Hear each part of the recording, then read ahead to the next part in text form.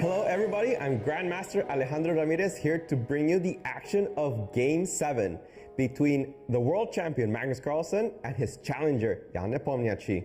Of course, after a titanic struggle on the previous day, everybody was wondering which approach the challenger would take to try to get back into the match. Let's find out, jumping into the action. There are many different approaches that grandmasters take after losing a game. And there have been many different theories on how to approach the game after a loss, especially in a one-on-one match and in one as important as this one. There is an old Russian school of thought that instead of trying to bounce back into tournaments or matches immediately, just following a loss, that you should take the time to compose yourself and draw the game, or at least play in a very solid and riskless way. Now, there are conflicting arguments. There are many people that think that the impetus from coming from a loss and that fuel, that fire of burning desire of coming back into the match is something that you should take advantage of and play on the next day. Of course, everybody was curious on what Nepo's approach to today's game would be. He basically had the white pieces and he wanted to press Carlsen certainly, but he knows that one more defeat might make the match unreachable for him. So with 4 whites still to play, including this one, Nepo went for his favorite Spanish opening, something that we've been seeing a lot of in this match. It's not a surprise that Magnus Carlsen, whose approach with the black pieces has mostly worked out, chooses to repeat his anti-martial, or rather martial type of Ruy Lopez's. e4, e5, knight f3, knight c6, bishop b5, a6. We've seen basically every game with Magnus being black reach this position after bishop a4, knight f6, castle, bishop e7, rook e1, b5, bishop b3, and castle. The famous martial variation of the Spanish. And we've seen before that the move h3 was s8, but the main line in this position really is the move a4. And here, despite the fact that bishop b7 was played the first time, then Magnus faced the move a4, and that Magnus actually got into serious trouble with the move rook b8, he decided that rook b8 was going to be his choice. Rook b8 was played here by the Norwegian, certainly already with some preparation based on the previous experience that they had on game 5. After pawn takes b5, pawn takes b5, h3, d6, we're simply following the game 5, and it's actually curious that it's Nepo that deviates first. It's curious because the Russian player actually got a sizable advantage in that game after the moves c3, b4, and d3. But I was talking to super grandmaster Maxime Vacher-Lagrave about this position, and he thought that there were enough resources for the black player to be able to equalize in this scenario. Now, of course, he didn't tell me the specifics of his opening prep, but I believe him, and I'm sure that Magnus Carlsen's team spent a serious amount of work on this position specifically, trying to get this to full equality and not have the strategical problems that the Norwegian faced on game 5. After the immediate d3, Nepo is trying a completely different approach. First of all, the move b4 doesn't really make sense, as it's not a break. And on the other hand, it gives him the possibility, as he played in the game, of following it up with knight c3 and d5, as opposed to the way that he developed in the other game with knight bd2. Now, there are obviously drawbacks in every move in chess. The main drawback of this position is that the move c3 in some ways threatens to push the pawn to d4 immediately. So instead of hopping d3, d4 and doing it into tempi, you're threatening to do it immediately, and this is what more or less forces the reaction from black, and in this case being b4. Black doesn't have really the option of playing it slowly because d4 comes so quickly. Why is d4 nice? It expands white's center. It allows the pawns to dominate the opponent's pawns, as black will be unable to break with the move d5, and in many cases threatens to put the pawn on d5, shoo away this knight on c6 that we saw as on game 5 is not a great knight, and it doesn't have too many squares to go to, and grab space both in the center and in the queen side by weakening the pawn on b5, which would be difficult to defend. And that's why b4 is a good move in that position. In this position after d3, black is actually worried about different things. In this scenario, I would say it's the light squares. You can see that white has the nice chain here. This bishop on b3 is doing a great job here attacking on this diagonal, and that if white were to play the move bishop g5, Black might be unable to hold on to all the light squares in the center. Specifically, we talked about in the previous game that the break d5 was crucial for Black to equalize in many of these scenarios. Now, we're going to see that it's not in every single scenario like in this game, but if White is able to establish bishop g5 and then either c3 and this knight hopping all the way to e3, or this knight coming to c3 and directly to d5, Black might have difficulties to equalize fully despite having the pair of bishops. The reason? There's not enough activity by the dark square bishop and not a good way to bring it into the game. After the move h6, Jan played the move knight c3, and of course the move c3 is still perfectly possible. Still Black can play the move b4. Plans with knight bd2 are of course still perfectly available for White, but knight c3 is a completely different approach. He's going to invade on d5 as quickly as possible, try to take advantage again of the light squares in the center to try to put pressure on his opponent. Now Magnus played a very logical move, rook e8. We've seen this type of move over and over again. The rook comes to e8, it defends the pawn on e5 in many, many scenarios, both when White plays d4 and when Black tries to break with the move d5. And it also allows the move bishop f8. The bishop is in a better square, it's more secure, and this knight can then hop up e7, g6, where it's going to be in a much better position than it is on c6. And that was the plan that Magnus employed on game 5. Knight d5 was played. Now there is no reason for Black to take on d5 immediately. This pawn would capture the knight, or even taking with the bishop is also dangerous. And the knight, as we've talked about, doesn't have that many great squares. This kind of structures can sometimes be a little bit dangerous for the Black side because the pawn on d4 does become isolated. The pawn on b5 is somewhat difficult to defend. But there is no hurry for Black to eliminate the knight on d5. Yes, it's a bit annoying, but Black's position is very solid and the knight doesn't attack anything directly. Bishop f8 was Magnus Carlsen's choice, which is a very logical move. It moves the bishop out of the range of the knight. And it asks Jan, well, where's your advantage? What is your plan? You could play a move like c3, it looks very logical to me. You could play a move like bishop e3, even bishop d2 just to safeguard, or even try to invade on a5. There are so many different possibilities that could be employed at this moment with White. But what Nepo did was very surprising to my view, and it might have to do with match strategy. It is possible that his team decided that playing it super solid and super safe after such a struggle yesterday was the best thing to do from a psychological point of view. Because the move knight takes f6 check, to me, cannot possibly pose problems in this position. The move knight f6 is basically a waste of time in the sense that this knight has traveled from b1 only to take its counterpart on f6, but I don't see why this knight on f6 would be so much better than the knight that usually hops around to e3 or to g3 and actually tries to invade on the light squares. Now the queen happily comes to f6, and I don't see a particular plan here for the White side other than what Jan played, which is to play c3, d4, but it lacks that oomph, it lacks that strength of character in this position to really pose any problems to Carlsen's position, especially with the queen already on f6. It's not in a bad square, it's actually comfortably placed on f6. It cannot be kicked out by a knight very easily. This knight on f3 is very far away from the d5 square it wants to go to. And after c3, Magnus started to solve his problems. You can see that, similar to previous Spanish games that Magnus has played with, he has a very passive position. The bishop on f8 is really not very active. The bishop on c8 doesn't have that many ideas either, more than trading for the bishop on b3. The rook is behind the pawn, the rook is behind the pawn. But similar to the previous games, his position remains extremely solid, and it's the onus on White to prove that he has anything in this position. After some maneuvers, knight e7, bishop e3, bishop e6, it's becoming more and more clear that White needs to do something pretty quickly, or his advantage will simply dissipate.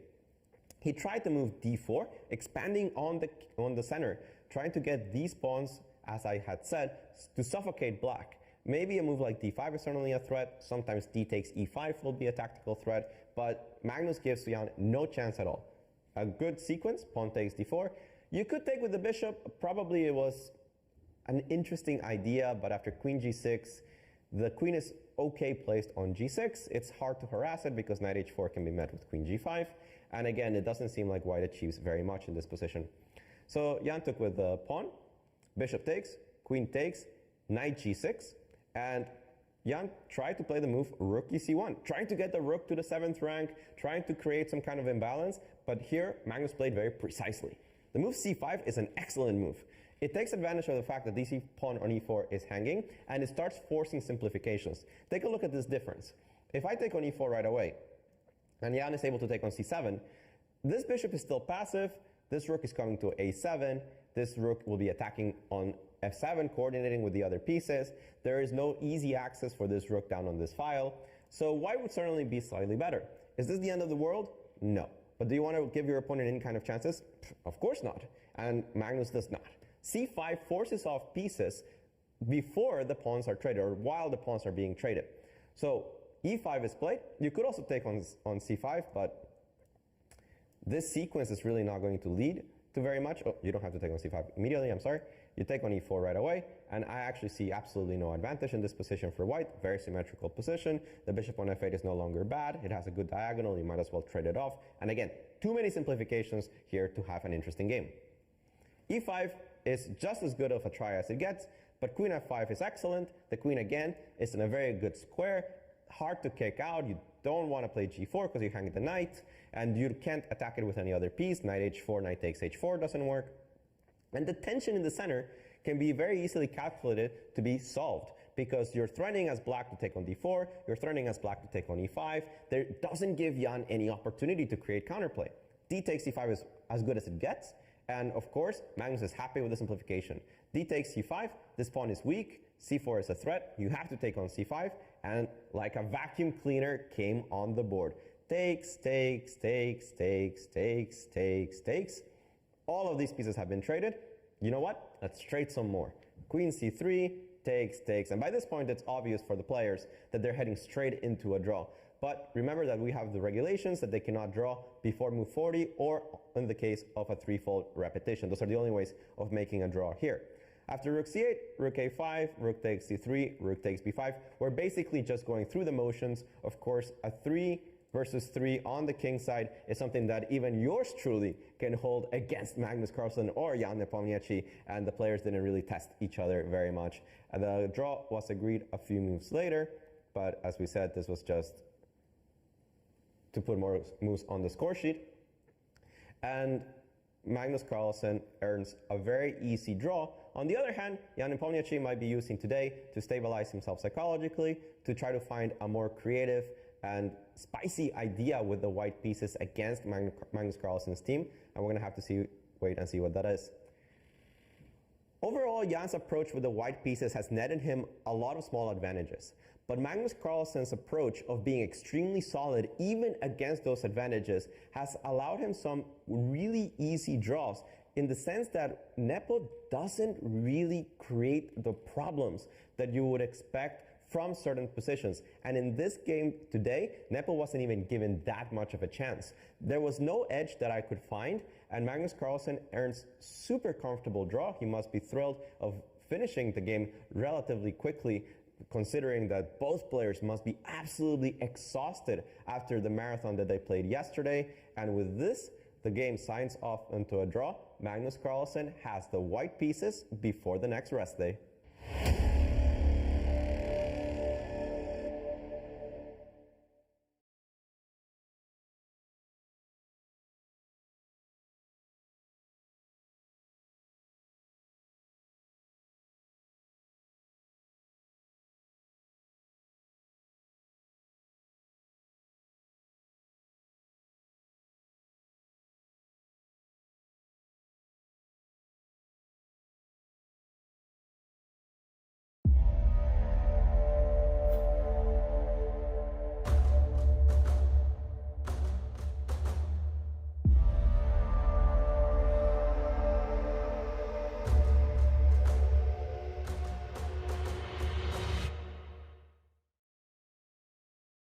It is time where the beginning of chess history, at least, will be made. He is the challenger from Russia, Carlsen-Nepomniachtchi. world champion from Norway, Magnus Carlsen.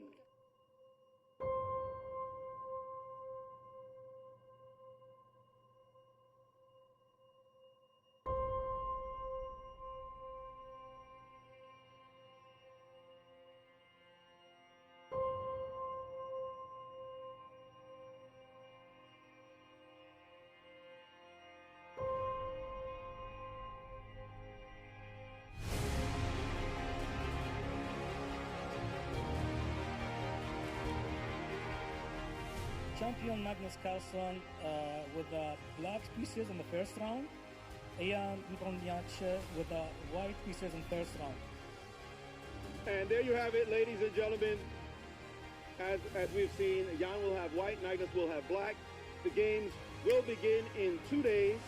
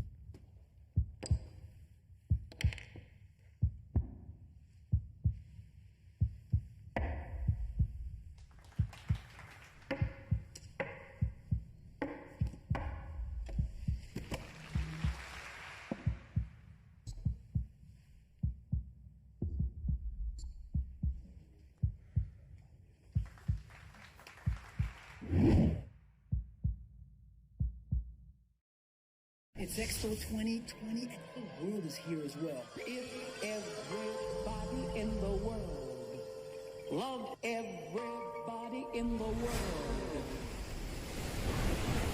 what a glorious world this could be. It's the culture, the music, the artwork. It's the people.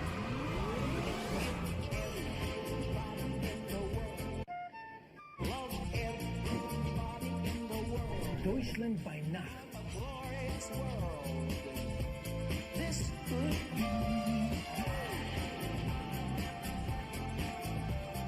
I was just looking for myself, and then Expo came, and it makes me emotional.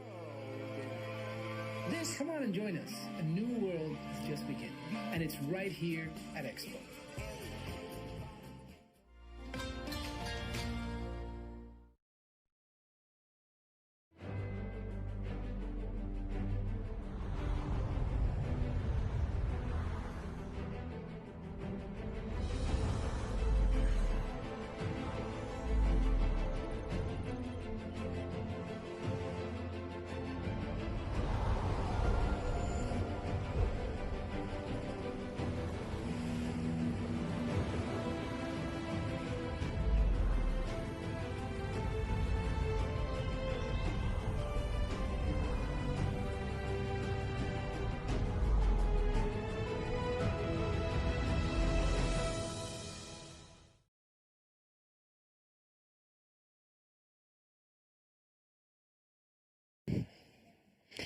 Good afternoon and greetings from Dubai Exhibition Center. Today we'll have Game 8 of the World Championship match between the world champion Magnus Carlsen and the challenger Carlsen-Nepomniachtchi. I am Grandmaster Anand Muzychuk here with five-time world champion Viswanathan Anand. Visha, how are you doing today? I'm doing fine, Anna. And of course, today I think we have the right to be excited again. Yesterday, I think the players, the commentators for sure, and definitely the spectators were all exhausted. But today, hopefully, everyone's well rested, and after that brief break, we'll have a tough struggle again. I think it's too early for Magnus to sit on his lead, so I think we will have an exciting game today. He still has a lot of incentive to put pressure, and now he has a 1-point cushion. So what do you expect? Another Catalan or something else? I don't know what we can expect regarding the opening, but okay, half of the match behind and half of the match is in front of us. Here we can see the schedule. After today's game, there will be a free day, what is always good. Yep. And speaking about the opening, I think it mainly depends how Magnus feels, because he got a very important victory the day before yesterday, or yesterday, I don't know, you can count it in different actually ways. It was yesterday morning in Dubai when it finished. So everyone who's west of Dubai, it's day before, but everyone from here, I think. Yeah, we may remind that this game was a record, broke all the records. Yeah, it was the longest game in the World Championship history matches, and also it lasted for almost 8 hours and 136 moves. The game started one day, but it finished after midnight, so it was a really very long game. But that was the game where Magnus, after which Magnus started to lead in this match, and right now the score is 4-3 in favor of Magnus. And I think that if we try to predict the opening, as I have said, I think that mainly it depends on what Magnus wants to get, because after winning a game, he may have the strategy like to, try to just be solid, not taking any risks, and especially with white, it's easier to do. And with black, just to hold. Do you think the strategy can work, or will he try to just play a normal game, and if it's necessary to take risks, he will go for it? I think that's a bad strategy at this stage, because there are many days left. And after playing like that for a while, you get fed up. I mean, your natural inclination is to do something interesting in chess. And if you suddenly start just defending, I think day after day, you will get fed up. So I expect him to try. But what is a big relief for him is he doesn't have to win anymore. He can look for his chances patiently and take them. But I think it is very, very important not to loosen the pressure on your opponent. That is why even when you have nothing, you still pretend to make a few moves. You try because it's important to convey to your opponent, I'm going to give you a hard time. You must get that message across. And I think Magnus knows that as well as anyone. Yeah, so just not to let your opponent make easy draws with black pieces. Yes, and the more easily Jan makes a draw with black, the more energy he'll have for white. So you also want to think that it's still a match and it's going on. I don't expect them to shut down now. But it's for Magnus, it's nice. He now has a healthy cushion, and that's always pleasant to have. And what do you think would be Jan's strategy? Because I think that after tomorrow's free day, he will try to change something. Yes, I think only on the free day they'll have time to come up with some new approaches with white. I still feel that the anti-martial kind of small advantage that Jan has been getting is maybe not enough, because Magnus seems happy. Even when he's slightly worse, he seems comfortable in these positions and he knows where his pieces go, and it doesn't seem to trouble him much. So you want positions that are unpleasant for your opponent, and I think they will have to try a little bit outside the box. But yesterday was not necessarily the day that should happen, and anyway, today it's white for Magnus. So let's see what's coming up. I mean, even if Magnus can find some other small idea on the Petrov, it's not a bad idea to repeat. You want Jan every day before he plays with the black pieces to have to check both openings. So you might want to put e4, d4, e4, d4 and keep him on his toes. It could be that he might change once again and try in English or something else. It depends. I don't think it's related to the score or the mood. I think it's, am I getting the kind of position which excites me? And if they find something interesting, they will try it. Even if it's risky? I think so, yes. I think, as I said, it's quite dangerous to start thinking that everything is risky, because once you go down that path, everything will seem risky. Even things which are not things, you will start seeing problems everywhere. So but when you're playing with white pieces, it's safer. You can find many, like really many systems where you're kind of, well, relatively very safe. That is true, and you could be conservative, but I think it's very hard to do this right. Even Magnus, in some of his rapid events, has tried to play passively with white and gets into trouble without any difficulty. Yeah. So with white as a rule, if you want to make a draw, force it. Yeah. Don't just sit and play and hope you're not getting into trouble. That's not the nature of chess. If you want to make a draw, yes, you're completely right. With white, it's quite easy to make a draw. But don't go for a big fight and then think, okay, if something goes wrong, then I will make a draw. That's right. Because it's not so easy, especially when you can't offer draws before move 40. Michael Tal, I don't remember his exact phrasing, but he basically said, my hand was fighting with my brain. Yeah. And I think that happens the idea. To everyone. Yes, it does. It's a typical mistake, but you want to make a draw so badly sometimes that even people who know you should not do it, try to do it. It's not only a well-known mistake, it's an irresistible one. It's actually, I think, more of a psychological mistake, because you're like, okay, I'm playing with white pieces, and what would people think if I just make a short draw? But considering that Magnus did it a couple of times in his previous World Championship matches in the last game, that he just gave away his white color and decided to decide the match on the tiebreaks. Well, I think anything can happen. Yes, but there it's a different thing. He was not ahead. Yes. So it's more negative, I think, when you want to draw very badly, then when you want it too much, and you start to complicate life for yourself. But everyone knows that you should pick some forced line and just go all the way. Sure. We see Carlsen-Nepomniachtchi on our screens. He is ready for the battle. Also, I agree with you. Spoiling Maurice's introduction. Yeah. Because now Maurice actually will introduce the participants, and one of them is already sitting there. But I'm sure Maurice will solve it with his usual energy. The game should start in 3 minutes. Yes. So, e4 or d4? You actually have an arrow on e4. I know that maybe it was just a random arrow. It is a random arrow. I did not. I am not It was not channeling- intentional. No, not at all. Yeah, that should remove the arrow. But Jan looks really ready for battle, and I think that's a good sign because he also needed to recover, put this game behind him, and now he's ready to fight again. In fact, nothing has changed. They will continue to fight. I think the strategy was correct. It's just a question of what you're going to try.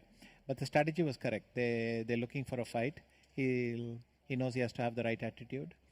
And you will only know if your guess was correct after the match, but Yeah, of course. you can only try. What else can you do? And speaking about the openings, I think, I was surprised by Magnus' strategy when he tried 2 times this anti-martial line with rook b8, because in both of the games he had trouble. So maybe during tomorrow's rest day, his team will try to perhaps find some way which is easier. Though, well, he had slightly worse positions, but he felt them very well, and after a couple of moves, he managed to equalize in both games. Yes, and also I think he selects positions where he's confident that his opponent will not play the exact best moves, the best moves. Because in both games, the computer always finds a way to squeeze something more. But many times I've seen Magnus do this. He'll play these slightly worse positions, and it's almost as if he's sure that in Your the end he'll Excellencies. get away with it. Anyway, Okay, or to Morris. Distinguished Over to Morris. guests, ladies and gentlemen, I'm Maurice Ashley, and it is my pleasure to welcome you to Game 8 of the FIDE World Championship Dubai 2021, held here at the Dubai Exhibition Center as part of Expo Dubai. We've had a fantastic match so far. The players are separated by only 1 point, so we should see many fighting games ahead. Let's introduce the players. First, from Norway, the world champion, Magnus Carlsen.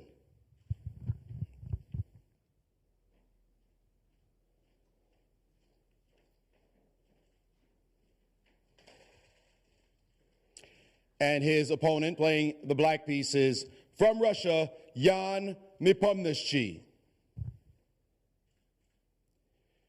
Today we have a special guest making the first move, a former football star for Real Madrid, Michel Salgado.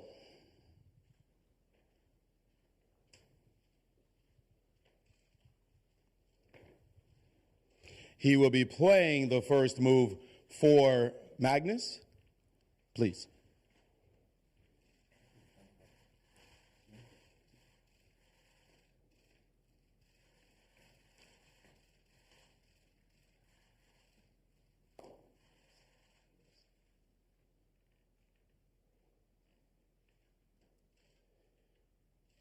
And with that, let the game begin.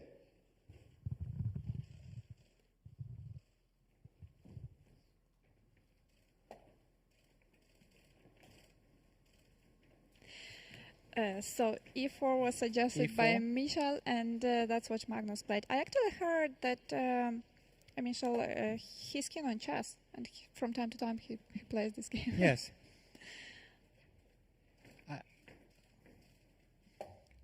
Chess was Okay, Petrov today.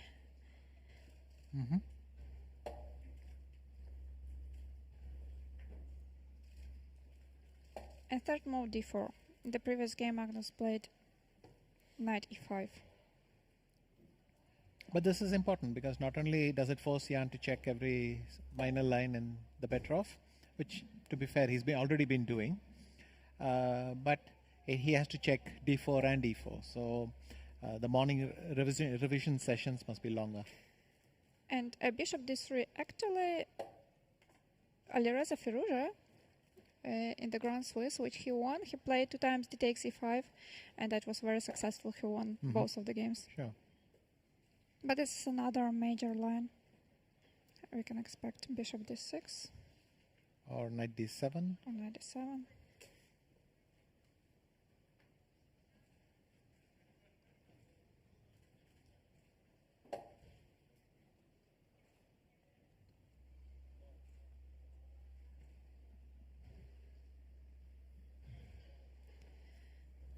So now knight c3 was quite a trendy line. Yes.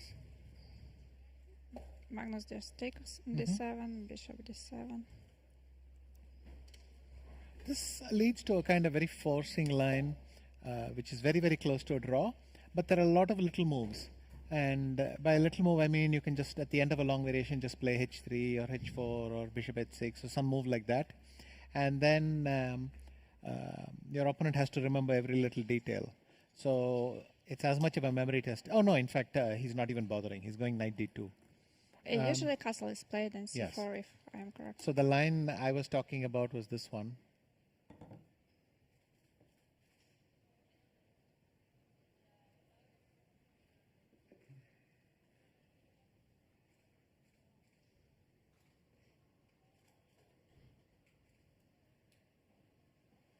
Yeah, where black is sacrificing the pawn. But was precise play. Yes, it's and if you do considered this, and then you do this, be okay. it's supposed to be a draw. But every little move, you'll have to remember exactly what you're supposed to do and something like that. So Magnus is going for knight d2. I mean, on the face of it, looks pretty equal. But white is a tempo up, which means that if that happens, and let's say you go bishop d6, I don't know that that'll happen. Queen h4, castles. If you castle, then I play queen h5. And it's a different story. It should be. I assume that this does not work. Now, if you go to the wrong side or somewhere in that direction, let's say here, I can make a draw. I can take this, give a check, take this. It's a well-known idea. You do this and then you simply repeat checks g4, h4, g4, h4 for. But here it doesn't work because of this move. Yeah, and white is pawn up. Right. So I'm curious what he will come up with. Can you check how many games we have in the database after knight d2? Because I don't remember any game after knight d2. So one idea that has been played a few times is queen e7 check. So this is messing up white's development a bit, because if he moves the bishop, this temporarily closes the e file. That could be something. Queen b4 also, if we take on b2 maybe. And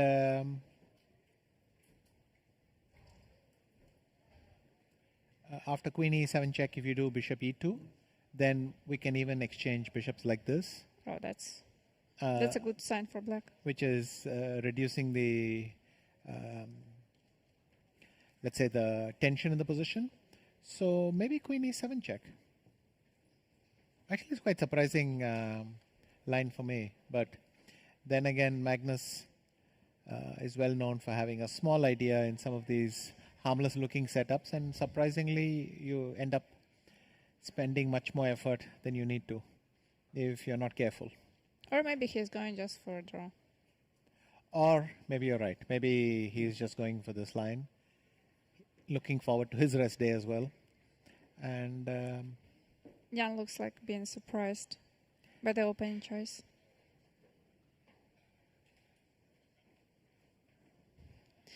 Yes, because if not queen e7, we are one tempo behind, and all these lines was bishop d6. They are a bit problematic for black, and if black plays bishop e7, then white's bishops are a bit more active than yes. black's ones. And well, I just want to point out that after queen h5, I can play f5.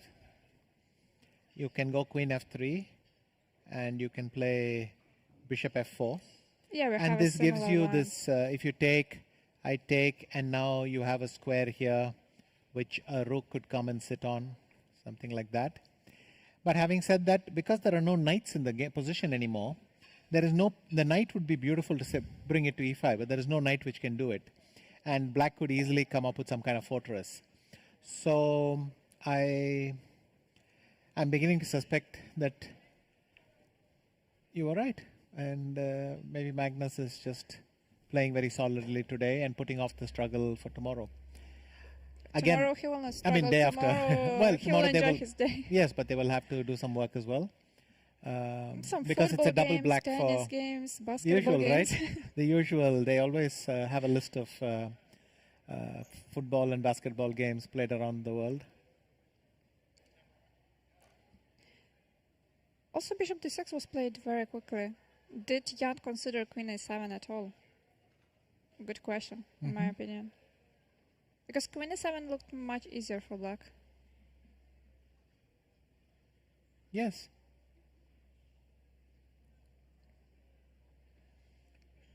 Bishop e3.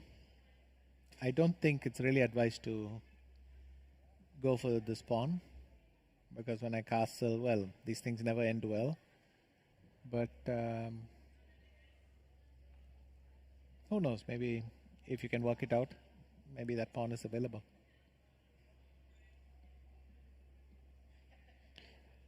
On the other hand, maybe bishop d6 is safer, I agree. Yes. I remember one game which Jan won, exactly like in the structure which you explained. I think in the last line, like castle, castle, queen h5, f5, at the World Team Championship in Astana. Okay. Against Chinese player, I don't know who it was Yuan Gi. Jan played with white pieces. What was it?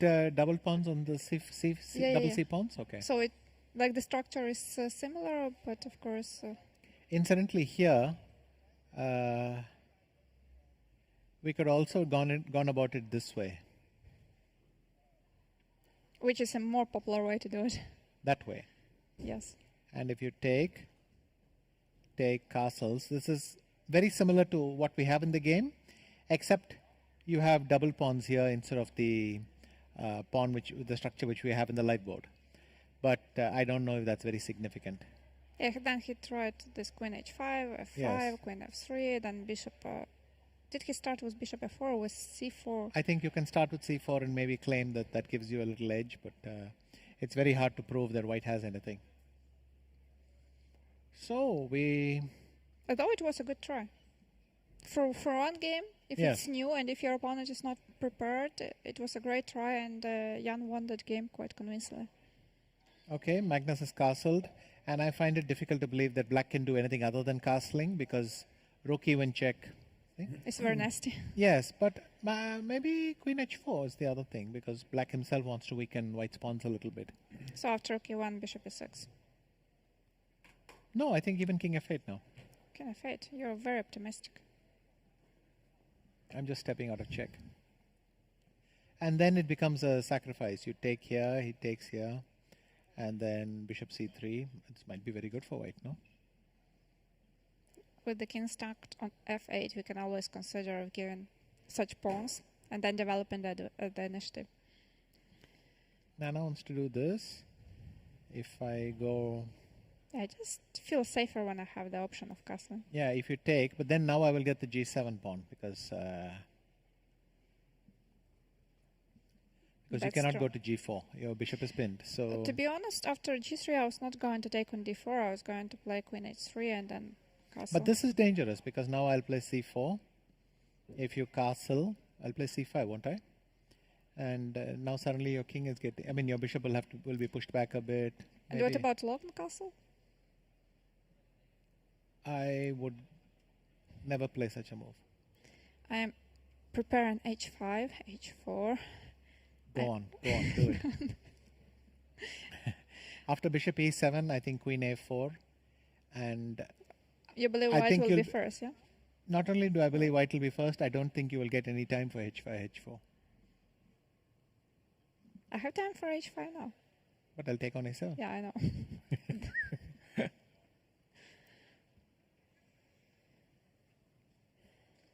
Also, after h5, h4, white can have bishop f4, and if black takes on g3, we put the bishop on g3.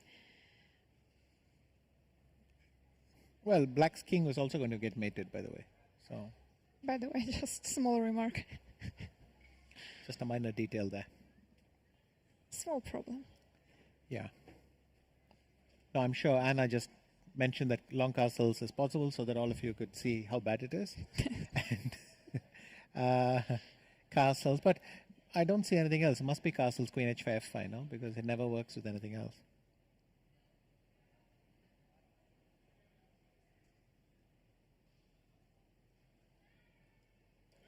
Yeah, difficult. It's quite difficult to come up with something. Unless queen h4 works. Well, but again, this rook e1 check is annoying, I think. If you try king f8, g3 and queen g4. No, I wanted queen g4. Sorry, king f8. I thought I had clicked on it, but it went to the other line.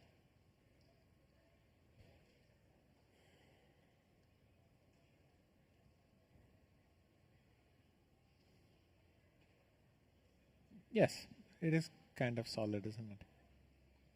You know, even queen d4, bishop c3, queen g4. Is it that bad as it looked at first glance?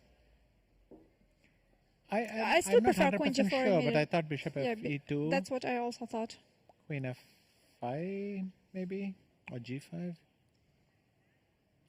Then maybe I play queen d4. Maybe you have to make some more weaknesses. I just assume that I keep punching and some small edge, but I don't know. Yeah, white cannot be worse here. Yes.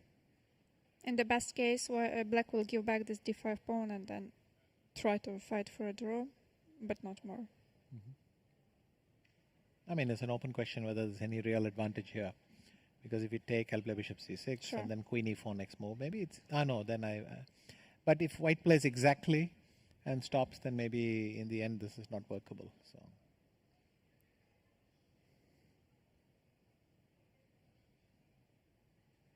So the current positions after castle, you can see it on the right side of the screen, next to live. Or here? Yeah, or here. If you're here, you can see it here. That's right.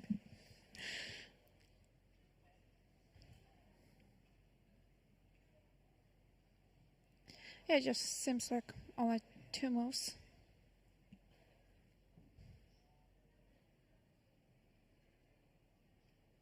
Visha, I saw your Instagram post today. And today is... don't look at me like you didn't do that. Okay, what did I do? This International Volunteer Day. It was a very nice video, which you recorded. Yes. Where you mentioned that it was your mom who raised your interest in chess. That's right. So, can you tell us a bit about your story, how you started to play, when you started to play, why you started to play? Well, I was 6 years old. I saw my brother and sister playing chess. I went to my mother and said, you can teach me also. And then there was a chess club nearby. So I joined the chess club. I started going regularly there to play Blitz, of course. And that's how it started.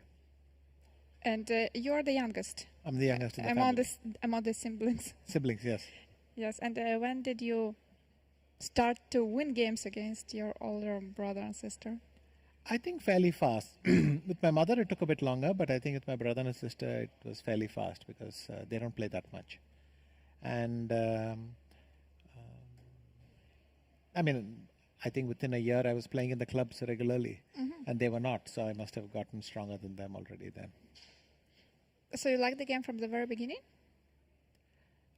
That would seem logical, because I started playing it. Like that. Sometimes people don't like, and then it's not only about chess, but also about other sports. They don't like it, and they start to like it after some time, or after some win, or after they, I don't know, change the coach if they didn't like the first one.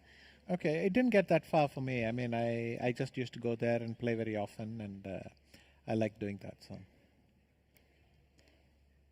And how much older is your brother and sister? Like my how many years? brother is 13 years older than me, and my sister is 11 years older than me. So. And you started to beat them after 1 year of training? Well, not training, but I was playing chess regularly, and they were not. I mean. Yeah, that's what I mean. After 1 year of training. Okay. You may call it just playing, but I call it training. I don't remember exactly. I don't even think I played that much with them. Mainly with my mother, but I must have played some games with them. Of course, if you're 11 years younger, you can win any game anyway because They try to make it possible. So who knows? But Yeah, but if they didn't do anything and you really worked hard, then I believe you could do it. yes, very quickly, my sister, she found a chess book by Israel Horowitz, and he had this thing, complete chess repertoire, all openings covered. And so I bought the first repertoire books. Really? So I bought this encyclopedia of chess openings or whatever. And against every opening, I had one line which I could play, and that was it. I would just follow this book because I never checked these things, but it was clear. I had to follow the book. And Yes, it was but clear. earlier everybody relied on the books. I remember right. it was like in the beginning I had some blue encyclopedia, and then it was this Yugoslavian ABCDE, and yeah, we were trying to learn it by heart, and we thought it's like you just learn this and you know everything about chess. Exactly. And I mean, there were so many mistakes. It was completely the opposite. Yes, nowadays it's funny to look at these old books and realize that you trusted your life with these books, but that's how it was. Yes, and Visha, now you're the mentor for many young chess players, especially in India, but also all over the world. But did you have someone like your idol when you were young? Well, I liked Michael Tal's games, Bobby Fischer's games. I had some. I went to the Philippines, and after I came back, I got some books by Capablanca, by Alekhine, and so I started to read more Keres. A lot of these books I brought back with me. And then I also had these game collections. So Karpov's collected games, Spassky's collected games. Yeah, there was this man called Cafferty who would publish these books in the UK, and so Karpov, Spassky, people like that. Yeah, now we have your collection games, many of these. Yes. Now I have, I publish my own best games, but more in the Bobby Fischer style, my 40 almost. And in the end, the book got large. It went to almost 60 games. But so it was the first edition and the third second? edition by the time. We kept adding games, but not removing old ones. So that way. So it keeps growing. Obviously. No, that's great. But okay, what to do? I played some good games, so we added them. So. I think it makes sense to include them in the book. That's right. Jan is thinking. In a way, it's tough because I think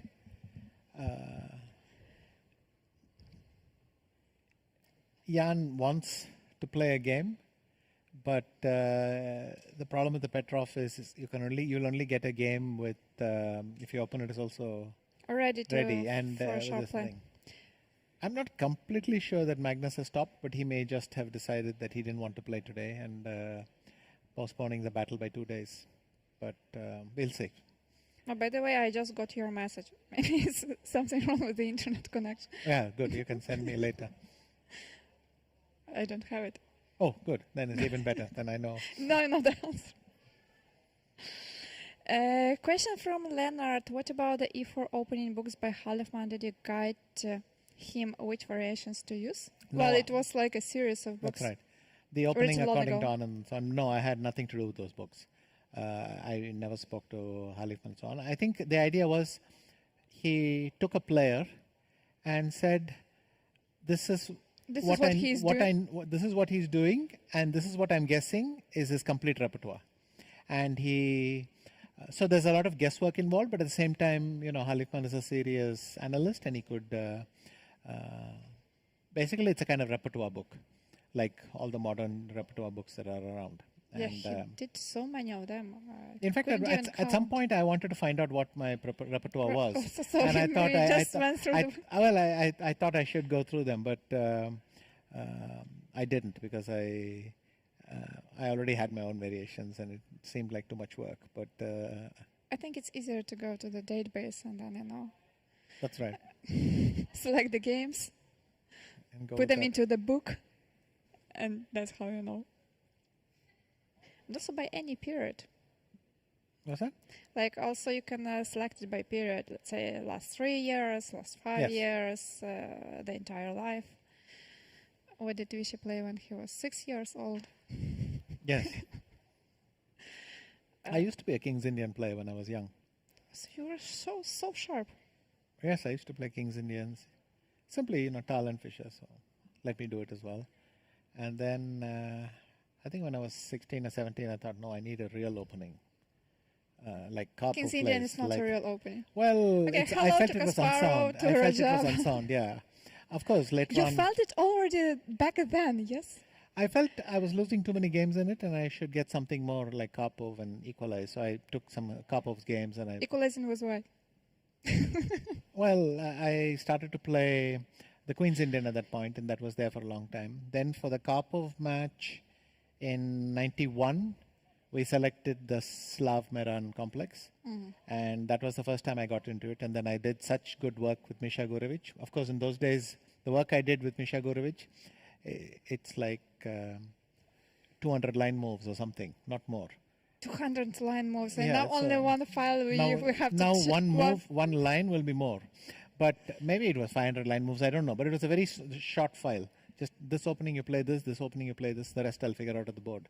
It's like after E4 you go E5, after Yeah. D4 you go D5. That's I mean, all I'm we have to know. exaggerating. He did some very serious work. We took some typical positions and saw what can go wrong. He analyzed thing, but of course, by today's standards, when you click with a computer, you generate a lot of stuff.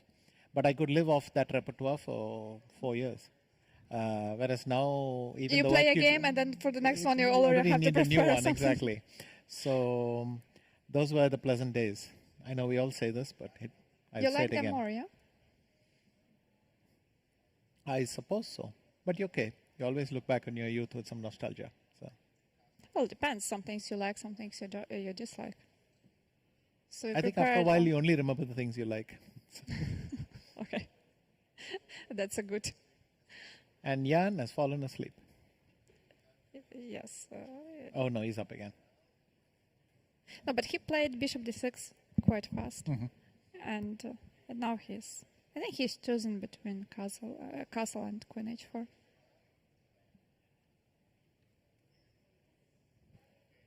And are you considering yourself more as a practical player who likes the game, the fight, or are you more analytical one?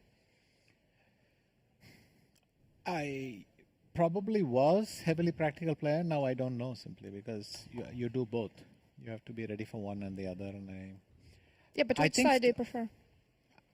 I suspect I'm still a practical player, in the No, sense I that I'm mean- not someone who works by myself well alone. I mean, my trainers, my seconds usually do the work, and I like to go to the board and be dropped into it, and then to figure out what I have to do. But yeah, So you like both, and do you enjoy the game? I enjoy playing. Yes, I enjoy playing. Do I like the work nowadays? Not always. Sometimes it feels like there's too much work, but it's also, I must admit, a very nice time to work, because there's so much interesting stuff happening, and that's fascinating also. Of Yeah, course, I the like- workload has gone up, but you can do such interesting lines, and that's great. No, I completely agree with you on this point. I also like when you're checking something, then you find some new ideas, and sometimes even something that you couldn't believe. There can be some idea of that kind of disposition. So that's, of course, of a great interest.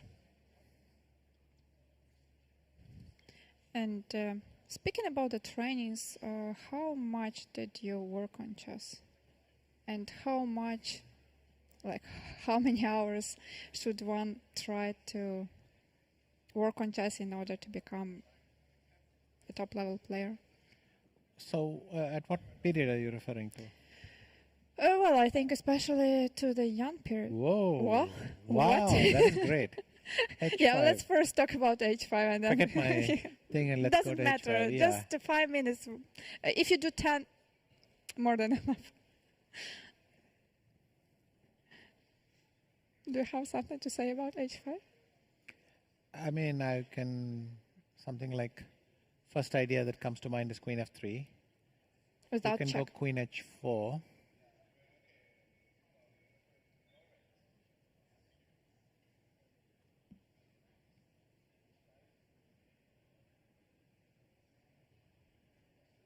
But it does look like Jan got a bit angry. Jan got a bit aggressive. Yes, well, angry. Aggressive. Angry. But Angry wait and a minute. aggressive. What about f4 here? Of course, black could still castle long. But I want to play f4 first so that I can play queen f3 and rook e1. Do you want to advance this pawn to f5? What also makes On a sense? good day. On a good day. Not today, tomorrow. On the rest day, we will do it. And now I would give a check before you run away and force something off the base. Why didn't you give a check earlier? When and how? You want to go here, queen e2? Yes. But then queen e7. Of course, Magnus... Yeah, but after h5, you want, somehow to run away to some safe place. So you want to go long, right? Queen e2, queen e7, rook e1. Well, but once again, depends what Magnus wants. If he wants to make a draw and just go home, or if he wants... Well, how should he go about that? Maybe he can play c3 actually, before black can castle on either side. If he plays c3, then what does Jan play? And c4 is a bit overdoing it. No, that's possible as well. Because black has already weakened his king side, you can play c4. Because normally with only bishops, I wouldn't make an isolated pawn for nothing. Because there's nothing I can do with it. Whereas an isolated pawn can support a knight on e5 or something, then it's more useful. But here black has played h5, so his king can't escape very easily. And I'm not sure why I'm not playing rook e1 check, actually. That's also perfectly yes, rook e1, playable. bishop e6, and now f4. Maybe another idea. But bishop e6, I can play c4, I can play bishop f5. So many nice moves. Bishop f5 must be quite good for white. No? I don't know. I'm just waiting for Magnus to come back, and I want to see his reaction to h5. I think he'll make a face of astonishment. Try to make it. And now let's see how it will be. And now let's compare it on the screen. Leonard, I hope you captured this moment. And actually, Jan is not walking back to his cabin. By the way, is it allowed to go to your opponent's side? There is no opponent side here. Both the cabins are in the same side. They're just next to each other. Yes, but I mean staying behind, let's say, behind the back. I would assume as long as you're not bombing them, as long as you're not coming the side too aggressively, it's okay. I just said, you come back, then some massage. No comment. But look, Anna, I don't know what you get up to, but it is allowed to come as long as you're not too close and they don't feel your presence. So. But you may always feel the presence when someone is behind. Well, I think it's quite legitimate if they keep some distance there, but my feeling is that where Jan is, it's not considered even bad. In fact, have you ever tried it to go and see what the position looks like to your opponent? It's a useful thing because sometimes you go to the other side, from the different you angle. see it from the thing, in effect and switching you the come boards, up with the new ideas. and you suddenly realize everything you're worried about doesn't make any sense to your opponent or something like that. Wait, Magnus came. Just a second, I'm sorry to interrupt you, but Magnus, face, please.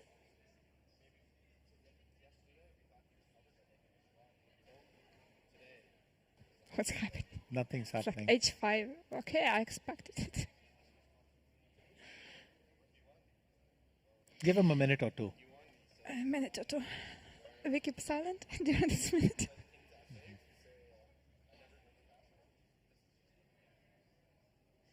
We didn't see Magnus playing with his pieces in this match earlier. Yes. Did we? No, I don't think. Maybe he's trying to figure out which move was played. No, it seems like he got it.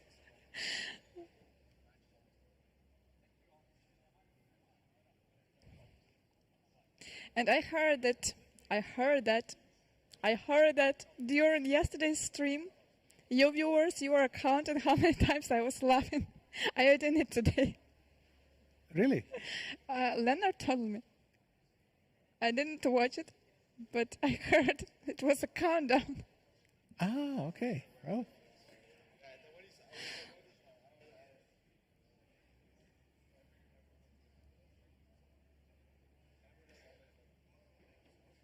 Yeah, Magnus was not surprised by this h5 as we were.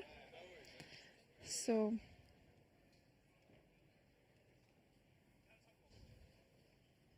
But for Jan, I'm impressed. He's showing the right attitude, and he understands now he has to provoke. It's always easy to put off this moment and say, well, I'll do it tomorrow, but he's starting early, so that's a good sign.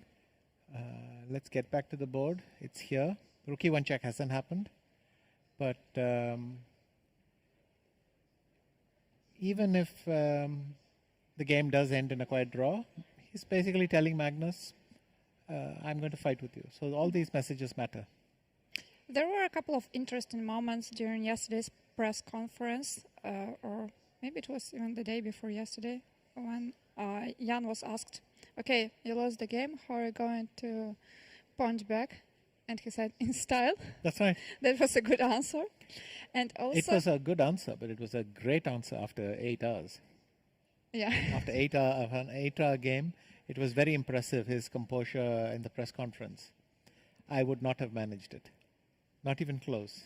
I mean, the most, I can exercise just about enough self-control to answer the question, but I cannot come up with anything intelligent.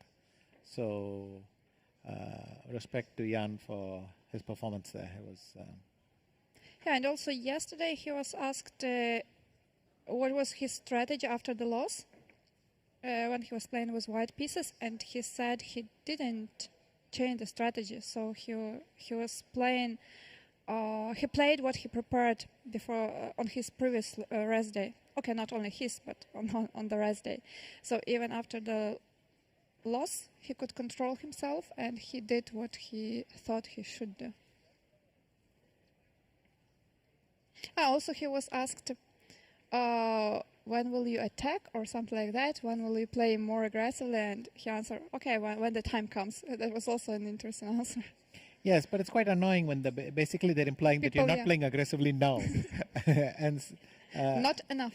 Yes, well, the sort of when they tell you when are you going to try to win, you have to tell them, well, I thought I was already trying because because it's quite an insulting question when they ask you when are you going to play for a win.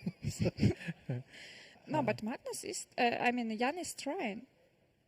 In many of his games, he tried. He had advantage. He played quite actively. And you also want to tell the journalist, there are no prizes for trying to win. There are only prizes for winning. So just. Okay, that's another story. Yes.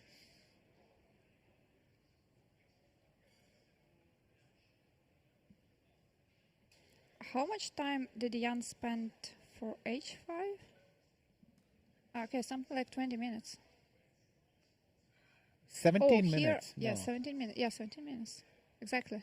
17 minutes and 3 minutes for Bishop D6. I thought he played Bishop D6 instantly, but maybe 3 minutes is instantly. Well, when you're asking and answering some questions, time is passing. Mm-hmm. That's true. Anna and me lose all sight of time when we start talking to each other. She starts giggling, we just go on. We both do our jobs, yeah. You're showing some serious stuff. I am laughing. Okay, what to play after h5? Yeah.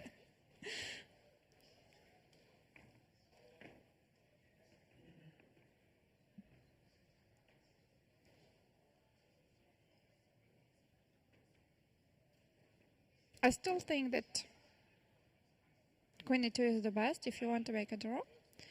But if you want to try to fight and somehow complicate the matters a little bit, try to press a bit, Then maybe the plan was f4 is reasonable. Because again, there are no knights.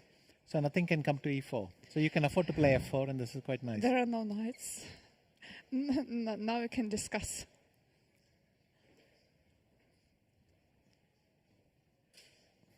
And look, all the d file is completely occupied.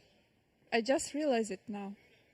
But like on This happened each, once with each square, there is a Magnus and piece. Karyakin did it Yeah. once in Norway, right? They had 8 pieces in the d file or something. But there the position was more interesting. Here it's... And I had it once as well, but I've forgotten against whom. Anyway. Then it didn't make a great impression on me, apparently. But anyway. Well, it's just visual. Yes. Don't think about it during the game. But when you're commentating, you start to think about different things. Like if it's possible to go on the other side. But in team competitions, it's not allowed. To go to the other side, yeah? Yeah, like if you're playing a team competition and you have, let's say, 4 boards playing against some other team, and they have their 4 boards, you are not allowed to go behind your own game, behind your own board. And also the team captains, they are not allowed to do that. But in every individual tournament, you can do that. Though, yes, you have to be careful that you are not making any problems for your opponent.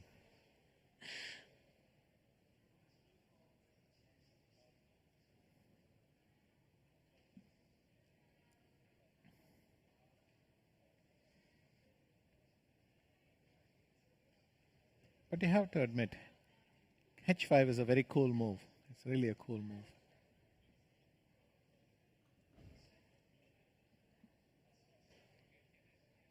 Maybe let's try to see some lines. Why?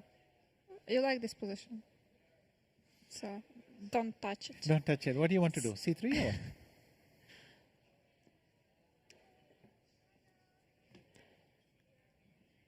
I want to do f4.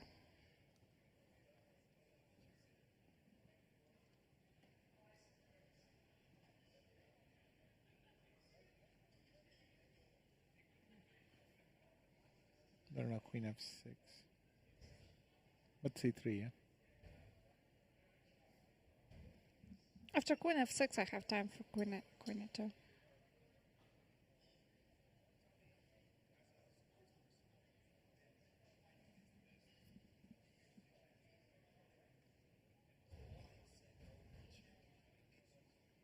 Now you're going to play bishop f5 after c3.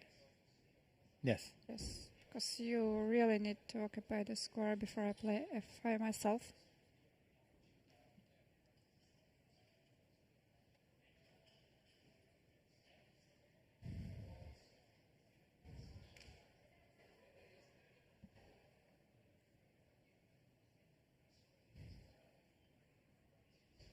Here we have an interview with Mr. Salgado. Yes. I believe many people want to ask him some questions. Magnus is a big fan of Real Madrid, as am I. And so, big day for us.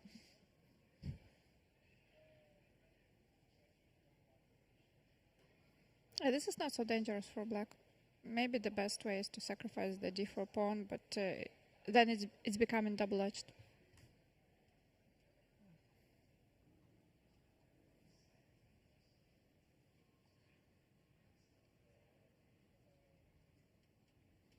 And you don't play football so often. Yes, you said that you prefer I don't play to watch. football. I watch it. I don't play football. And also tennis. We had one day. I play tennis occasionally, but not football. Why not? I just didn't. When I was growing up, it wasn't a big thing in India to play football, and I just didn't do it. We watched, of course, some football and thing, but not really played it. And anyway, for football, you need to have a group of friends who are all willing to play it, and that's. And what about cricket? I used to play it when I was young. So I think you have it in every, like, you go out of your house and you can find it anywhere. yes, you'll find a lot of people playing it on the street and so on. Yeah. Good stuff.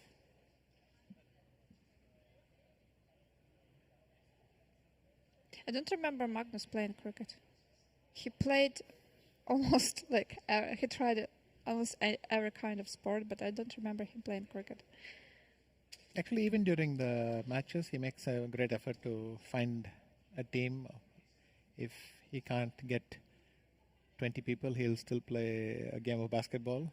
And if he can assemble a whole team, he'll play football. So he likes, it's his way of releasing tension. So I just end up at the gym and that's it nowadays. So. On the rest day, he played football, then he played basketball, then he played table tennis. It was quite an intense rest day for him. Yes, no chess. No chess.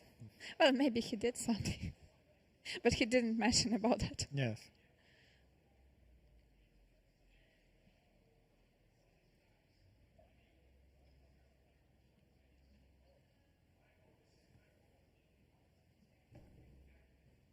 Now they are almost Equal in time. Equal in time, yeah.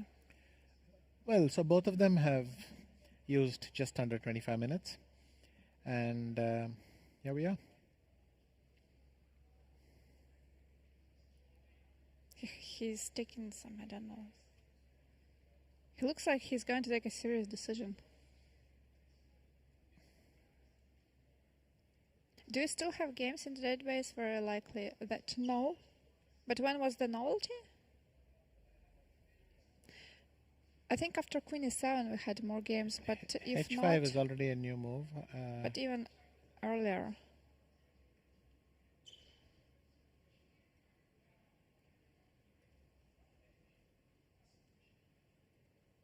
So knight d2 Knight is d2 has very, been played. very rare. Knight takes d2.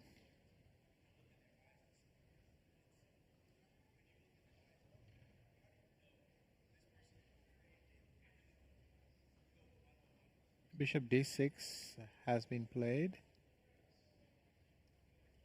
Castles. And Queen h4 has been played. H5 is a new move. H5 is a new move. Yeah, we have 3 games. Not on a very high level, but H5 was not played. So H5 is a novelty. Mm-hmm.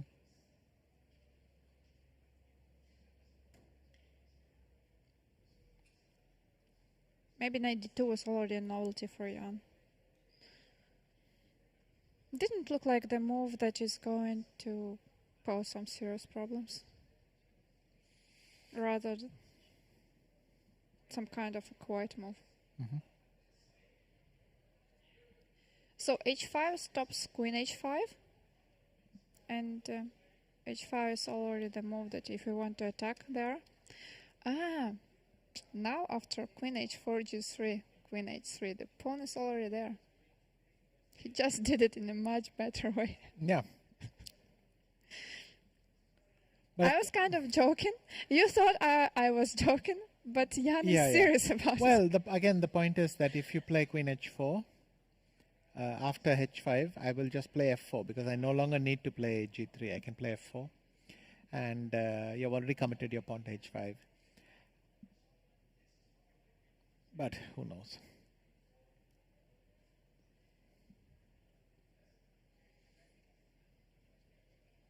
But h5 is just as much a provocative move. He's just challenging Magnus to come and get him. So at least, well, I like it. It's maybe the position's too equal for it to be disturbed, but it's a nice way to get the game going. Yeah.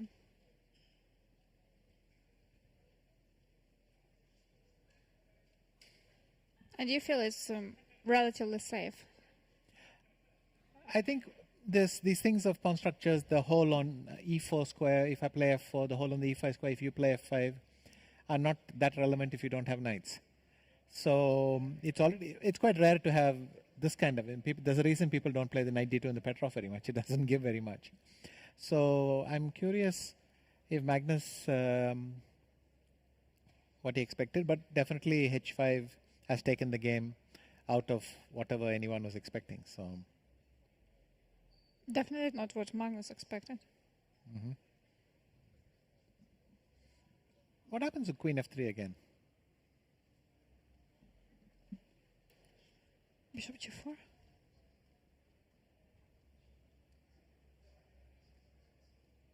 And you're going to go queen e7? Yes, but I thought you would have played rook e1. How does it matter? This one or the other one? I thought rook a1 and then queen s3. If I exchange queens, do you really have something? Maybe c4. Taken on. Maybe c4 here is strong. Because if you take, I take with the pawn. I have this idea. So maybe, I mean, you can play c6, but My idea was to take on e7, play bishop f4, and then after c6 to play c4. But I think, yes, yours is more promising.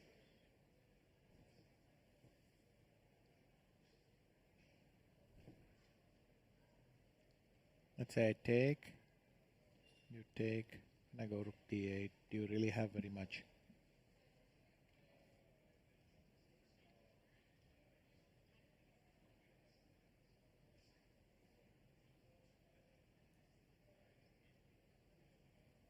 Difficult to say. I don't want to play bishop e3. Yeah. But maybe I have to. I don't see other way to protect the pawn. I mean, maybe I even go bishop e6 because there's no danger in the position. Or bishop f6, h3, wait for h3, and then bishop e6. Yeah.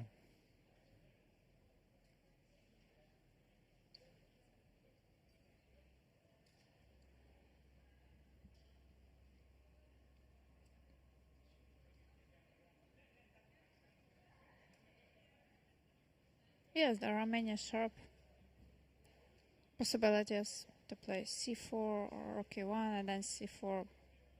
But with this, you have to be ready to sacrifice a pawn. Is Magnus ready to sacrifice a pawn? Why does he have to sacrifice a pawn?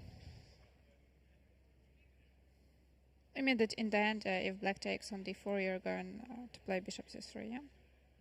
No, if I play queen h4, I play mate with f4. What did I sacrifice? You still want to play f4. I got. Admittedly, I want to do many things. I mean, if I go queen h4, then I have to give you a check first, because if I go f4, I think now I'm worse if you castle long, even if you take a pawn.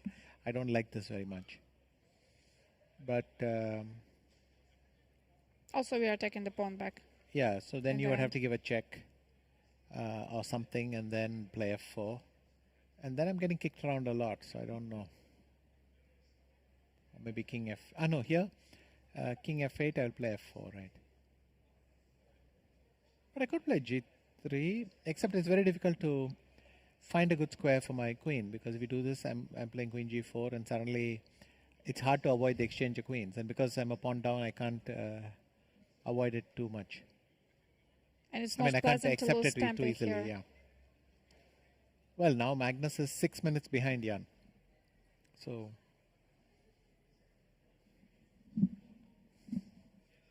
after the time trouble which he had in the game which he won, I think here he feels quite safe with his time situation. Yes, it's not really time pressure,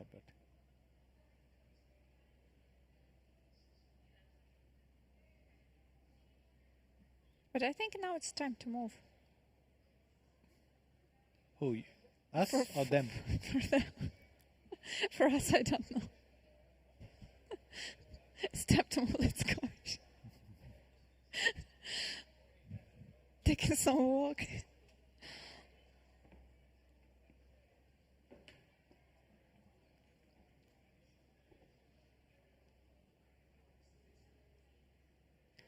I wish some good memories for you. Yes, we were quite lucky to even do this because there was a danger that the match would have finished on the previous day. But luckily, we actually got to inaugurate. I think How it was was the it? third day of the India-Bangladesh. So who played? Oh, okay. So this was during the Kolkata event in 2019, so 2 years back. I see. No, that's a very nice picture. And did you have an opportunity now to give this first shot, or I don't know how it's called in? Well, that would have been a bit much, but we just You just started the day kind of thing, yeah. Oh, okay. Like in Vacanza, yeah, this. Boom. Yes, yes. The dong.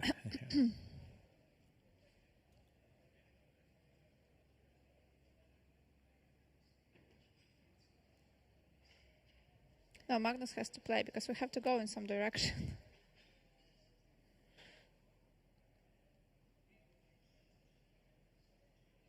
Okay, maybe this is an excellent moment to take a break and come back when Oh, so you're not Magnus kidding. has played a move.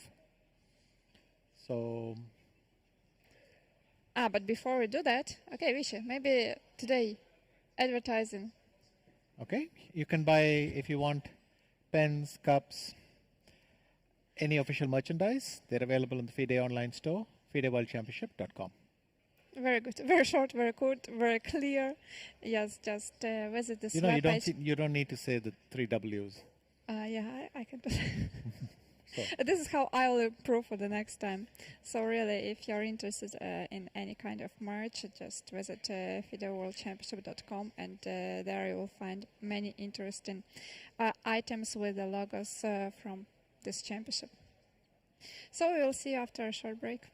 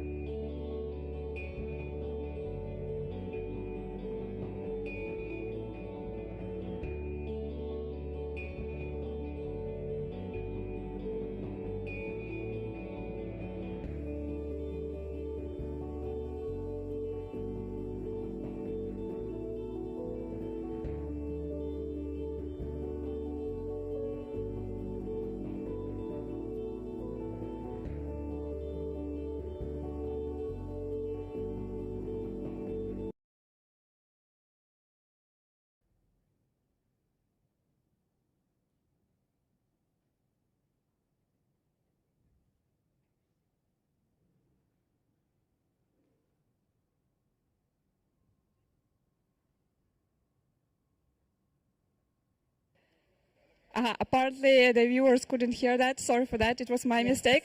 But let's welcome in the studio Jansaya Abdumalik, top-level female player who is #1 in Kazakhstan, and also you won Grand Prix, the last leg of Grand Prix in Gibraltar. So, Jansaya, hello. Hi. Long time no see. Exactly. Yeah, I'm very happy to be here, and probably the viewers are surprised. So if you were complaining that it's not enough of laughing, now you'll have it doubled. Exactly. That's why I'm here. Okay. So, okay, yeah. Surprisingly, you were rooting for c4. I said queen f3, but the move that was played is queen e1. I was actually thinking of c4 instead of queen e1, what happened in the game.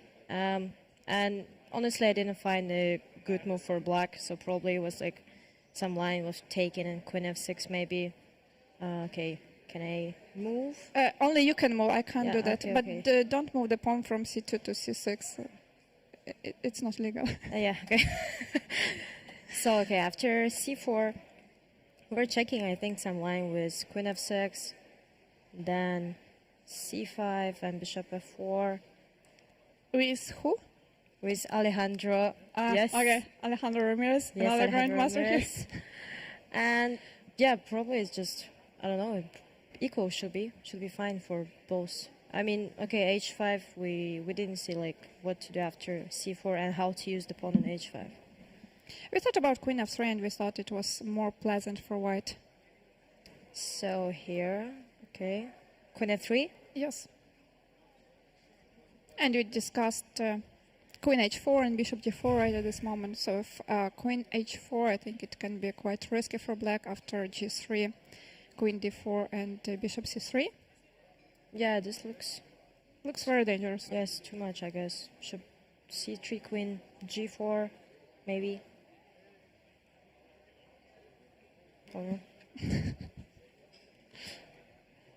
So, okay, queen g4. I don't know, even after rook e1 should be fine for white. Which one? Probably f. King f8. Yeah, king f8. Oh, maybe after king f8, there I can take on g7, right? So queen d5, and then you can try. Yeah, that's too dangerous, maybe. But okay, take bishop c6. Bishop I always C6 have queen f5. Yeah, you're safe with this queen f5. Yeah. So white should be slightly better after queen f5. Maybe not even slightly better. Yeah, I think somehow it's just black yes. is stuck to this king of Exactly. f8. So okay, let's switch to the game. Queen e1 was a bit surprising. So the idea is probably is to play bishop b4 after king f8, and probably even this is fine for white. King f8, just yeah, bishop f4. What do you think? Yeah, I think white is better after bishop b4. Yeah, like But if we change, then it's fine. So maybe king f8 is the wrong move. But I didn't understand what should white do after queen e7. I thought that after queen e7 you just change the queens and it's just so solid for white, so probably it would be just a draw. But just a question, if you wanted to trade the queens, then you could start with queen e2 and after queen e7 play rook e1. It looked like a better version of doing that. But I think after queen e2 he'll play king f8. What's the reason of playing queen e7? Like I think after queen e1, king f8, then bishop b4 is better for white. And here I'm not sure because king on f8 is better than on e8. Yeah. Like it's more safe, yeah. And here maybe black can try something like with queen h4 coming, and I don't know. So after queen e1, probably he'll just play queen e7, or yeah. So do you think his point is just to trade the queens and go for a more or less drawish endgame? Yeah, I think so. I mean, of course he'll try something, but not that much maybe in this position, yes. So maybe here c4. Okay, and I always want to play this c4 open the position. Yeah, try something. Yeah, but not sure if it works after changing the queens. So I don't know. Okay, now, Jansaya, we can also discuss lines with Vichy, but I think the viewers yeah, sure. would love to hear Okay. more about you and about your impressions and expectations of Dubai? Or I know you have been in the playing hall, and tomorrow you start your own tournament. Tell us a bit about it. Yeah, tomorrow I'm starting the closed rapid tournament. I'm rooting for you. Thank you. Thank you. Yeah, I'll be playing with boys. I'm the only girl in the company. So, okay, I'll try to make some problems to them, and yeah, we'll see. I think it's a good prep for me before the World Rapid and Blitz Championship in Astana. So, yeah, I'm very excited. Also, we'll be playing in the same venue. Yes, I mean, just, you can imagine the atmosphere, right? You will feel the spirit of the World Championship match. Yeah, of course. You will play in this area where the VIP seats are, yeah? Yeah. So, tomorrow is a rest day. Yeah, tomorrow and, is 6 p.m. we're starting the tournament. The playing hall will be readjusted a little bit. We will remove, not we, but the organizers, they will remove the white seats. I don't know, maybe we can have the view of the playing hall so that I can explain better what I mean. But also, I thought that like the day after tomorrow, we'll be playing the same time with the Nepo and Magnus, but probably not, right? Because I was so happy. I mean, just imagine we're playing the Rapid and we're just... And then who cares about the game? Yes, okay, that's what they're just checking the game. And you know, maybe you're playing the same opening and then, oh, great. Okay, it's Rapid. With not much time to check for the game. I mean, maybe they will check your game. Yeah, maybe they'll check and just to find some some say I ideas. played Yeah. Bishop e5. Why did she do? Oh, there's an idea behind it. Why not? I see. So who is the highest player in the tournament? Like top-rated player? Yeah, I think it's for the save. Yes. So there are some players 2700 and also... Yeah, Fedoseev, Parham. Yeah, I guess there's more, yeah. Okay, here we can have the view of the playing hall. So and yeah, these seats will be removed yeah. for tomorrow. No, I mean, just look at what happened in the game. He played King f8 and Bishop b4, as you expected. Yes, and Bishop b4. So Jan is trying badly to keep the queens on the board. But after the trade of the dark squared bishops, I don't think he can actually hope for a sharp play. Yeah, me either. I don't know, it's too risky, I think. And I think that there's no point to risk, I mean, that much, I guess. Anyway, Queen e7 was played now. Yeah, Queen e7. Okay, interesting, but why not immediately Queen e7 then? If you're playing like the next move. Or was it something about Bishop g5? I don't believe in it. Bishop g5, you mean instead of King f8 and then... I mean if Queen e7 instead of King f8 and then Queen e7. Maybe, interesting actually.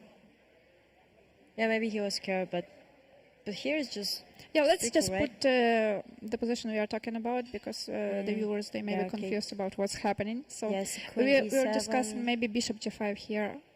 But then f6, okay, there is one more check on g6. Okay, but then f6 checks over. Yeah, after just Bishop g6.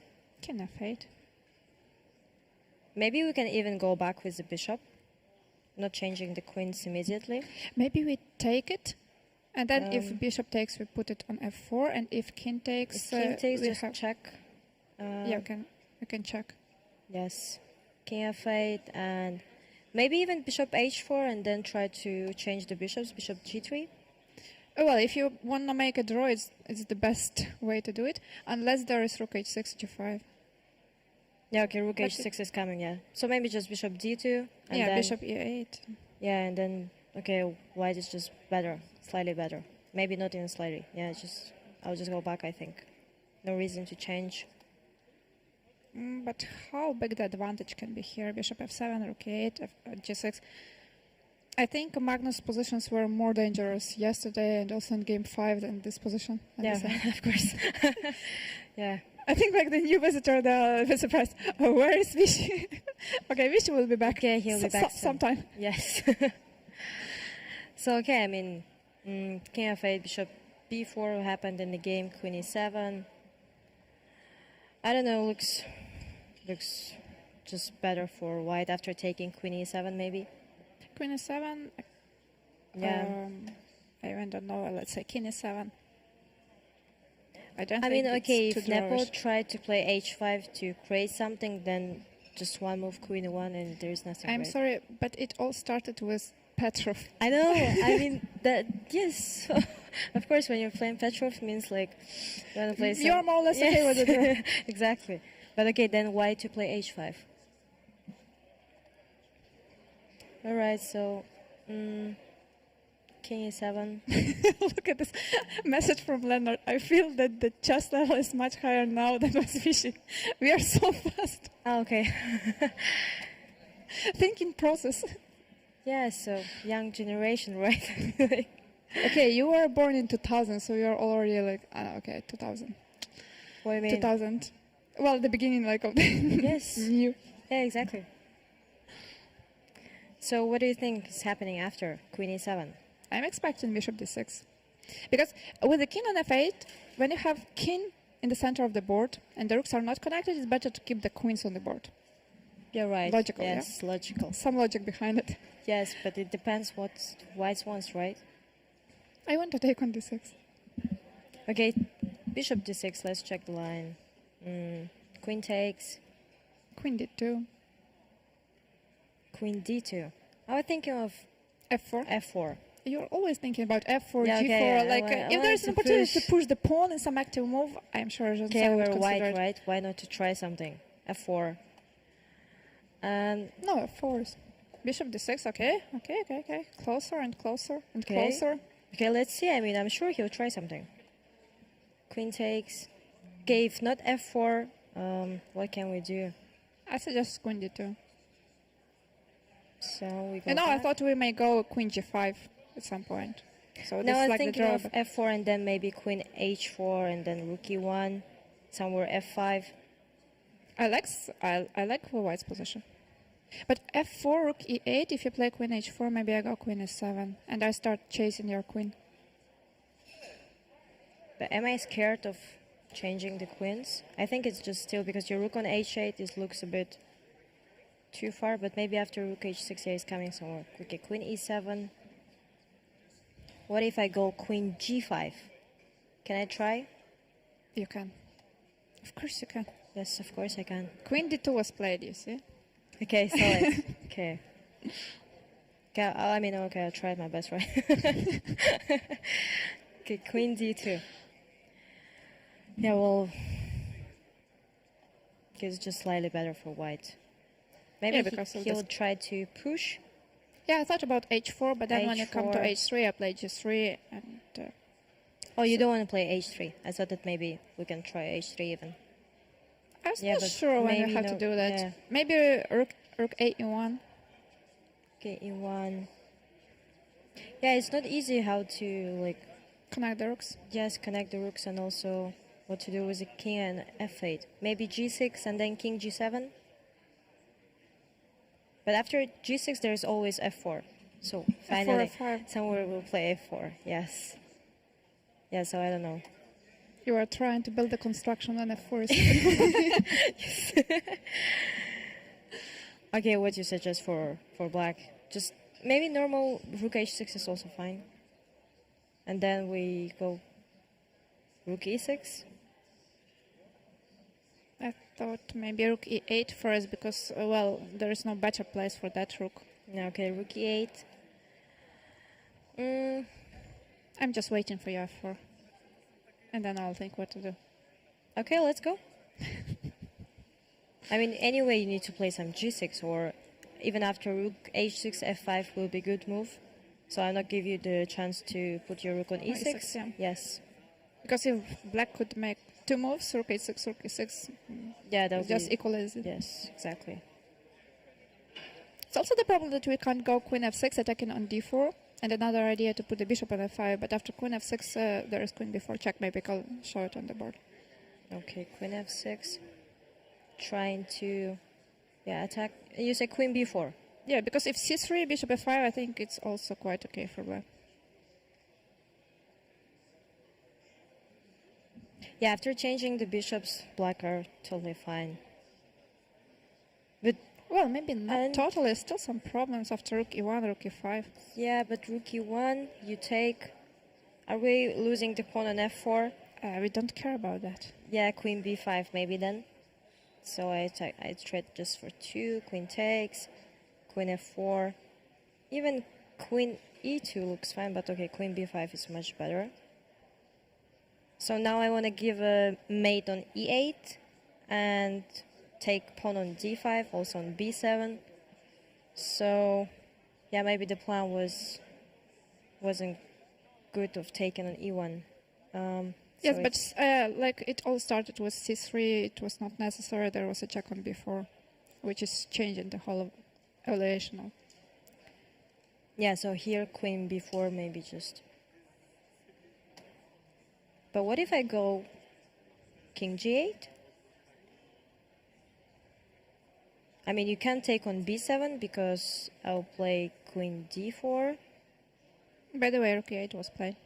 Yeah, so they played it. Okay, rook e8 happened. You know, we predict the moves. When Vishy was here, it was not that Really? successful. Yeah, okay. Probably he wanted to push, or... No, he's busy now with all these photos, autographs. Okay, so maybe later he'll come back. Maybe, not Yes. sure. So, okay, rook e8.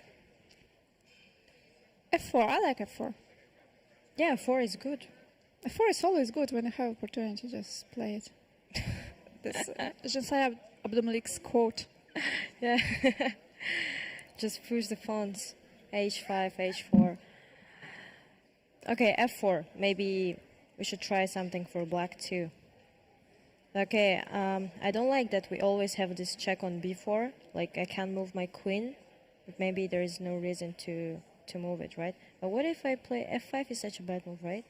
Yes. quite an ugly one. Yes. I thought that maybe we could go somewhere rook e4, but yeah, no reason to sacrifice the rook. Queen b6 and c3, bishop b5. Queen b6. Yeah, queen b6 looks quite solid. c3 looks natural, and then you want to change the bishops from this side. So I'm not sure how I'm going to develop the rook, the h8 rook. Yeah, but maybe still I'll just go with f5. Why not? Rook e1 is also possible. Yeah, rook e1 I was thinking of taking. Maybe now we can take a pawn on b2, no? So when you see you can take a pawn, you just... I mean, we should check, right? It's not like I want to take the pawn, but okay, we should calculate it. Yeah, but after Bishop queen, d3, queen, yeah, queen b2, queen f5, somehow it's unpleasant. queen f5. So you want to give me a mate on c8. So now, okay, it looks very dangerous. g6? To say it softly. Yes. Maybe it was a bad idea to take the pawn on b2. Rook e1 played. Okay, rook instead e1. of f4. That's what I wanted to do in the very beginning. And that's what we started discussing, but then we liked f4 more. Mm-hmm. Okay, rook e1's rook h6. Yeah, and if we played f4... Yeah, then f5 is coming, and no idea was moving the rook on... No, there was an e6. idea, but maybe we can show it. If we start with f4... Yes, After rook f4. h6, our idea was to play f5, and rook doesn't come on e6. Yeah, but maybe rook will go f6, but then queen g5 is always coming also. Yeah, I don't know. Okay, f5 looked more active, maybe. Okay, but what happened in the game? He played just... rook e1, rook h6. Yes, rook e1, rook h6. Can we try rook e5? You know, just yeah, when after you came here, they started to move faster. Really? So Vishy is happy, and you too. Also the viewers, because everyone is excited about the game. Like h5 was very interesting idea. So here I'm thinking of rook e5. Yeah, you mentioned rook e5. Okay, let's check. Play something. Yeah. Rook e5. So my idea is if you take on e5. No, just show it. Yes, because you're rook used to showing takes. all the lines. Pawn takes, queen takes, and now this annoying check on b4. Yeah, queen b4. So king g8. And you know, I'm expecting if Vishy is watching this and he's like, what are they showing? Yes. What are they talking about? Okay, maybe some... Maybe something is relevant. So, okay, queen b7. I don't know. I prefer white here. Yes, also is always some ideas with the mate on the ace line because we're protecting this pawn on the square We're on h7. Yes, the covering controlling the the pawn. h7. Okay, I don't know. Maybe not to take on e5 then, or could also try Taking once and not taking twice. exactly. Yes, take and Wait, queen. Magnus is about to make a move. Okay, let's play rook e5. Let's check. So that we feel better. But he will Strong just take on moves. e8 to just, trade all the pieces. And then rook e1 next, just to play safe and solid. He can also play f4 first, and after rook e6, play rook h e6, rook e5. Yes, but then here for- you can't play rook. Here you can't do it at because, all. The Yes, pawn because can. I'll just take the pawn on h5. That was my idea. But maybe, as you said, not just taking twice. You take and queen b6. Queen c5, I thought. Queen g5. Okay. Okay, he played queen g5. And that's also stopping rook h e6. Yes, Is it? Well, if we take on e1 and play rook e6. But okay, I have in the end. Yeah, you have some check on d8. Also check on d8, but I can.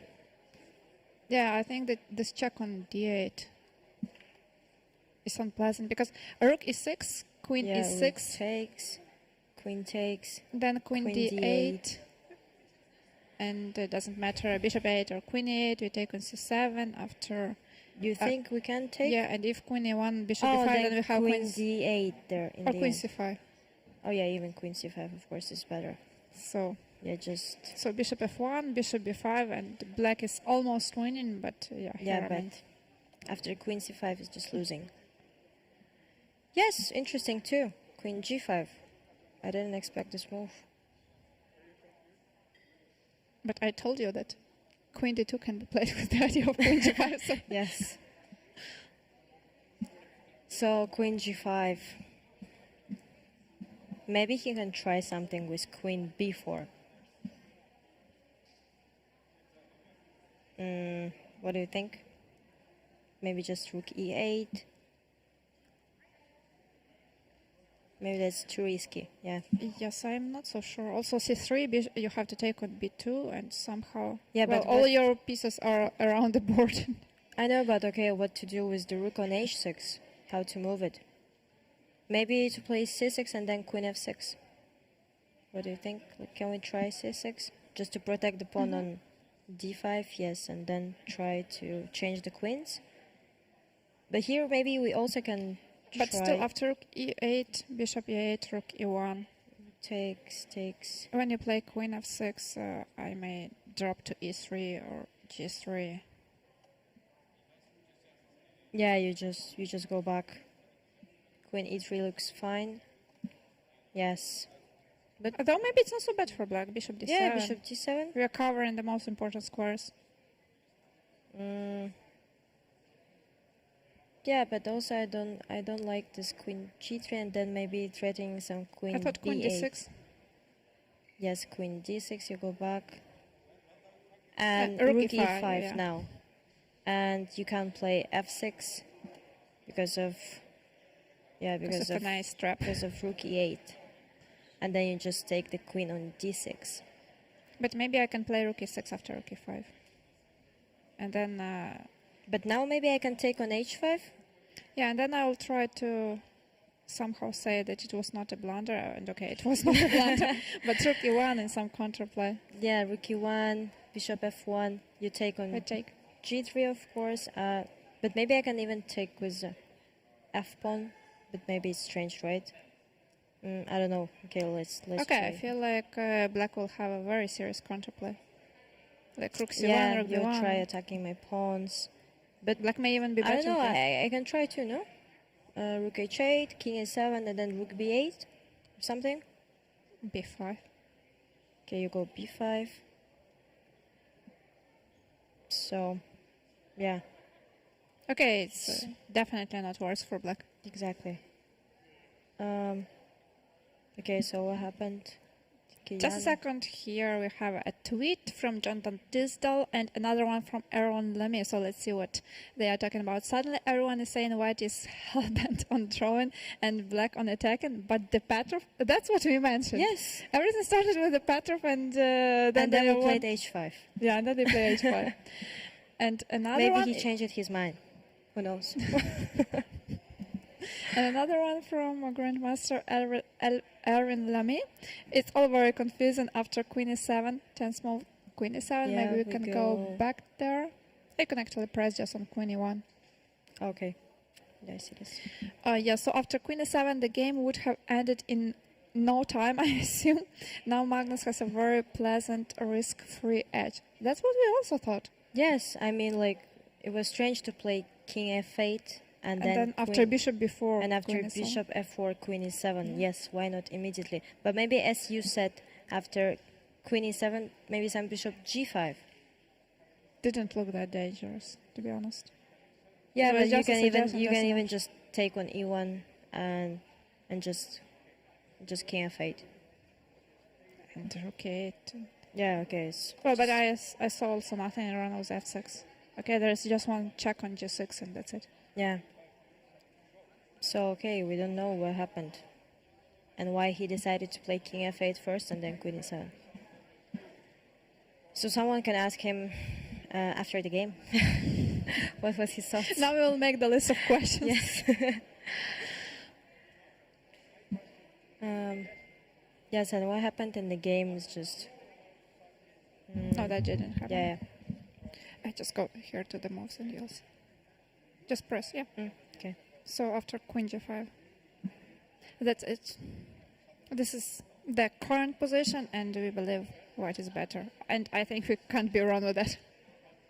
Yeah, maybe we can ask Vishy what is he thinking. Where is Vishy? No, I don't see him anymore. Yeah. Vishy! Or he just left. He saw that we're doing great and okay, c6. C6. Yes. So maybe the idea with Queen f6 is coming.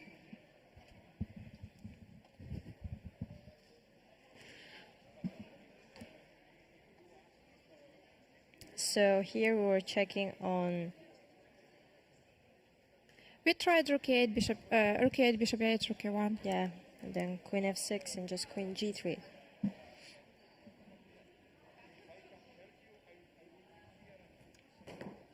Also, did you consider rook e5 here? I think no. I think we only checked rook e8. Yes, I was thinking of rook e5, but after this line was rook e8, which was also fine. I don't know. Yeah, looks. I say I don't see Vishy, so maybe we'll have to stay here until the very end. Yes, trying something new, you know. Okay, I mean, if the viewers are fine with me, then why not? We can continue. Did you try to commentate earlier? No, just during this pandemic time when we were just all sitting at home. It was about streaming. Yeah, I just tried streaming, but it was just you and you're just playing, just making some puzzles. Yeah, sure. Yeah, just chilling.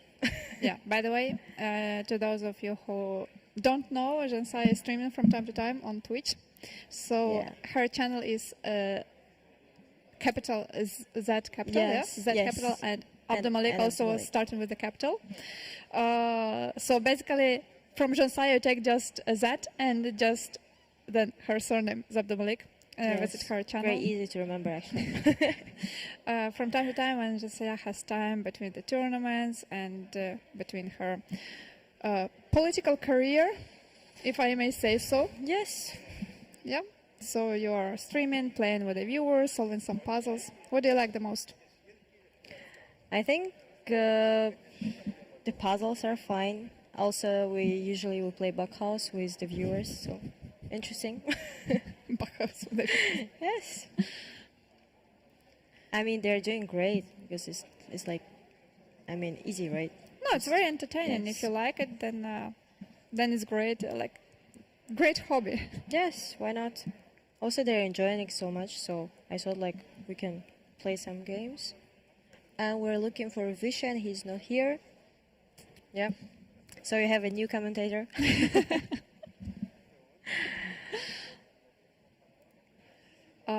Okay, apparently now we are ready for a sponsor video, and then Vishy will be back. Okay.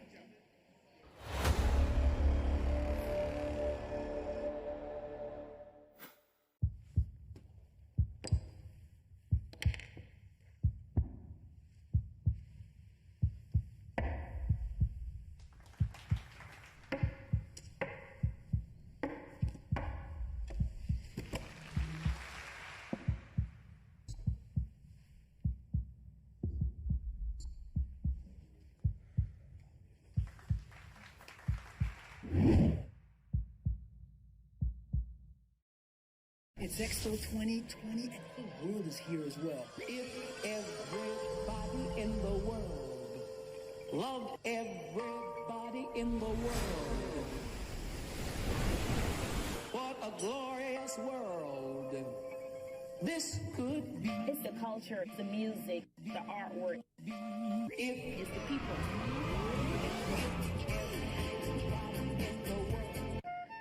Love everybody in the world.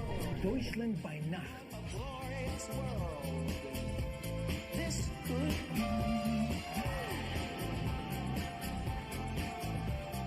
I was just looking for myself, and then Expo came, and it makes me emotional. Come on and join us. A new world has just begun, and it's right here at Expo.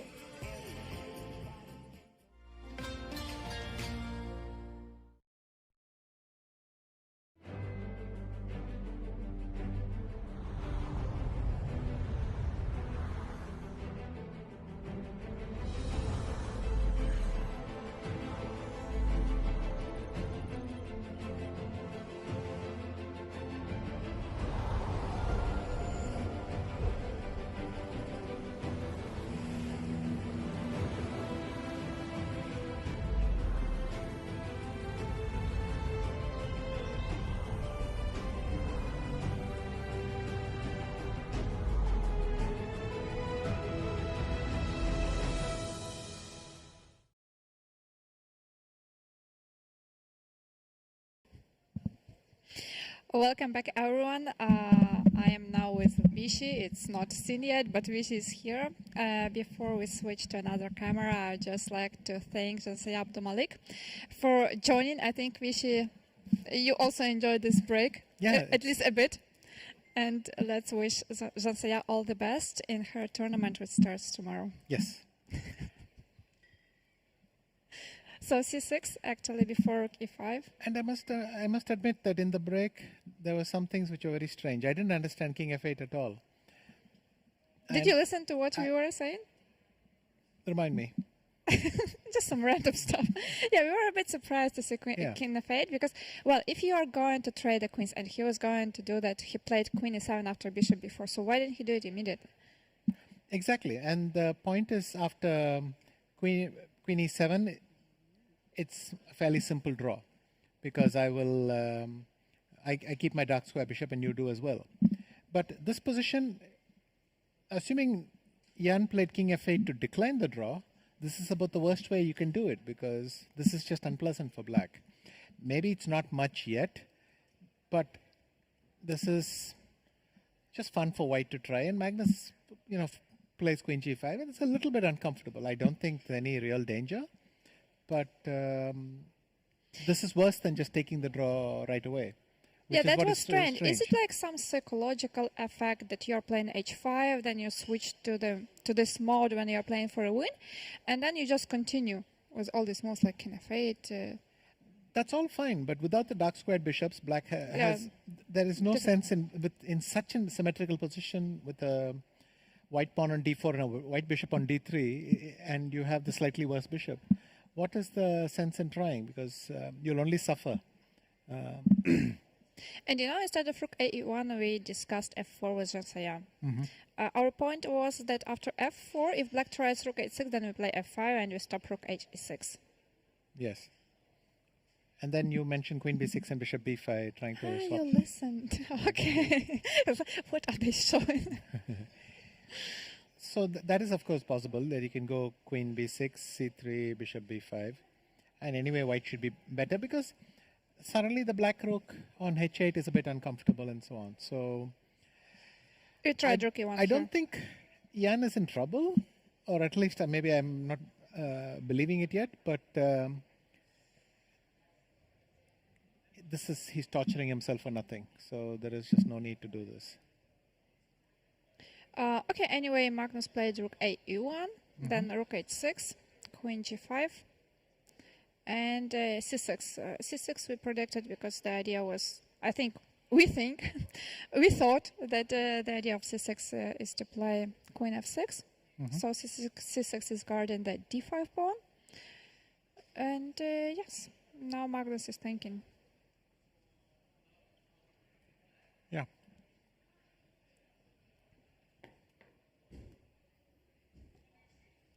Now we checked rook e8.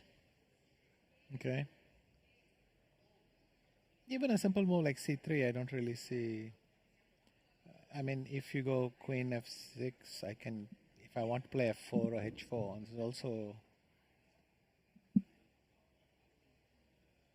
I don't. It's a strange position to want to play with black.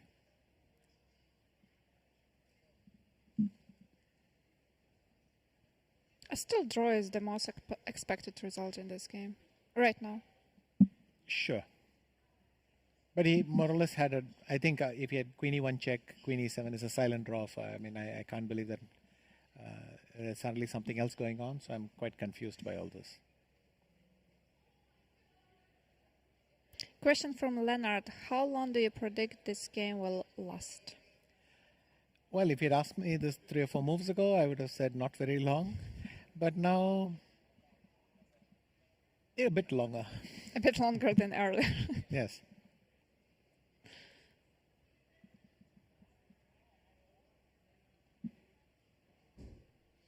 So maybe now this game again was under 40 moves, over 40 moves.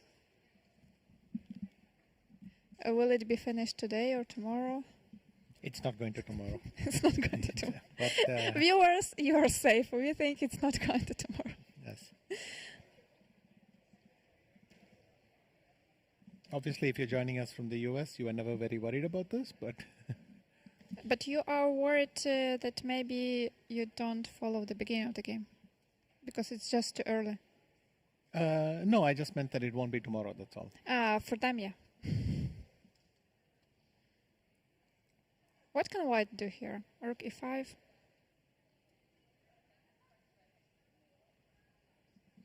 Rook e5. c4. I mean, maybe I want to take it and play queen e7. Maybe you play queen e3 and then f4. Yeah. I don't know if I really want to get into this. Many possibilities.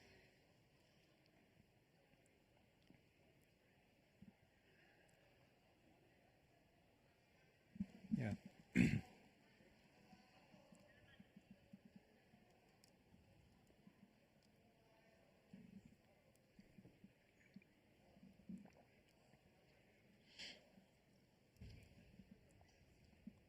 But black should take on a5, or do you have some other ideas?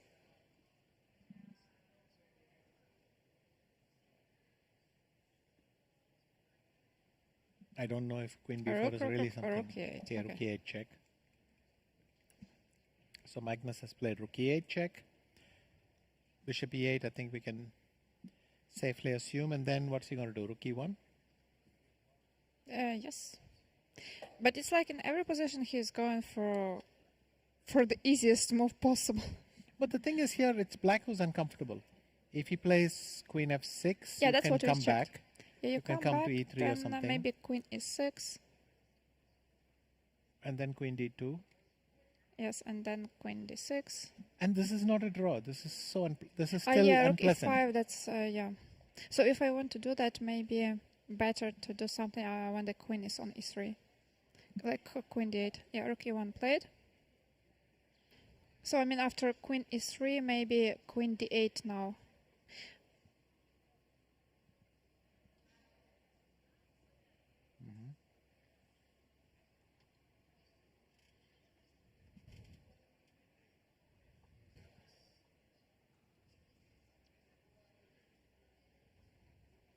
I don't know if this is a possibility. This is a possibility. Because if you go here, I can go queen a3 Yes. check first. Maybe if you go rook f6, then I have queen h5, and that's useful. Or queen g5, sorry. Or even queen e5. And But rook e6. Okay. Queen e5 maybe is simpler. But I was so excited with rook e6. Well, rook e6, queen d2 probably does clinch the draw, but But then black is playing for when take on e1, queen f6. queen b4 check. Check. Bit.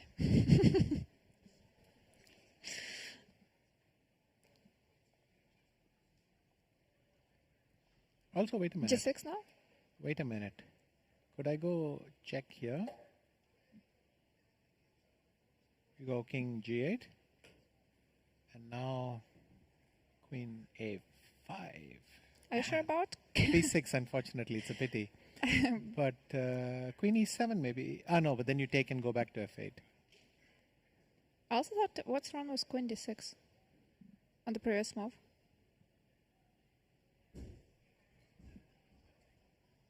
I would like to say queen e3, but then you'll claim that you just go back.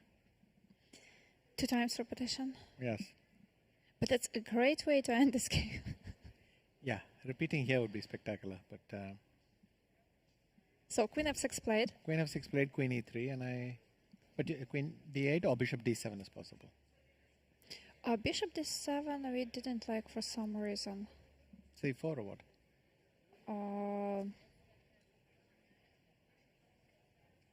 I think we checked something like queen g3 here, queen d6, and then rook e5. But then I can put my pawn on a dark square and already improves my situation slightly. Maybe we checked it with the bishop on e8, so maybe we assumed queen g3 immediately was a better option for white.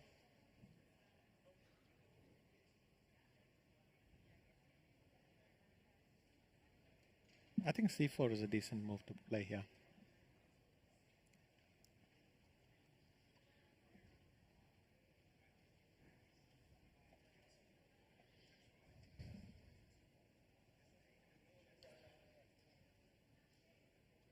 If I play queen d6, then I take on d5. I'll be forced to take with the pawn. I just want to bring the rook to e6. No, I thought... Queen d6 without it, okay.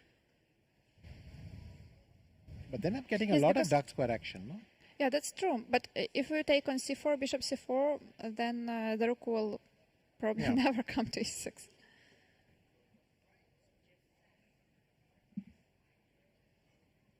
What about queen g3 here? You have queen d6. I can go queen g3 maybe.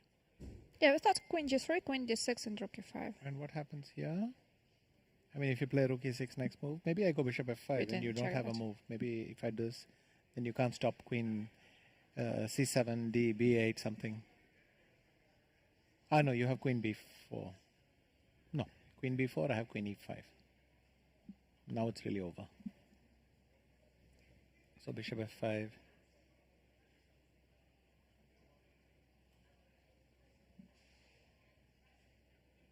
I couldn't. I thought like queen b8, rook e6, then taken, and bishop g6, but it's Queen checkmate on d1 check, d1. yeah. So I like queen g3, except you will do this. And then if I do this now,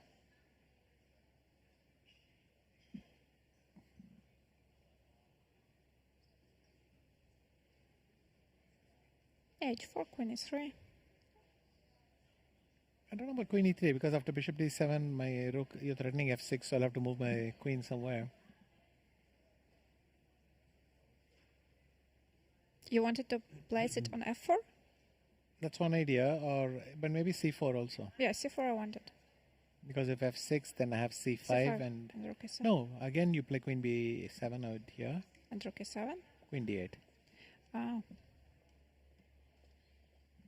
So that Ouch. doesn't work. Yeah. So that doesn't work. So if I get c4, h4, where would I go for h4?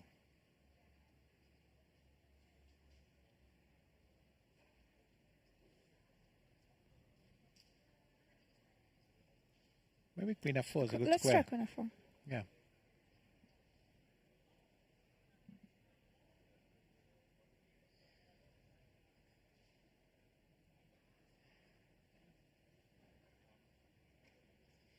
But do you have rook e6? Is it maybe equality, simply like this?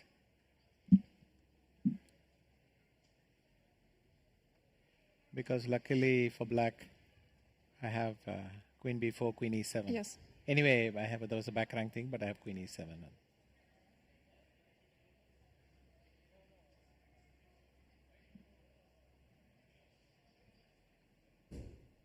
Maybe it's not much. So rook e1, and we are thinking he has gone queen f6 or not. Yes, he has played queen f6. So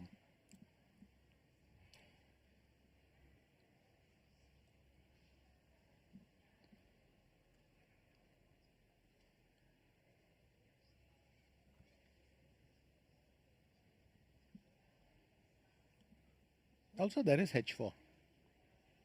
That's what Jean Saya proposed. I mean, it's never going to be pleasant for black. Maybe it's a draw.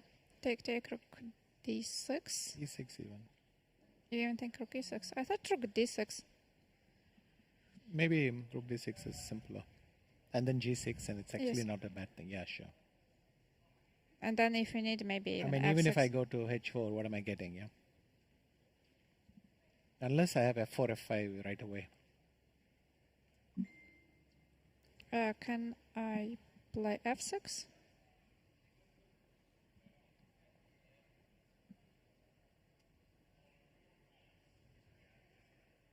So g6, you'll play f5. Yes. I even thought, well, if not f6, g6, if you play f5, I take and bishop d7.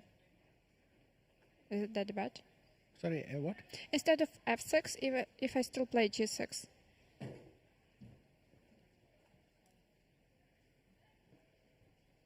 f5, now I take and bishop d7.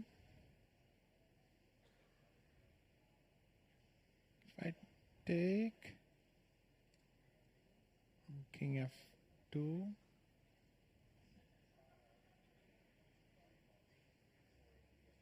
King g7.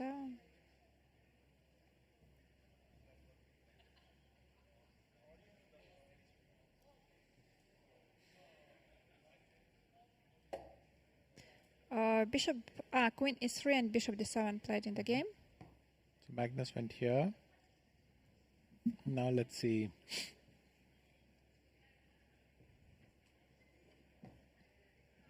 If the pawn was not on h5 but on h7, we could have an idea of bishop f5.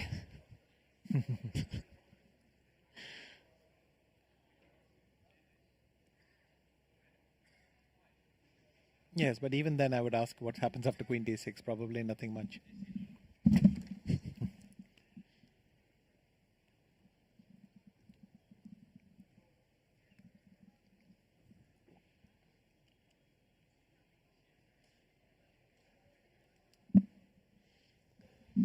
Does it seem close to equality? Does it seem to be close to equality? Yes.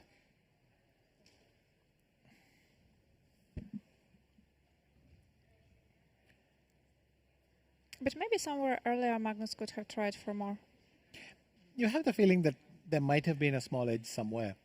Because after all, like I said, the difference in the bishops and the fact that this rook on h6 is struggling to get back in the game, the pawn on h5 is just thing. But maybe black is just in time and we are actually looking for something that isn't there. That's possible. And even after h5, we didn't see how clearly black equalizes after queen f3. Here you mean, okay. It's true, but it's striking that he really avoided it. Maybe bishop g4. Yes, bishop g4, we check. The rook? Yes. King f8, this queen e3 line. And we thought that white may be better after queen e7. If I go here, play h3 or g3?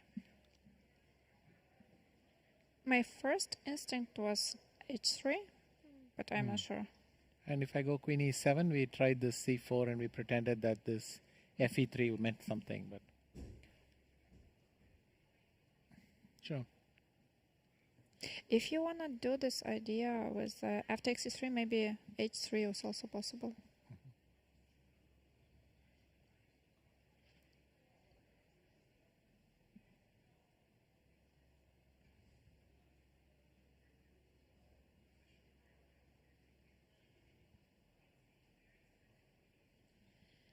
Okay, bishop d7, there are not so many pieces on the board left.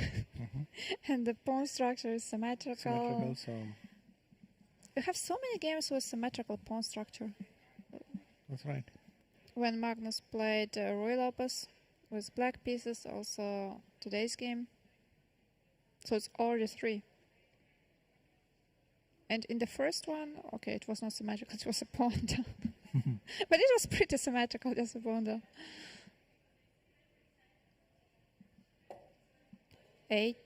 What? h3.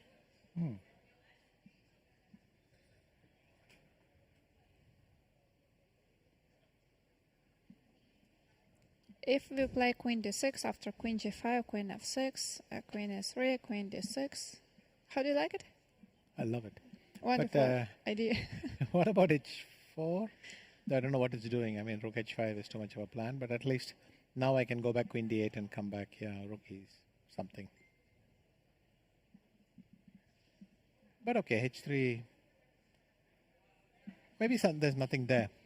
And there is no reason to think there is something on those dark squares, even if I plot rook e5 or something. I was expecting more from you. I thought that h3 was the move that now there is no back rank.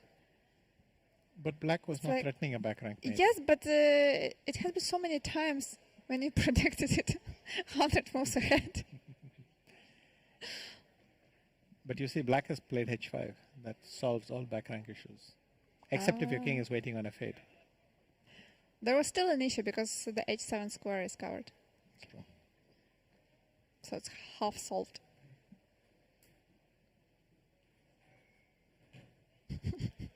And apparently Leonard hears some iPhone notifications. Well, my phone is here, I don't get any. And mine is not an iPhone, so I think it's Leonard's own phone that is hearing. From his I think those are your notifications, Leonard. Our producer is giving us a hard time. I don't know why.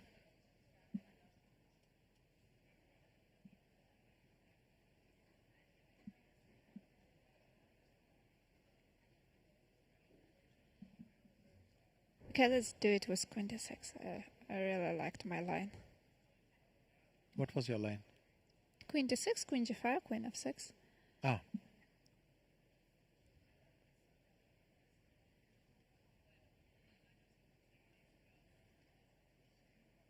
Okay, another message from Leonard.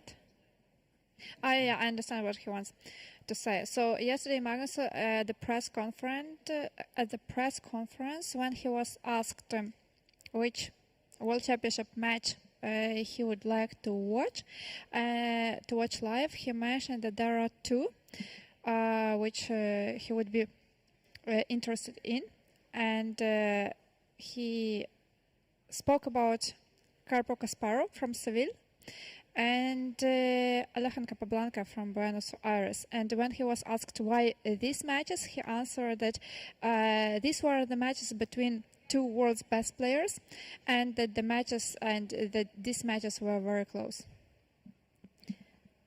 And also, these were long matches. Alejan Capablanca was a long match, and Kasparov Karpov Seville finished in 24 games. So he didn't mention that. He didn't mention that, but I'm adding that little bit of detail for you. No. Because you were -3 then. I was minus a lot then. Like in Capablanca, even I was minus a lot, so we don't need to discuss that. And what was your favorite match? Do you have any? Oof. I think obviously Reykjavik would have been nice to go to. Sure, okay. Just the whole atmosphere around that match. What else? But there were not so many games. Yeah, but I'm surprised you picked that one. What do you mean there were not so many games? Okay, it was less. Yeah, that was, I mean, saying Magnus's choice was long matches. Yes, Mine but your was- choice is just a short match. It was so short. How many games was it? How many did they play? 16? No, they played 20 games, I think. They played 20? Wasn't the score, what was it, 12 and a half? 8 and a half? Is that the final I think score? we can do it by games. Game 1, Yeah, Fischer lost. Game 2, He lost. he didn't Game three, appear. yeah. Game 3, he came. 21 games. Yeah, 12 and a half, 8 and a half. That's what I was saying. So that is... 21 games. So it was ended with the result 12.5 to 8.5. So Nepo's gone H4. We can no longer talk about H5 being a weakness. Now it's H4 being a weakness. I'm disappointed. That was such a great idea. I had. And he preferred your move. So sad. Oh, C4. Oh, okay, C4. let's wake up. The position is changing. Mm-hmm.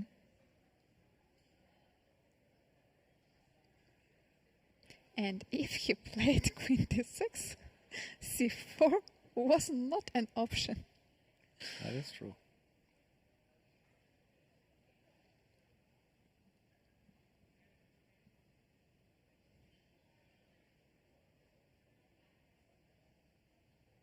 But do Okay. you like Let's take the this. match because of the intensity, or why did you pick that one? To be honest, I don't think really we have an option to go to these matches, so it doesn't matter. Queen G5.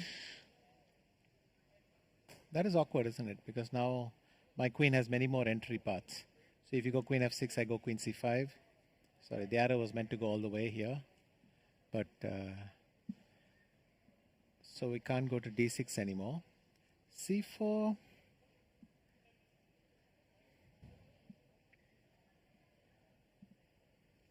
How should Jan go about this? Maybe Queen D6. Or then C5, or maybe Bishop F5.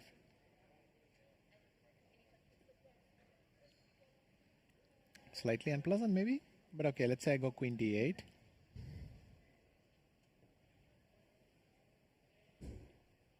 Then once again, what was wrong with Queen D6? Now you have to struggle more. No, on the previous move, before H4. Ah.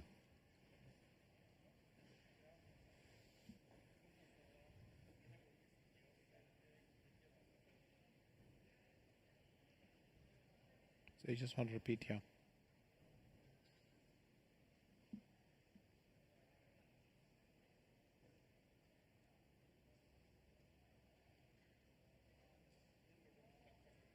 D takes C4, Bishop C4. What was your idea? I thought D takes C4 was a mistake. I thought Because it was after wrong. Bishop C4, now I have extra... Yes, and threats. Queen D6, so we have Queen G5. Yeah, Queen G5. And suddenly it's a little bit awkward. Okay, Bishop E6 is possible. Yes, but after Bishop E6, I thought we were winning a pawn. Yes, takes. Take. And Queen Queen H4, H4. or... Yes. Yeah. Maybe black can hold it, but well, It would be kind of insane to let this happen. What about Bishop H3?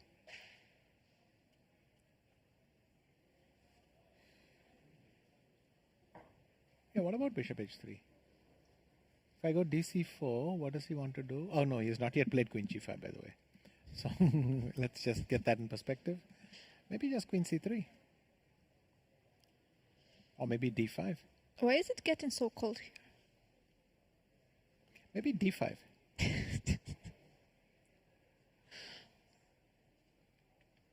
Because if CD5, I could play Queen A7.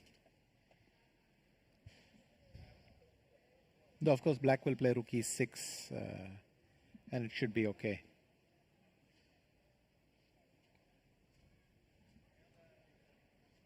So D5, CD5, what else could happen? Well, maybe D5 is not a great move then. So I take and go back Queen D6. What are you playing?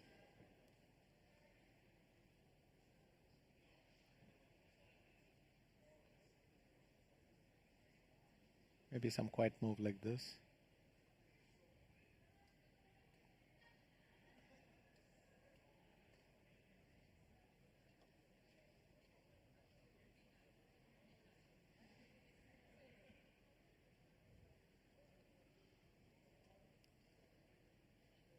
Could I try Queen B3? Queen F3? Oh, that is actually a...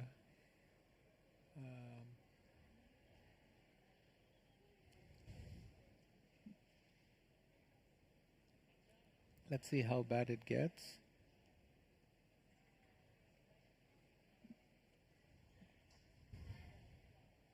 But this might just be unpleasant for black, right? Take Rook E3. Even Bishop F3, right? So that you have Rook D1 somewhere. The king is weak. Well, Bishop A6, you have Queen A3 check, but somehow black's king has gotten quite loose.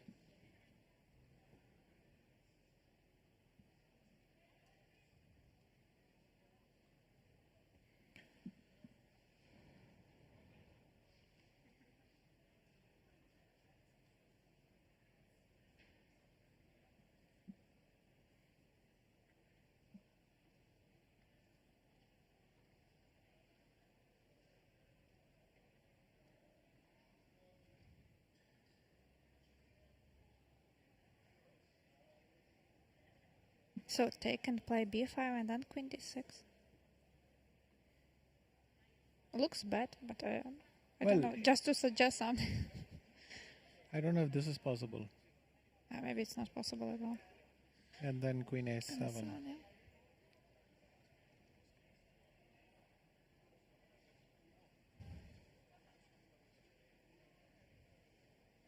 So probably you're right that Queen D6 is just to keep threatening Rook E6, and You know, maybe after Queen D6 we could already start packing our things. yeah, no, because after C4,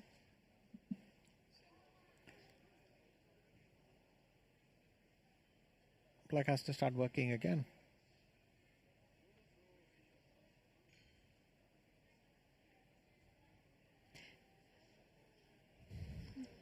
What about Rook H5 here? If I go Bishop E2, Rook F5, no, then I have Bishop G4. Rook G5?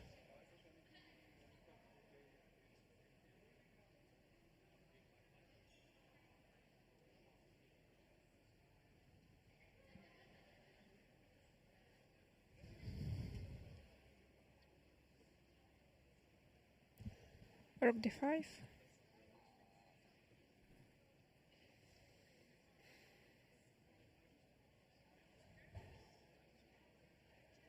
G8?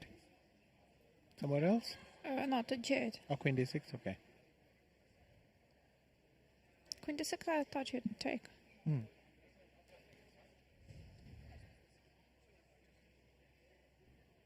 Queen D4? Queen B7, Queen D2? King F1.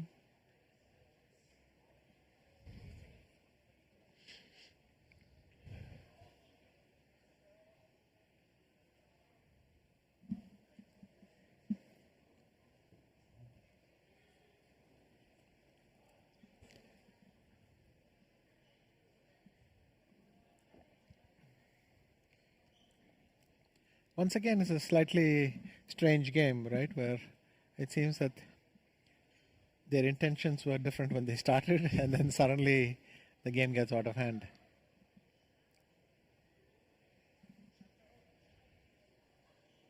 You like it for white? the final position? I would rather have white than black. Let's put it that way. Here. Because, Okay, here, yes. I think it feels just unpleasant. But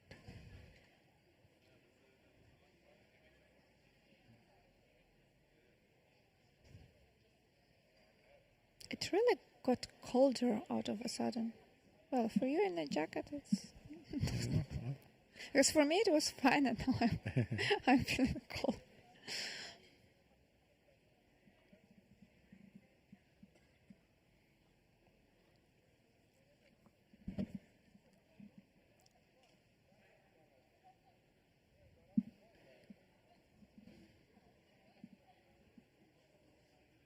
Yeah, nice idea to have a tea.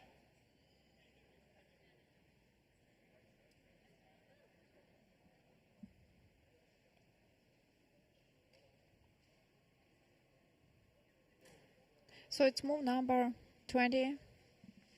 40 minutes for Magnus, 1 hour for Jan. No time trouble today.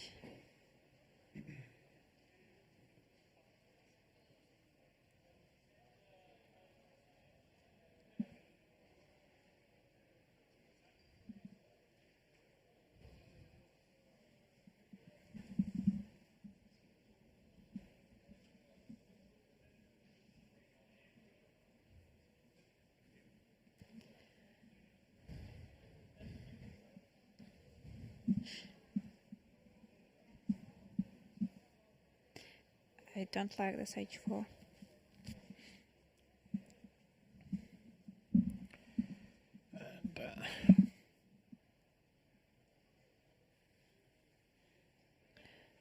Okay, maybe we go for a short break. And then when we are back, let's hope Jan will play something. And we will be back shortly.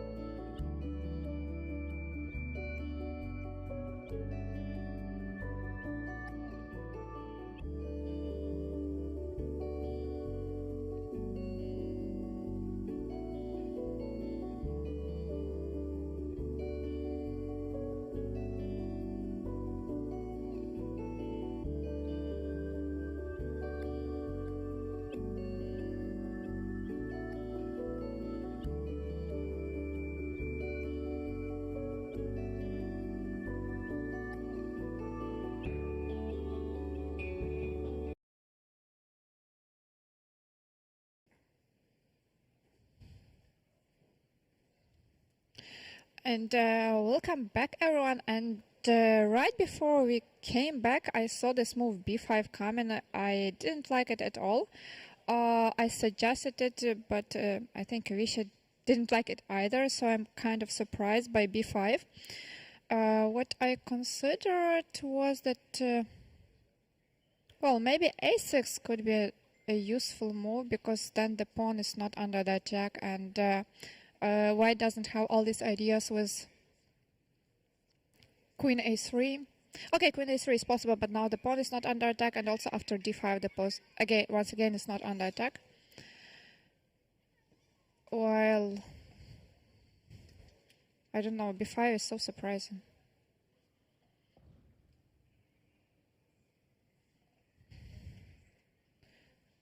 I think now Vishy mentioned about queen to a3. Vishy, do you want to join? Maybe you need the headset.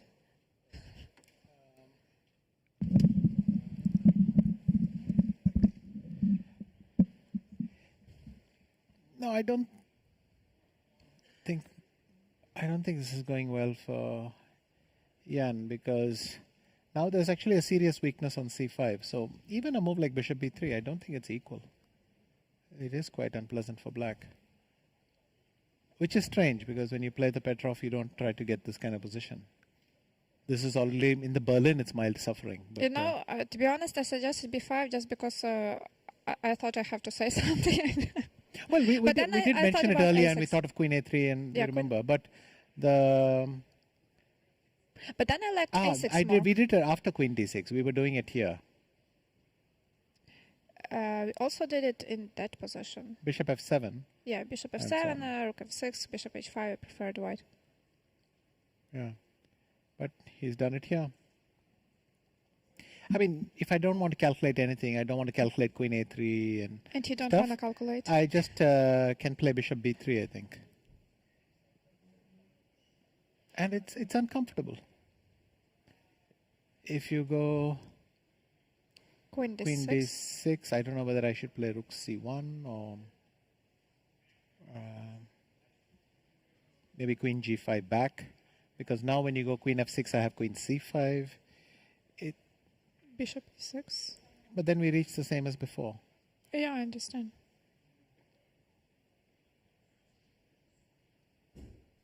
But maybe let's first check queen a3, because it's more critical and more forced. Well, Magnus will check it for sure. So I thought like, okay, Magnus would check it, so let's check the other options. Because if it's good, Magnus would play it, and then we would elaborate on it after. Sure. Queen a7. And what am I supposed to do here? I don't know. It was just a pawn down for nothing, kind right? of end of the line. So I think he has to go king g8. Once again, white can take on a7. Yes, and I cannot throw in bishop h3, because even maybe queen f7 works, or rook e8 and bishop f7. So queen f7 might be simpler. I can just do this. And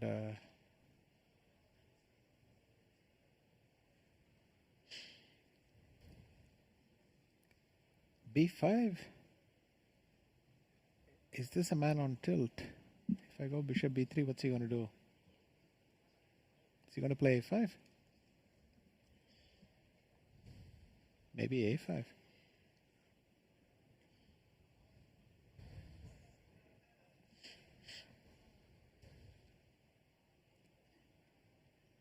Maybe d5?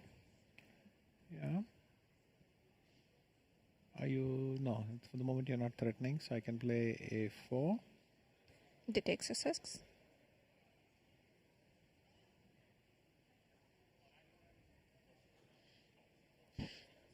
Bishop d5. I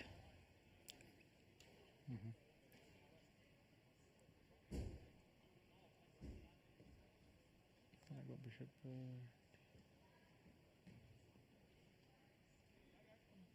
What about, I don't know, queen d8, queen d6? There are many moves. King g8.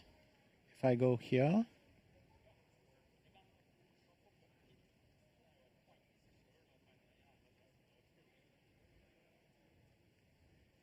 Maybe actually queen a7 or queen b6 instead of bishop d5. yes, I think king g8 or no, Queen g5. a3 He's played. actually gone for queen a3. Okay. So that's good. Because after queen a3 there are not so many moves. Just bizarre. How Jan would take a position in which he could have taken a draw and entered this. Okay, let's see what are the options. Queen d6, queen a7. What's he going to do? G5. King g8. King g8. I play queen a8 check, and you have to play queen f8. So g5. At least I can pretend that I'm threatening g4, but Yeah, but I was going to go into that endgame and then rook d6. Maybe it's wrong. I just feel that with the queens on the board, our king is weaker. yes, but here you're just a pawn down for nothing.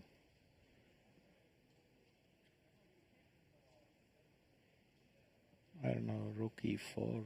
G5, f5. Okay, Okay, let's switch. yeah.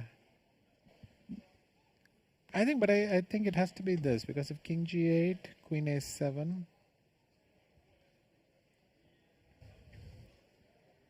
What exactly is he trying for? Was it so bad that he decided to play b5? That's what I don't understand. It was unpleasant. I was saying that I'm feeling uncomfortable and you have to work. I know this from the Rookie 1 Berlin as well. I think you do. That these positions can be slightly unpleasant if you don't know how to nail it. But there we are talking with a queen on c3 and a rook on e5, not more. Here on top of that, the black king is on f8 and it's really uncomfortable. But b5 looks... there's simply a tactical problem with it. What happens after this move, queen a3? And in fact, it's Jan thinking at the board, and Magnus thinking at the board, and Jan is still. Maybe now Magnus just felt that it's a chance to play for a win. I think he's already felt that for a few moves. So. Oh, was it so bad? Because during the break, when I was making my team, I thought about a6.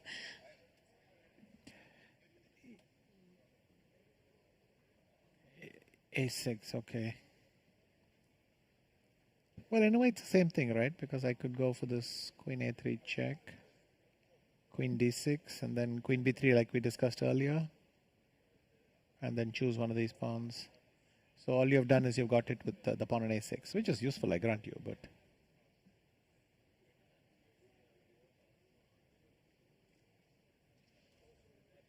Just 1 second. But wait, here actually this traps it, right?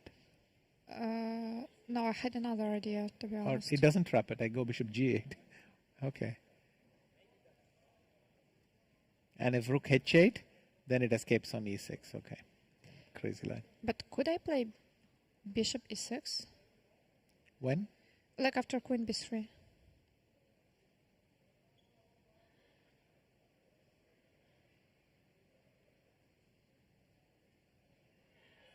Here, bishop e6.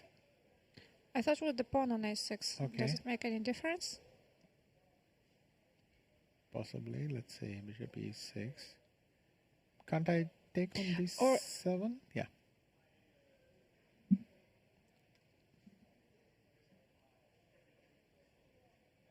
Okay, that's bad. After queen d4, there is also queen b7.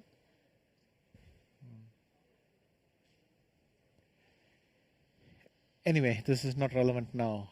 What we have is this one. Here, queen a3 check.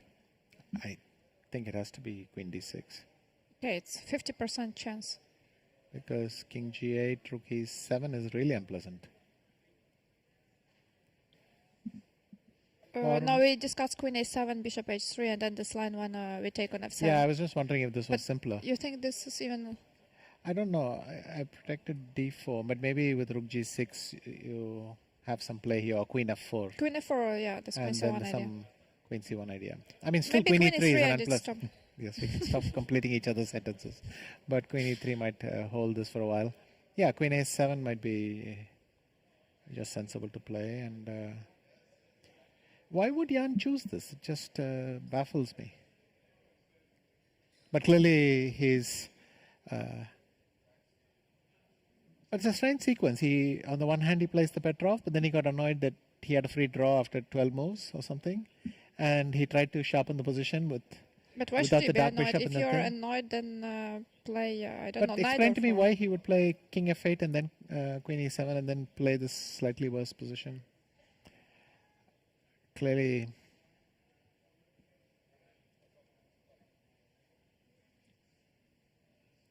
Okay, here we are.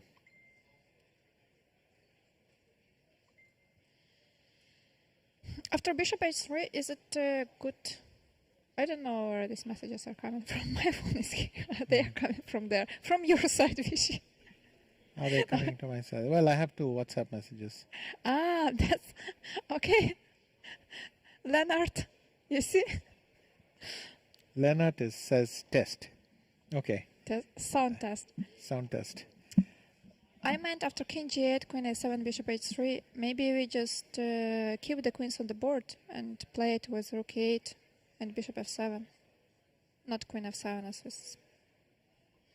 Let's try that.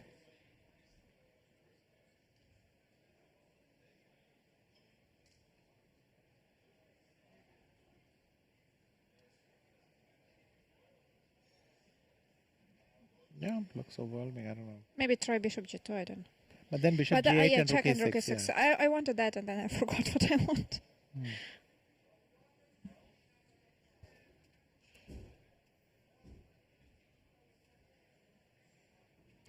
Jan left the board long ago and he hasn't come yet.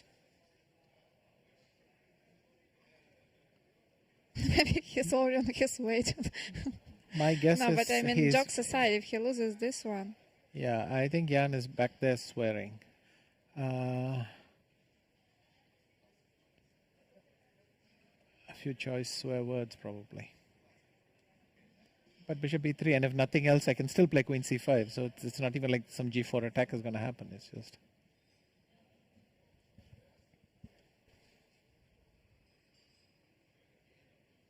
Okay, Vish, a question to you because I don't know how to answer that.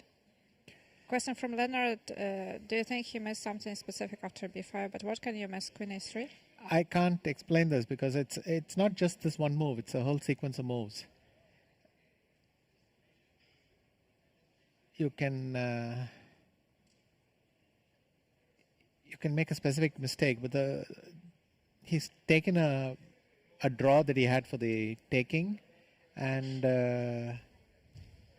has actually made him say he's going to suffer a thing. And now it's even not clear that the position is equal and he's suffering. It just looks like the position is not equal anymore. Yes, firstly, Magnus surprised us with queen e1. Yeah. But I cannot believe that queen e1, queen e7 was going to be played. So what we are referring to is this move. I can't believe that queen e7, there was going to be anything serious happening. I think this is just for a draw. Yes, we tried some ideas with bishop g5. And the point is that king f8, bishop b4 is no way to play for anything other than a draw. So that's why I couldn't understand why he would bother with king f8. And here we are. And after queen a3... It's possible that initially he wanted to play king f8, bishop b4, rook h6. But still, well, it's not the way to play for a win. Mm-hmm. Okay, Jan played king g8. King g8, okay. And now queen a7 is what we think.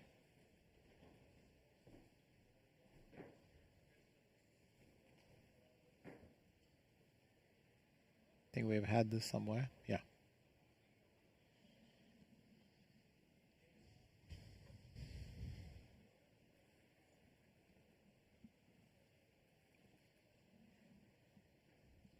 Maybe queen d8.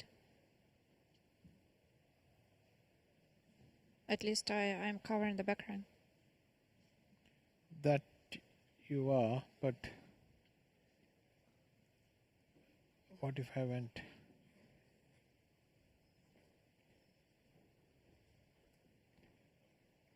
Because if bishop b3, then maybe queen rook g6. But even here, you don't have anything because no, you have queen g5 maybe. But I have bishop takes f7 check. Then you have a wonderful maneuver, queen b8, queen h2. Yes, well, I think bishop f7 might do the trick as well. He has played queen a7.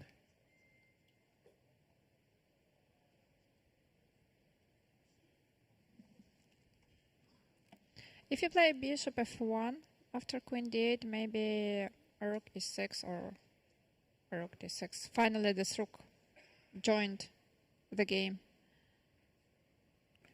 Yeah.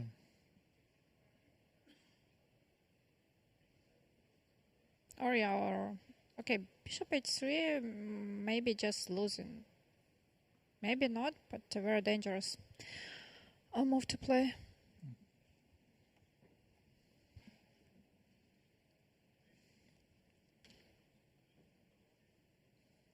Okay, but Jan is not over the board, so... Well, I think he understands what he's done to the position and he's quite disgusted. But it's not seen on his face, by the way. So he's trying to hide it. Yeah.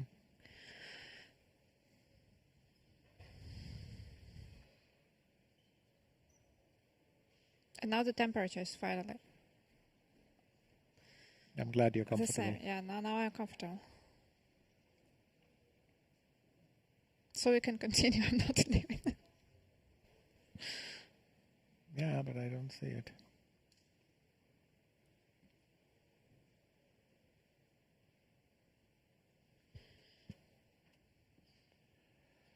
Let's try this again and see whether we can make it go somewhere. Yeah, maybe we're here already. And that's hopeless. What do we do after queen g5?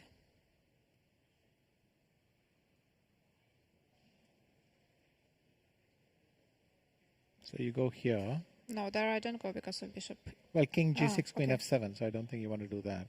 No, there is still one last shot for you, which is that you can you have this move. And but actually, there is it's kind of embarrassing, but we should have seen that in this position, rook yes. h8 is over. When you touched the rook, I understood what you meant. No, I was going to play bishop f7 and then play rook h8. Then I realized, wait a minute, we had this one move ago. So, and what I was going to do was bishop d5, bishop e4, and then... Well, what I didn't like about bishop d5, bishop e4 is you have bishop f5. Yeah, then rook e5. And you still have queen c1 check, queen f4 check. Yeah. So, in fact, that's also the problem here, which is that even this little hope is not there, because if you do this and you collect the whole rook, still I have queen c1, queen f4. But I think rook h8 will be rather embarrassing. No, I don't see what they're doing. I mean, I don't see what Jan is doing. Maybe he could just go instead of this queen g5 move. But anyway, bishop f5, rook h8 again. So we have to get rid of the rook in a hurry, and that's not possible. What about rook g6? Is that his hope? Wow, we stumbled on something.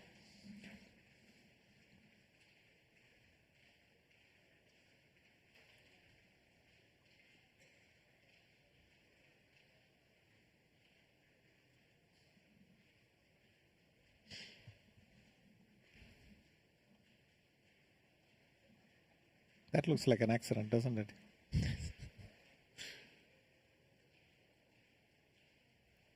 I mean, I can save it like this. So at least I'm not losing.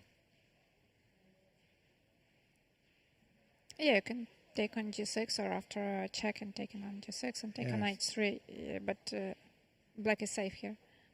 So rook g6, wonderful move. Yeah. So what? So maybe this rook e8 checking h7 is not the thing. So bishop h3, okay. But I do have queen f7 and it's a safe pawn. Yeah, this we discussed, but still, can't we make it with queens on the board? You have to move your bishop somewhere, and then even d5 is just very nice. Or bishop g8 check can bring your king, and again your rook is looking silly. Yeah, rook e5. Yeah. How much advantage do you need? A lot. So queen a7.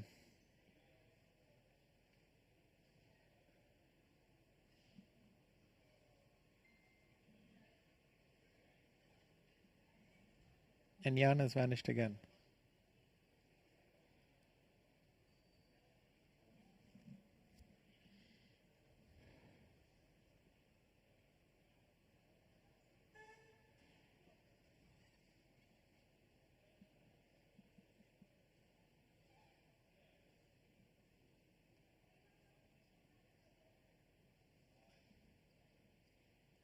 I'm thinking to get even more advantage, but after bishop is 3, queen a7 is already quite enough.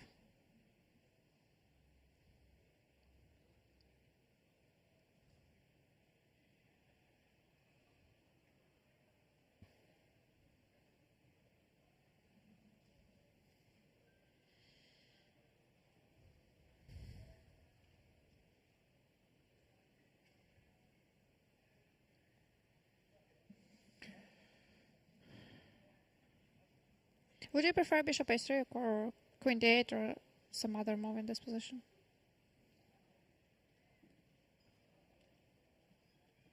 I would have fainted by now.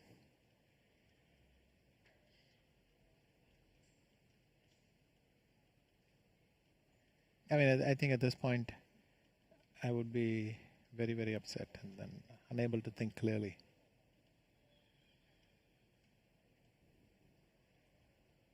Especially with the way you came up to this position. Yeah, because, okay, if you get this position, just as a starting position, then, well, you try to do your best, but... yeah, he knows he could be sitting at home right now preparing for the 9th game without... with -1, and instead he will fight and probably lose anyway. That... I have done things like that, and I know exactly how it feels, and it's not pleasant. So,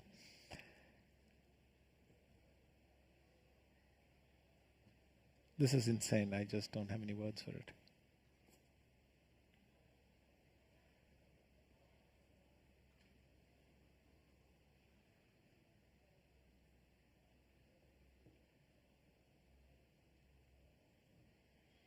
Okay, we are waiting for Jan to come back. To make some move.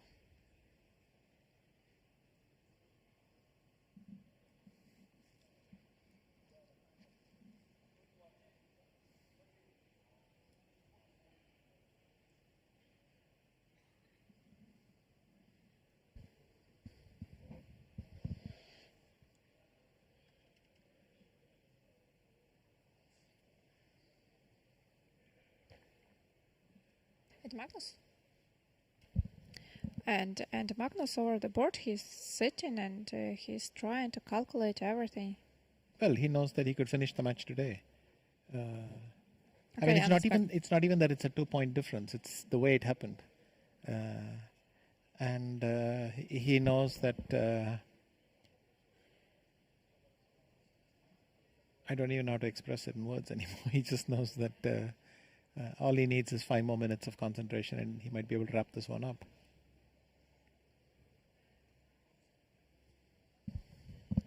Okay, very strange game. But it's not over yet. Oh, queen d8. He made the move which I liked the most in that position and leaving the board. Just not to see it.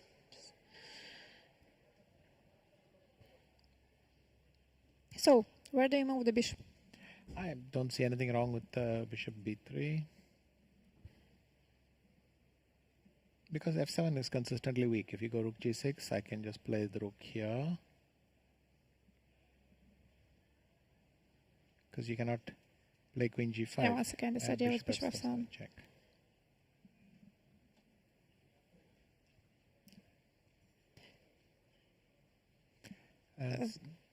But if you want to be safe, I don't... Well, bishop b f1, the problem is bishop e6, and actually I think black's position is improving. Because now he can put the bishop on d5 and he can fight. It's not completely lost. But I think after bishop b3, you're stuck. And if I can play queen c5, then I've already taken... I'm threatening queen e7. And... if I play rook d6, you play queen c5. No, okay, I play rook d6. After queen c5, I play queen f6.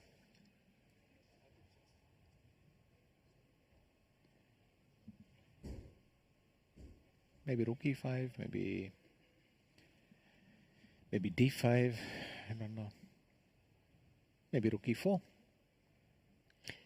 After rook e5, do you have idea with queen f4? Queen d6? Yeah, I play rook e1. Even bishop d1 is better.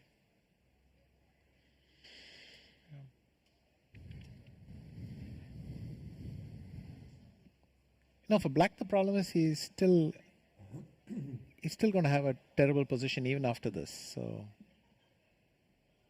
the best he can hope for is the best horrible position. Not there's just no light at the end of this tunnel. The bishop is moving.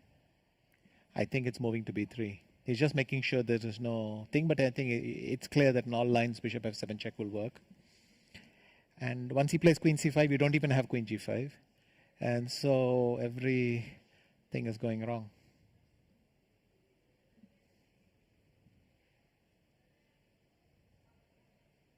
It's just so strange. Because to be honest, before today's game, I had kind of mixed feelings about the match. Because I... what are you talking about? Yeah, go on, I'm fascinated. Tell me. Tell me, Anna, what do you have mixed feelings about? Bishop b3 play. Well, I mean that I had the feeling that if you take all the games together and all the time that was played, they played during this match, I felt that Magnus was dominating more often. But on the other hand, he lost this game, which was not necessary to lose. So you mean Jan was dominating? Yeah, pressing a little bit more. Yes. Like if no, you said collect... Magnus, that's why I was confused. Yeah. Jan was pressing a bit more. I mean, if you collect all the games and like all the time they spent over the board. At the same time, he lost that game. And that put him in a very difficult situation because, first of all, you're -1. And second point is that Magnus has one more game with white. Like from the last 7 games, Magnus has 4 whites and 3 blacks. So it's just strange. Yeah, but it means that Jan simply didn't recover. The same thing happened to me in Chennai. I lost the 5th game. It was a huge disappointment because the game I could have held in dozens of ways, just like Jan could have held it in dozens of ways. And I could not believe how badly I'd played. And then you stop thinking clearly. And I even lost game 6, which is the most trivial draws available at every stage. And suddenly I was 2 points down before I could even recover. And it's almost the exact same thing happening. Except in this case, Magnus was basically offering him a draw and he kept turned it down. And it's a complete breakdown in your thinking process. So I mean, as I said, it's happened to me. I know how horrible feels, but still to watch it again. Yes, because to end my thought, just imagine he didn't lose that game, and it was possible he wouldn't lose. Then it's still a very intense match. And now he's -1, and he's in this position. I don't know what the evaluation is, but he's a pawn down. So that's a bit sad. It does look like -2, doesn't it? Okay, rook d6. And now if he starts playing like I do, it's bad news for him.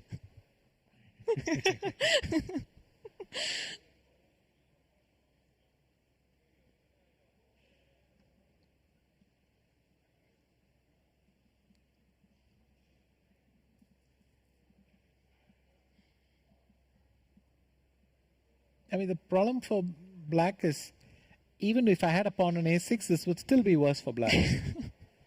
But he's a pawn down, and the bishop has to go to horrible. It can't go, rather, because the e6 is lacking. And so it's a horrible.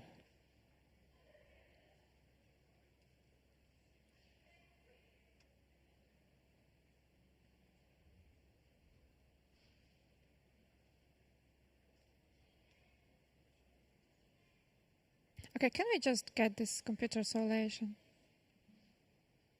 to know? Okay, Anna wants to know the computer evaluation, so let's. And what is the computer evaluation? Maybe it's down. This option is not available. No, it is. It's plus Oh, 5.65. it's so bad. Actually, queen c5 is not even one of the moves. It wants to go rook e3, rook e5, and rook e4. Okay, plus 5, it's all. I mean, let's just see queen c5, but then we can't analyze it, or even that. Actually, queen c5 allows rook g6. But And I also thought queen e7. queen f6 is the move, I was the thought top queen choice. e7. Okay. Yeah, and then And then you play d5. I wanted to go rook e5 or rook e4, and I thought that was huge, but the computer says even moving the rook, rook e4 or something, and that is black cannot move. Rook e4 plus 565, rook e2 plus 563, rook e5 plus 562. Okay.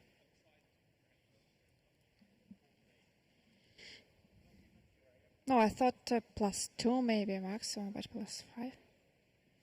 So that means like... It could also no mean piece it could also can- mean the engine has a contempt factor. I don't know. I think I would have thought engines don't need a contempt factor. They just have such contempt for us anyway. But apparently they do. What do they put by default? 20. Depends on 0.25 or something like that, just to juice it up a bit. But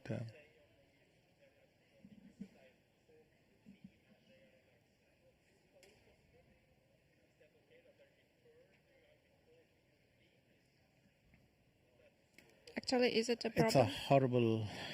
a horrible feeling for Jan. And like I said, I've been there.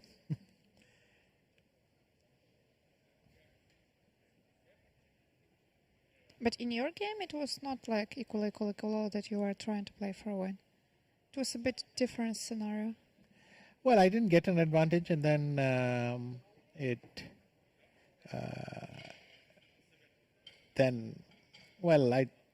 tried to make a draw in a drawn position, and then I kept making it worse for myself. And I forgot, instead of clinching it, I would choose this way, that way. And all I can say is your head is just not there. And now a short message to Leonard. I think our analysis board is frozen.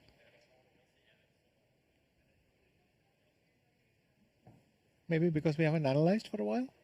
No, because we have rook d6 here, and we don't have it on this board. Isn't that? No, he confirms. Oh, okay. They have to, I don't know, refresh it or whatever. Okay. Well, I'll refresh it again. But here we are. No, it's not about... Okay, now it's all. Now it's there.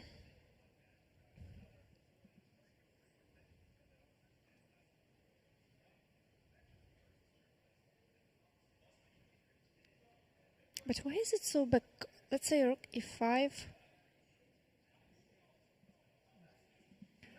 Well, I Bishop think, e6 or for g6. instance, the first problem with rook e4 is I'm actually threatening rook Yeah, I see. You f4. wanted, and I'm also maybe threatening you rook can- h4. Yeah, you can take. So, and black simply has no defense. And that's a problem. Actually, rook e4 I like.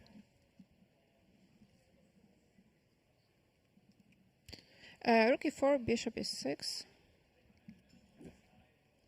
But then you get this lost. I mean, after queen c5 also you could have played bishop e6, but once after bishop e6, fe6, you've got the lost pawn structure also to make things worse. Yes, but is it +5, +100? Anna, after the game, you can spend the rest of the day arguing at the computer. Enjoy No, but yourself. I have you. I'm not. I have I'm you not here. interested whether it's 5.65 or 5.34. It's. I know a bad position when I see it, and that's all. I'm interested.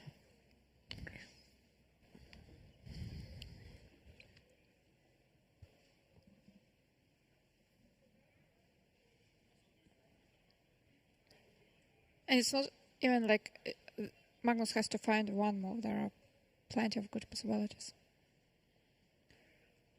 I mean, Queen c5 dropped it to point +2 or something, which is not too bad to begin with, but there you go. Not too bad to begin with. Not too shabby.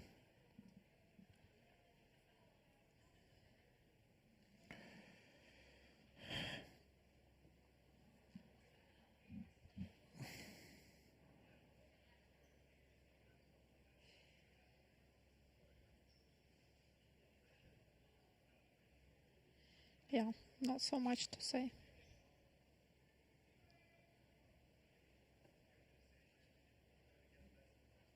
Maybe Magnus will spend like 20 minutes here and then calculate it all until the checkmate.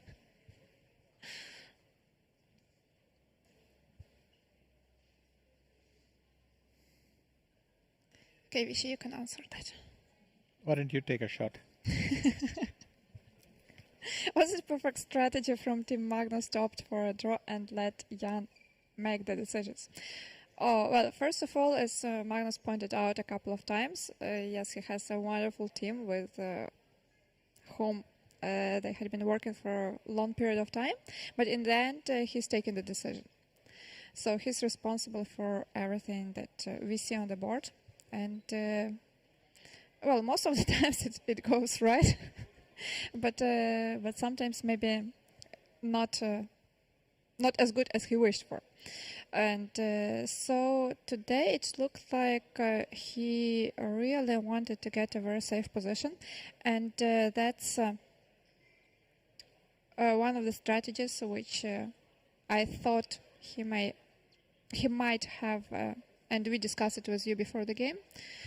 But actually Vishy, he thought that Magnus would just play normally, and even if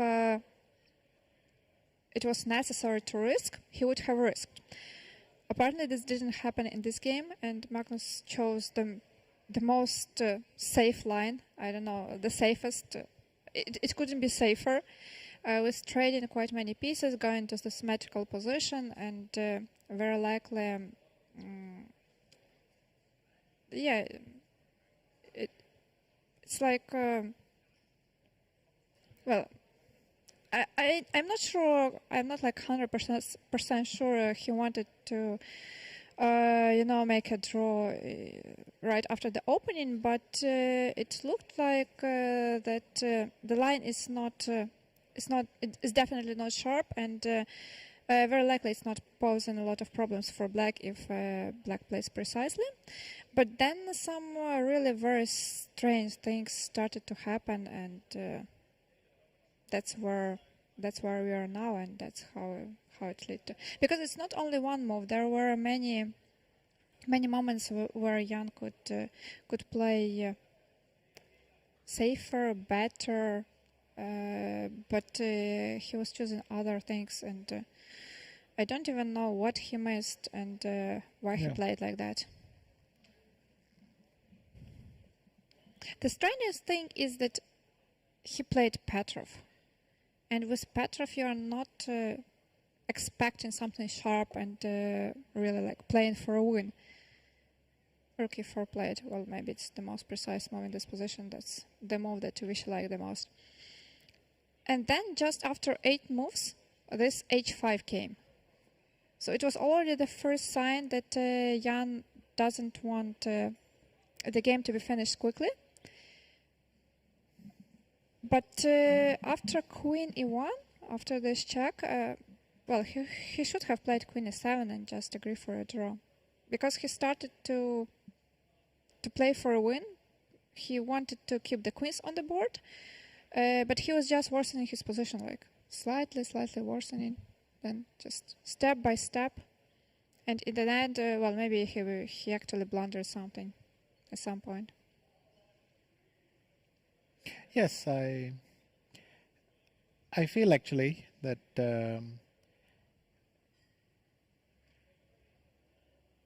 a match which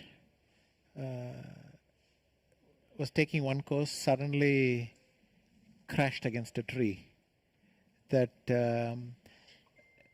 game 6, full credit to Magnus for after move 40 for trying this position and not letting go, but it was Nepos to draw on so many occasions, and it seems to have affected him badly. Even though he took a break yesterday, today he was in a confused state of mind. I mean, if you play the Petrov, it means you want to make a draw, efficient draw, go home and try the next color. And then why?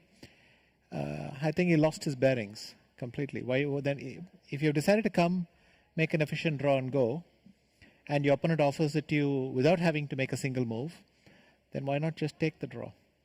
And now a 2-point lead, and to give you a second point in this way, I don't think there are many people who can recover from this. Yeah, and I'm trying to find which Magnus said, because I think I even took a screenshot of that. But after that very long game, he said that, well, he tried, when you're playing such a match, you have to try every single opportunity. And you have to try to find it till the very end. And that's what he did, and that's how he won his first game. He tried. And in the end, the game, which looked like very close to a draw, but and Jan defended very well in that game. Yes, I think, as I said, Magnus is the only guy to whom he would have lost. But Jan was better at certain moments. There was one Jan till he missed Bishop B4 2 or 3 times, and then suddenly another Jan seems to have taken over, and it's a harsh blow. And okay, now I found it. It shouldn't be easy in a World Championship match. You have to try for every chance, no matter how small it is. So, yeah. But anyway, this one is over. I've never seen Magnus miss some position like this, and that's it. Yeah. Speaking about that game, he added part of it was by design at some point. That I thought I should make the game as long as possible so that we would both be as tired as possible when the critical moment came. That turned out to be a good strategy.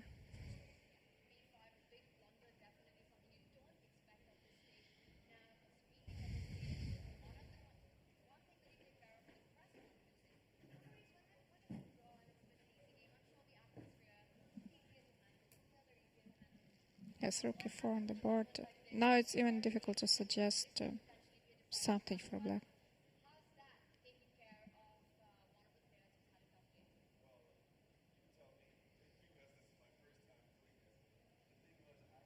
Okay, maybe he plays bishop e6. At least it would be pleasant for me that I started guessing his moves. Bishop e6 is probably the best move, except the queen ending is hopelessly lost, because White's king is completely safe from checks and White has a free passed pawn. And so if we do this, I take. You can take with the rook, yeah. Because I don't want to play with this king and with yeah. You take, and then I go queen c5, and I can take my time. I go b3, I go a4, a5, and on top of that, whenever you give me some checks, I have queen e5 available. If I don't want to play b3, I can go queen e5 and then collect this pawn. It's just... Yeah, this h4 is also a weakness. Yes. And black doesn't have a shred of hope of generating some sort of perpetual or anything like that. So this is utterly hopeless.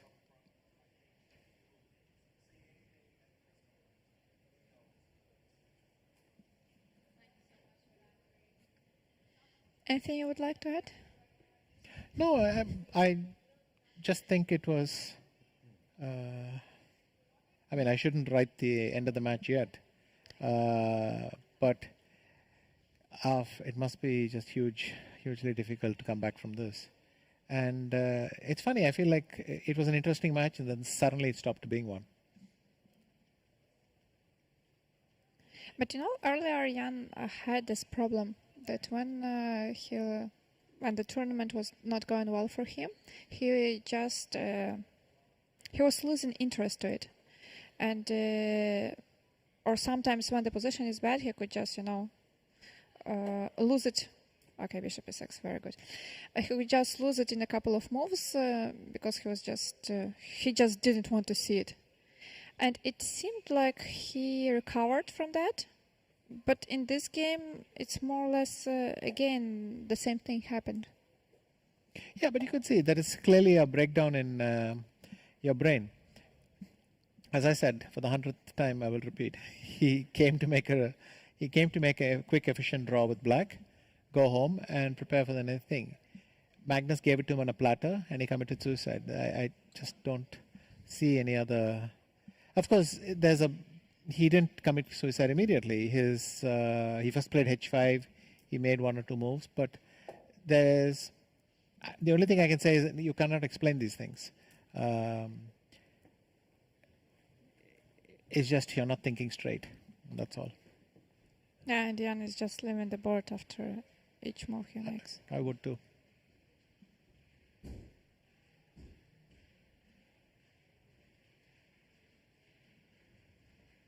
Well, queen c5 is very expected. Otherwise, what for to give black the opportunity to get to d5 with the queen and queen c5 let's see. ideas. Queen c5. There is this move, queen a5.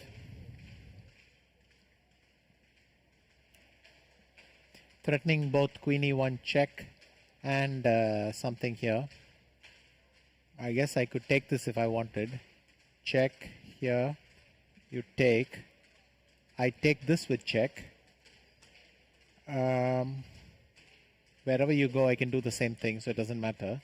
Check, check. Check.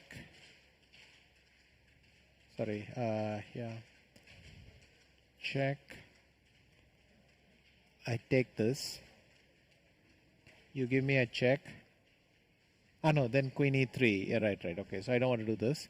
Let's look for something easier. Queen e6 check, king h8. How do I rotate myself to e5? Or maybe I go to queen to e4. That way when you take b2, I'll be able to take on h4 with check.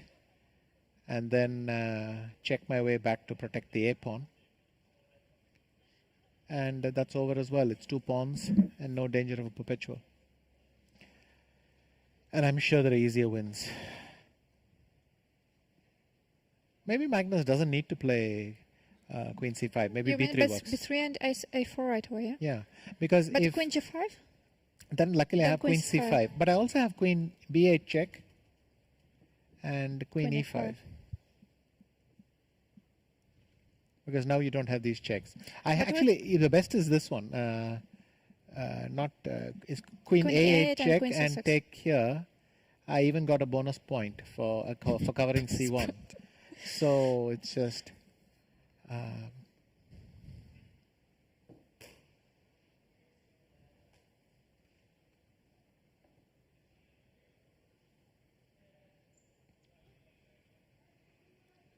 queen c5. He has gone queen c5.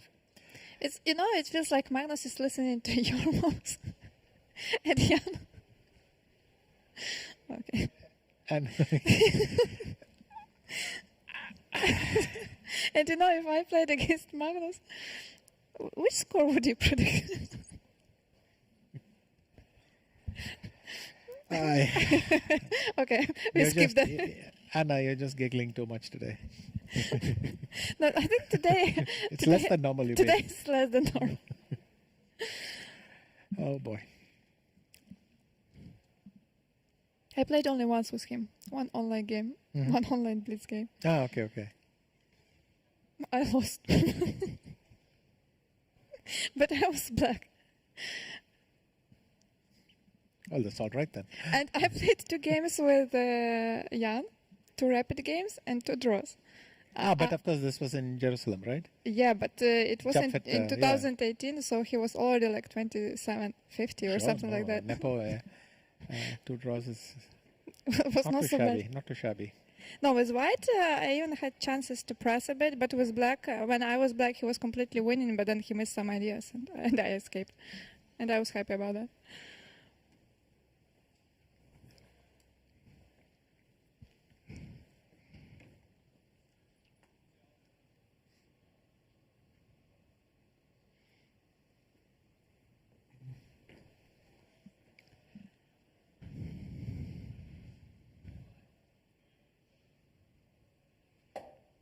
Queen A5. Like I said, it's not enough.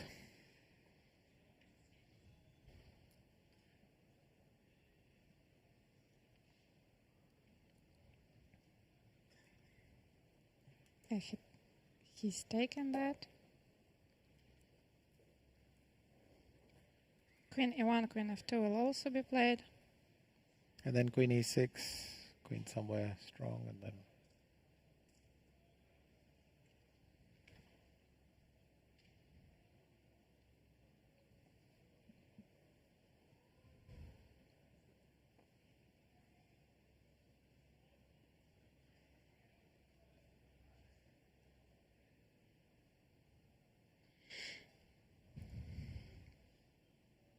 No, if he takes on A2, white takes on B5. There are no checks and basically no hope. So when you're playing a queen endgame and you want to make a draw, or at least have some drawing chances, you have to try to take the pawns next to your opponent's king. And even if you have to sacrifice more than one, just go there, because that gives you more chances. So Queen F2 will be played. He has taken that. yeah, you have to. Your only hope is these checks, and use that to distract White's queen long enough to spoil the fun, I guess. But Queen takes E6 check. Yeah, it's just gone. Yeah, now it's just interesting how he will rotate the queen and where will he put it finally. I had the idea of placing it on d5 with the king on g8. Like queen e8, queen h5, queen d5. Okay. Okay, he's going to hit 7. So. But after h7, queen e4, and well, it's only one check. Yeah, so queen it's e4 not even check. perpetual. Yes, but if king g8, If you do start I even need to bother? pushing, Can I yeah. just start pushing it? Yeah. Queen b2, d6. But in fact, what White wants is to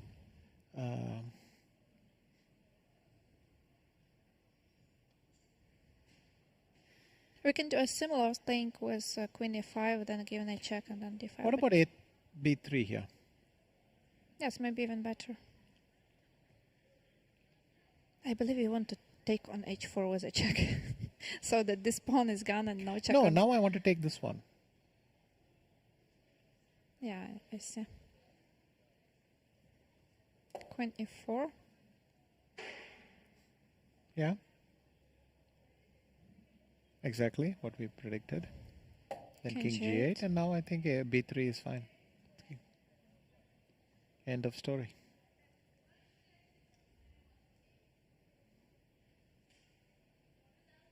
If b4, now d5 is a better version to do it. Yes. Once again, now after queen a2, after d5, queen a2, we can take on b4.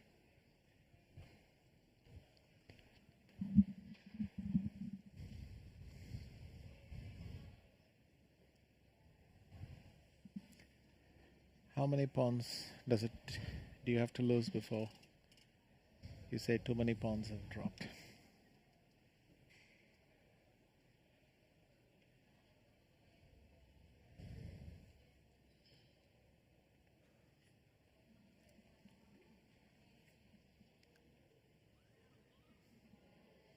Yeah, just very sad. Set position and I think there isn't a chess player who's going to see this and feel sad, because there's something sad about watching such a position in such a way.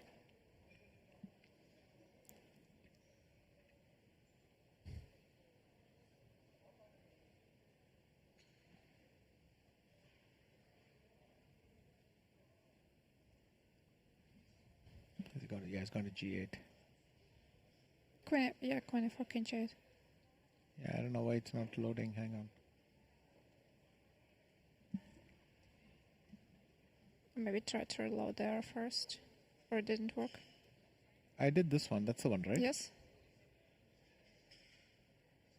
It's not working. Okay, our screen doesn't work anymore. Well, Okay, we can this put has it happened. manually.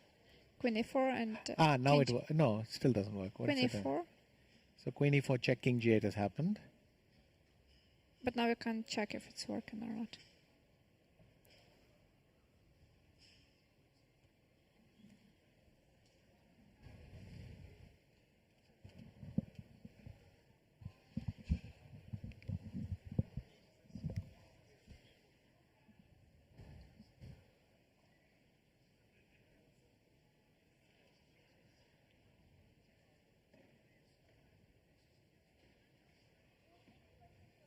I mean,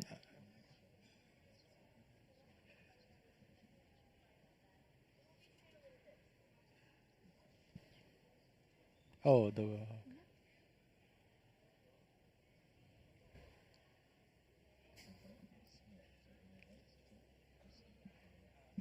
yeah.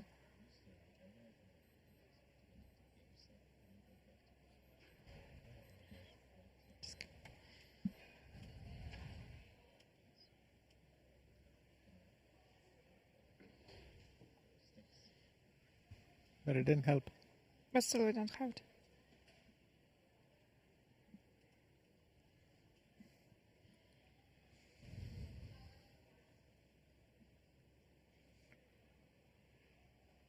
Okay, the current position is the one that you can see on the right. So this corner has at the bottom. happened. So Queen E4, King King G8. G8. And I think both B4 and B3 just went. B4 wins And as well. D5 and wins that's as it. well. Yes, I think everything wins.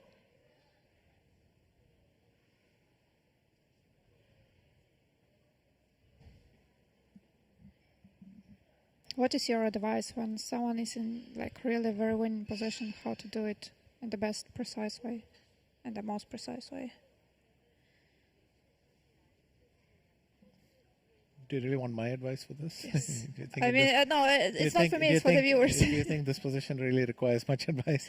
No, but anyway, you just yeah. How many of don't the hurry, games don't hurry. we spoiled? Sure, but this one is beyond all that. I would, if I gave you a puzzle saying find a way to spoil it for white, you would struggle. He went B3.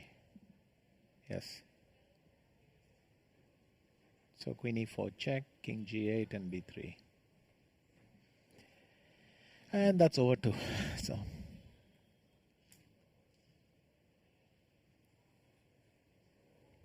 So the queen on A4 is very well placed. First of all, when you're playing a queen endgame, it's really useful to have your queen on the board because the queen is covering a lot of squares. But the most important thing about the queen on E4 is that after Queen G3, we go King G1 and there is no check on E1. yeah, this is the square is now covered, so there is no perpetual. On top of that, I would like to play Queen E5 if possible and dominate even more. But that's for the moment B3, and then it's just game over.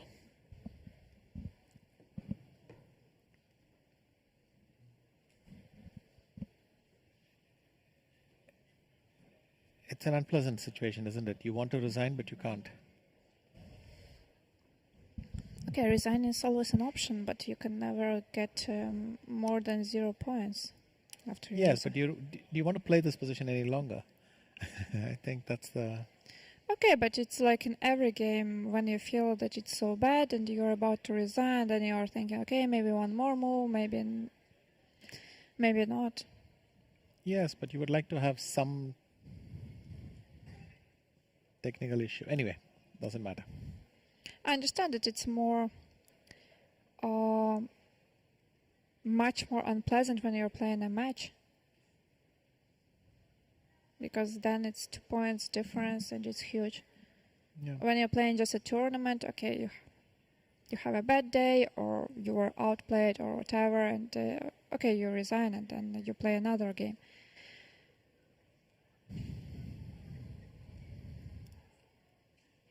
Yeah, Magnus is very disappointed. You mean Yen? Oh, Jan is very disappointed. I don't know why I'm confused. I went to the in the second part.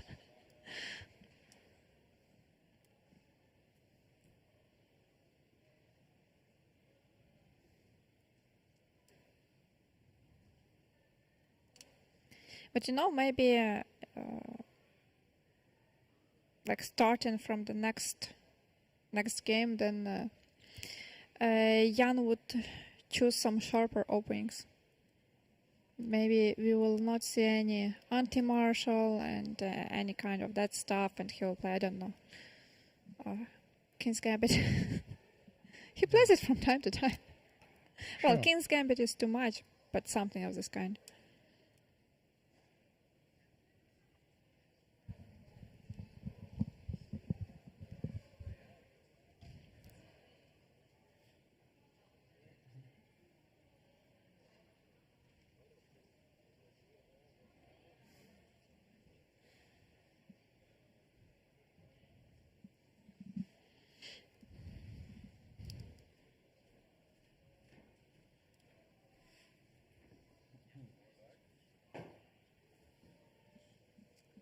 I hear some noises from somewhere. Do you also hear them?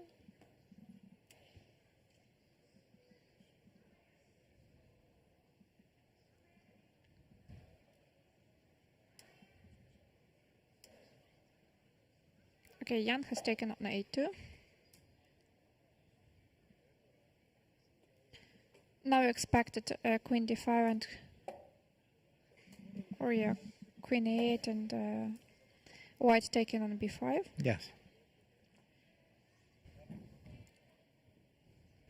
Queen from a2 obviously can't give any checks to our king. Yeah, he's taking on b5.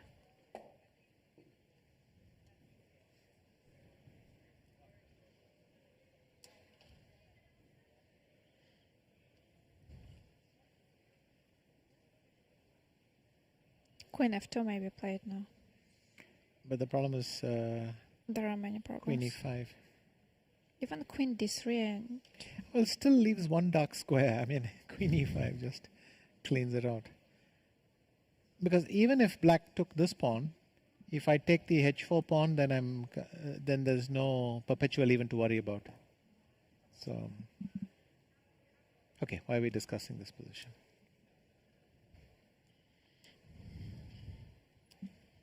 What should we discuss? Just wait for the moves to come.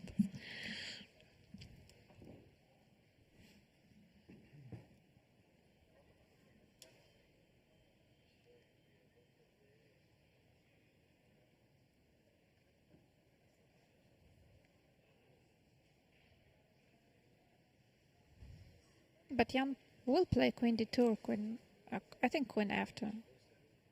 Unless he resigns. Okay, queen, go, queen. Yeah, f2. it's the only move which defends h4, so... Yeah.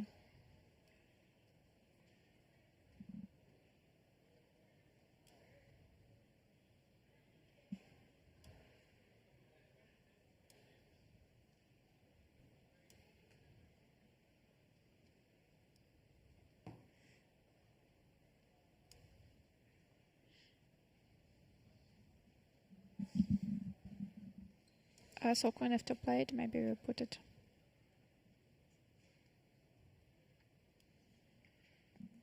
Okay, queen e5 or queen d3, whichever you prefer.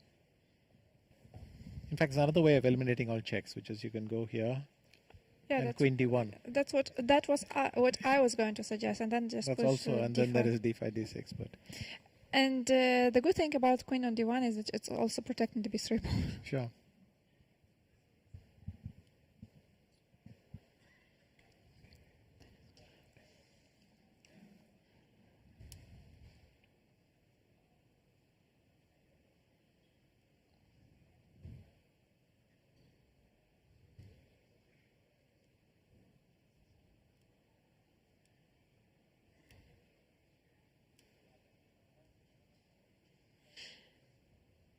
I just the last minutes of this game.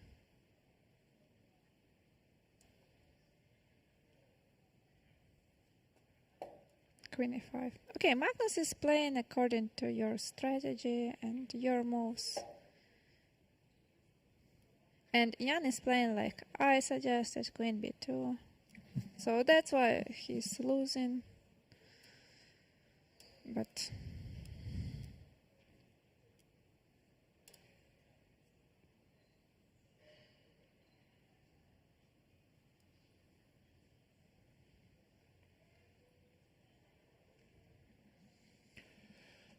to be honest, I preferred Queen d3, Queen d1. My plan much. Well, if you want, you can do it much. here. You can go Queen h5, Queen d1.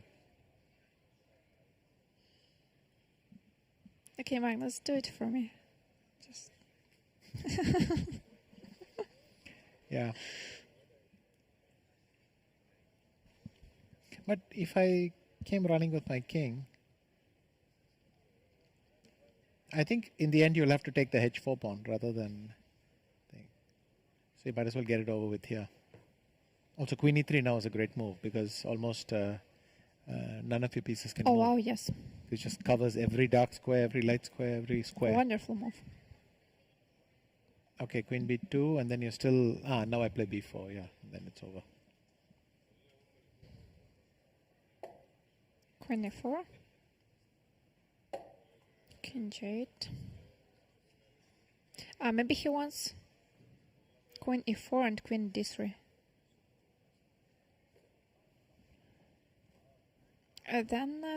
Then he can't push d5. Well, he can, but there is some check on e5.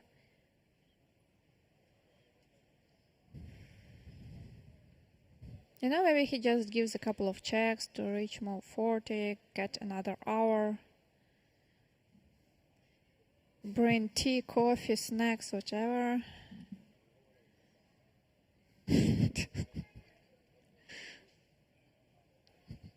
Leonard doesn't want that.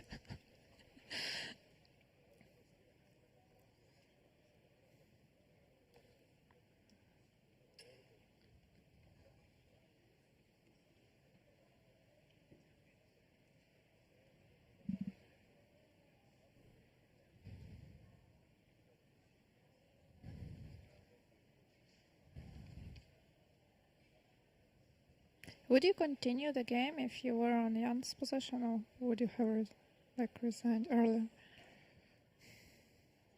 You know, the worst thing when you try to play these dead lost positions and your opponent starts thinking, you think, please finish me quickly rather than thinking. But, you know, Magnus sitting there thinking, what's the best way I can play this queen ending? And then you just go bonkers. So...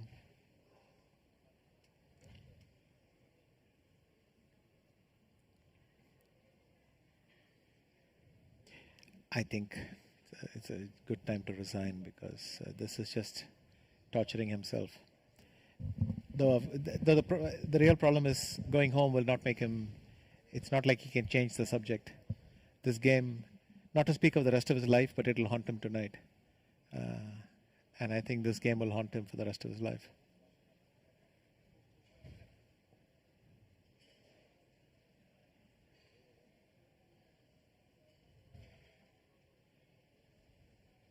Well, maybe he thinks that his main mistake was to lose the previous one.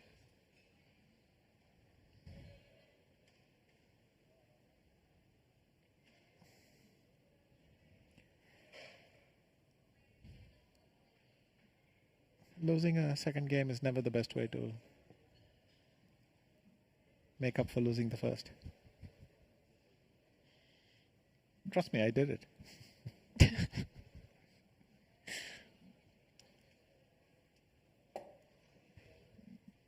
Queen d3.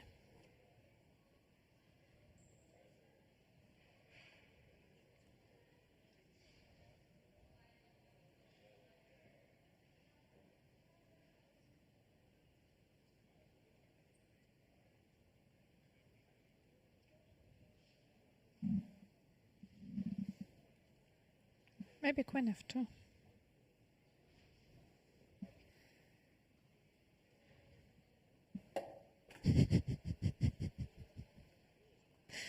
Okay, he played it. Now queen c3 would be a good way to do this. I mean, you just have no checks.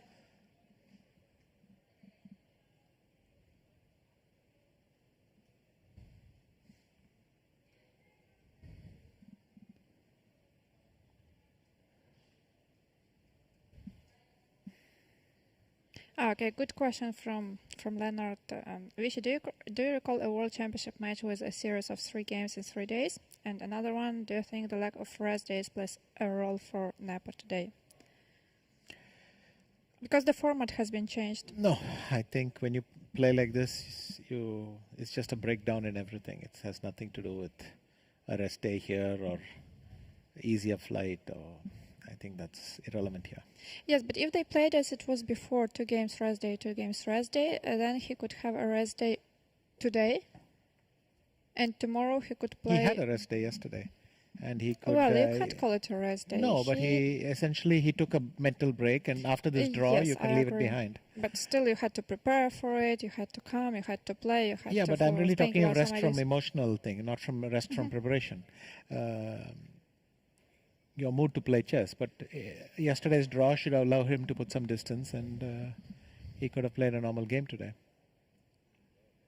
I mean, I think it just makes no sense trying to explain this, because you can't explain such play. Well, only Jan knows what has happened and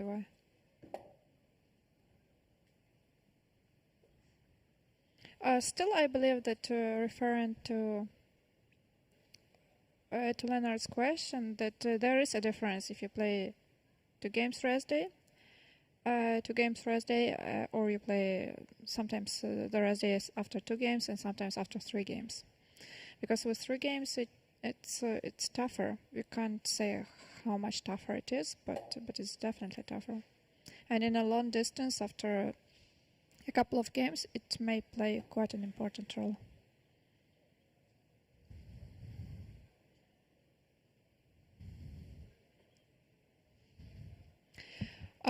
When do you remember? Do you remember any game recently where Magnus spoiled like a big advantage? Well, not as big as it is now, but it's not that the advantage is big. It's that there are no pieces which can spoil anything. I mean, this is like king and pawn ending with 2 extra pawns. This is not the kind of position you spoil. yeah, but additionally, Magnus is known for having a great technique.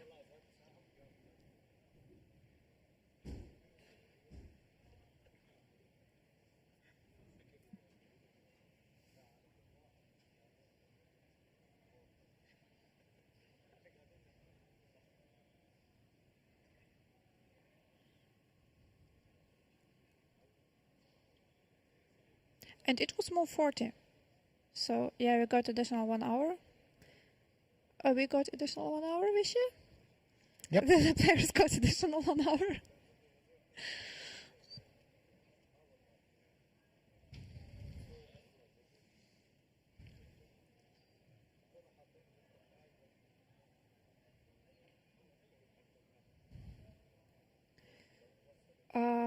Okay, we are going for a short break, but if the game ends soon, we will be back even faster than normal.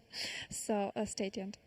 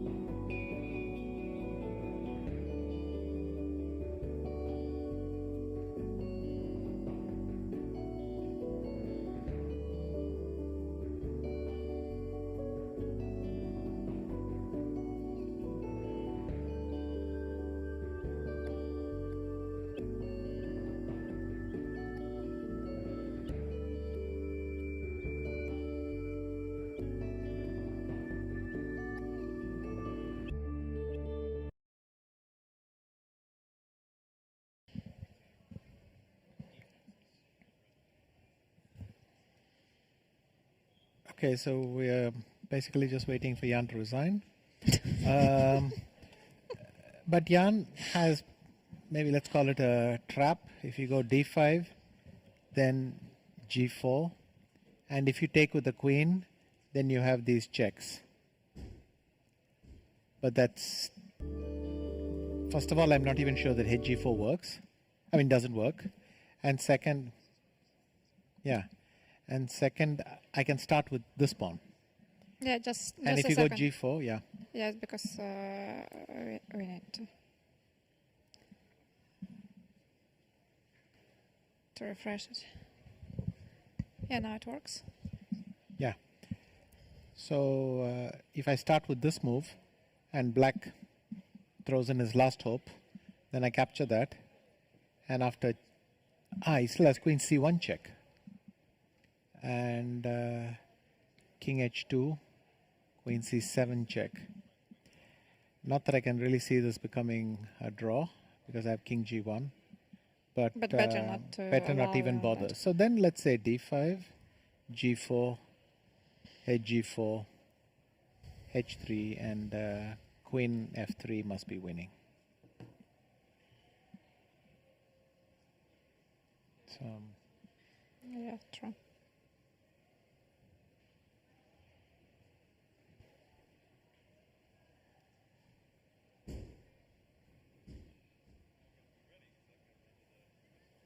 Even if we play b4, g4. Okay, that's less clear.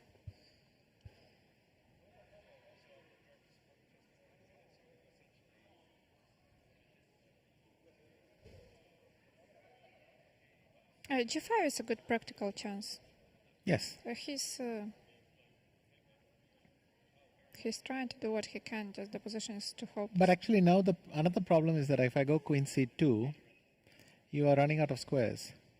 You want to get to e5 with checks? Yes.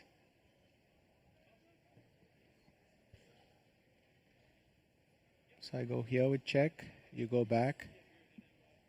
I go here with check, you come back, I guess. And I think I can probably just play queen d6 check and pushing b4. Because the point is with the queen here, there are never enough checks. And after g4, we have queen d7.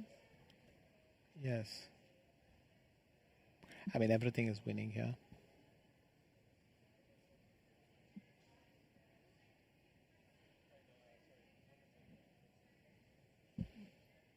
But you know what? I wouldn't really bother. I would go d5, g4. Take like this. maybe even just d6. Yeah. You're going to run out of checks. So Queen f3 looks safer, but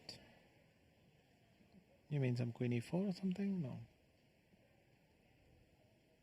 no, I just thought that Yeah. the queen is closer to the king and we protect the g2 square. Sure, we can do that. Black, I guess, captures now or later. Then I take. And I have even an extra pawn to cover from checks. So if you did this, I just go king h3 and it's game over. So that's it.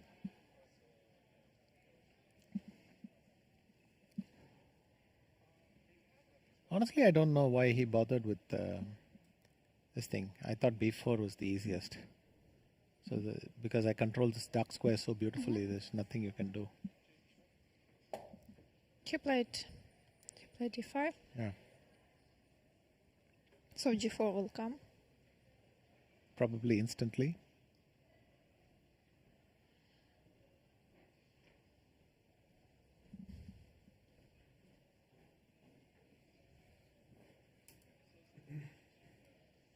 Do you think Jan would still keep on playing if there was no free day tomorrow? I don't know. It takes g4. Because sometimes it makes a difference. Sure.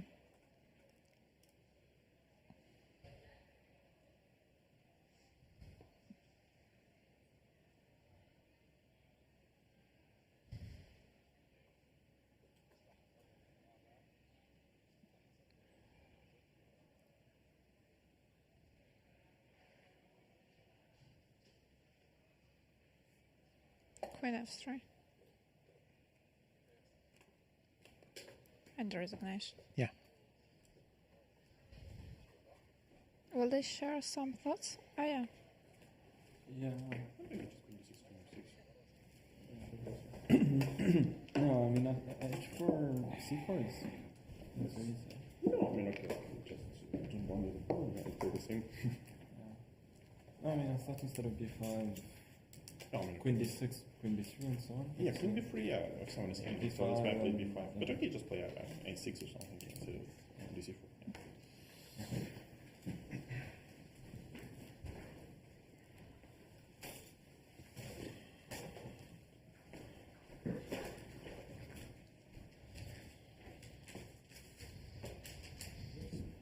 No,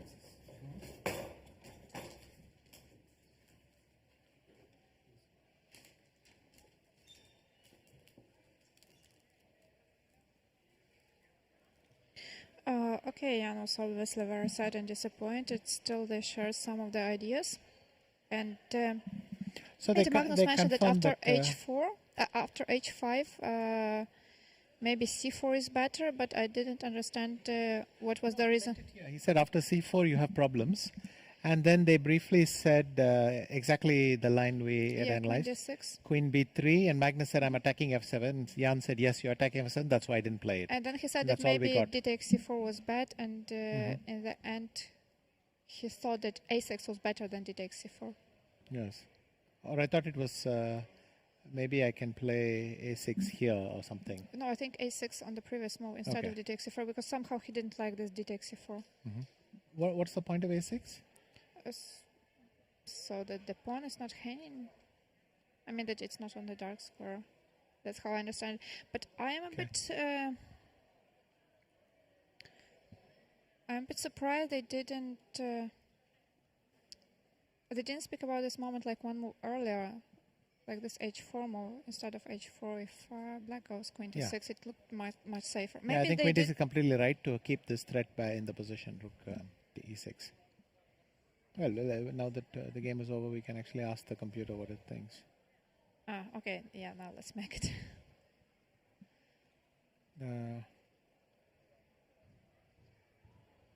It actually thinks Wow. h4, but this is a very computerish line. But It wants to play g5, but he's changing I his doubt mind. this will stay very long. Yeah, now it's dropping. Okay, nobody plays like this. Queen d6, what was its problem? I think queen g5. Wasn't the queen on g5 one move before? Queen G5, Queen Yeah, F6. it wanted to go Queen G3 and Rook E5, if I remember, but it's changed its mind again. So, yeah. Which depth is this? You can see. Maybe it'll show it here. No. Oh, in fact, A6, the move that I was proposing is okay. Instead of B5. Even Queen D6 is okay. Ah, here you see it. It's depth 49. Oh, okay. 49, I can rely on this relation. Well, let's see here what's wrong with Queen D6 on depth 49. Well, it's changing. Depth 16, okay, we're going slowly now. So we'll give it a few seconds to get to a higher depth, and we'll see if it changes its mind. No, it wants. The engine wants to play Queen G5, Queen F6, Queen G3, Queen D6, and then Rook E5. We analyze something of that kind. Okay, and there is one question I have to ask myself, which is, what is wrong with Queen E7? Nothing. Yes, I mean, it seems like... if A4 is the answer to your question, it's just very equal. I think if he had done this, he'd be at the rest day with a single point deficit. And now it's a 2-point deficit. So yes, A5, white gets some space on the queen side, but it's so symmetrical. That it's hard to believe, yeah. The queens are off. Just a very, very small plus for white. Yeah. So that was it. Just a meltdown. And the game is over now. But after H4, C4, the engine is suggesting G5. Yes. Yeah, sure. Yeah.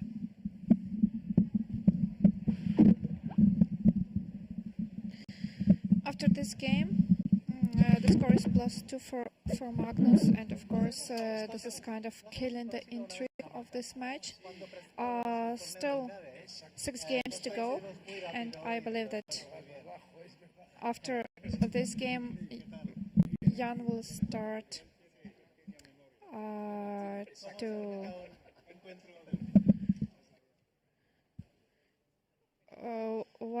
Jan will start changing his strategy, and he will try to play some sharper lines, at least with white pieces, but also he'll have to do something with black pieces, because, well, now it's no longer he can't play Petrov. He needs 2 wins. Thanks. Sorry about that, but fanboy moment with Michel Salgado. So good. Do you agree that Magnus will change his strategy completely, and he'll try to play some other openings even with black pieces, and try to win even with black, because he has no other choice? Yes, he can. Basically, he can do anything he wants. I mean, the current strategy is working fine. And if all the games are drawn, and so far Jan has not had chances except when Magnus was also taking risks, the match will even be over one day before. So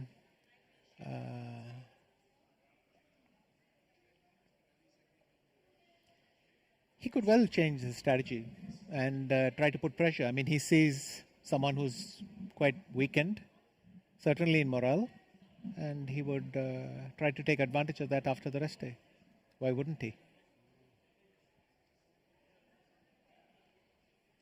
Yes, Leonard just asked once again what happened. Why there was so much noise, Vichy? So anyway, I met Michel Salgado, and I reminded him that we had met many years back, because I'd gone to present the Linares tournament in La Marca and in their offices, and he was there, and we briefly met. So, and we took a photo, and that was it. But still, Rishi is back. a tough day. A tough day for... I mean, now he just has to show character, put this behind. But he has nothing to lose. I mean, now you don't worry about what happened. You just do your best. And I think Jan will be very happy if he plays one good game and shows the world what he's capable of. And that's what he should look for now. If he plays one good game, then he can start worrying about the match. But first you have to do that. So I think that's the sequence to do it. And here we are. But it seems like he already wanted to show something here in this game with all these ambitious moves like h5. Yes, h5 I liked. It's again, I kept on repeating there are not enough knights. Okay, let's check it also because after h5, so it's move 9. Let's see how many moves. It's the third move. Bishop e6 is apparently the best move. Why Carlsen? It's not that good. We anticipated Carlsen or Queen h4, and none of them. Well, castling is behind Queen this thing. I think, yeah, Queen h5. Yes, f5. I don't understand. Maybe the computers... But sometimes it goes so much up and then it's just dropping down. That's possible. Yeah, Queen like E8, here. Yeah. Queen f3. You saw something like c6, plus. and the computer says rook ke1. And it does it like this, because okay, it first waits for... If I play Queen b8, then it maybe it goes g3 and doubles or whatever. And if I go Queen f7, then it comes Bishop f4 and fights for the square.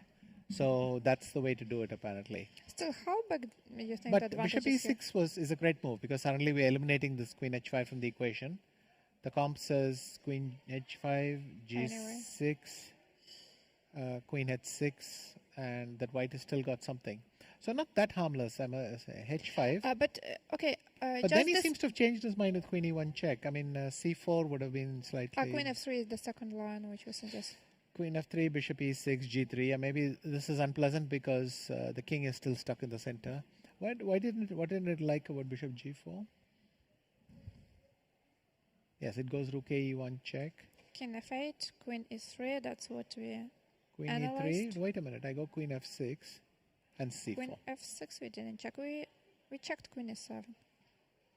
Yeah, but I was thinking about here Queen e7 and if f4, Bishop f5. But funnily enough, he says f4, Bishop. He doesn't say okay, Bishop f5. He says b3. So maybe Magnus wanted just to torture him in something very, very safe, but he wasn't actually playing for a draw. I thought Queen e1 was the equivalent of a draw offer, but maybe I missed something. Queen e7 moment before Bishop d6, it was another important moment. Yeah, that would be interesting to know what he had. Yeah, Queen e7 is that. Well, now the computer wants to do this, and the queen exchange we have avoided for so long, it wants to do anyway. It says Queen d2, King d2, and I can't believe that this is anything serious. I mean, there's a limit to how much I can believe the computer. c3 is the line that is more promising in terms of trying to fight for advantage. So Queen b2, we see zeros. But it's true that the computer is probably underestimating this right now. But actually, the computer here says there's nothing you can do. It gives us a slight advantage for black. And so just Bishop d2, castles, and move repetition. Again, this is the stockfish we have here, which is at a very... Okay, depth 20. But it's stockfish 14. It's not blundering at depth 20. Maybe only when there is some attack, then it can underestimate it. So, at the very least, we can say it was clever by Magnus. I mean, if Jan knows exactly what he's doing, then he would solve it, but who takes the time to look at these kinds of moves? You just assume it's equal, I think. And so... But after Queen e1, there was this moment. That's true. I thought Queen e1, Queen e7 had to be the way to go about it. And the computer is not very convincing. Okay, let's see how bad it got. In this position, Queen d2. Rook e8. All this is correct. And it's really the pseudo-active rook h6 which the computer doesn't like. The computer, after exchanging one pair of rooks, suddenly switches to King G6 and King G7 because the F4, F5 plan isn't so strong. Indeed. And the sense I'm getting from the evaluation about plus 0.4 is that Black has some annoying moves to make, but essentially there is nothing very threatening here. Yeah, it's just not pleasant to place all the pawns on the color of the bishop, because after G6 we will very likely play C6 to have this chain. Yes. Well, King G7, Rook E8 is coming, so I believe normally should end in a draw.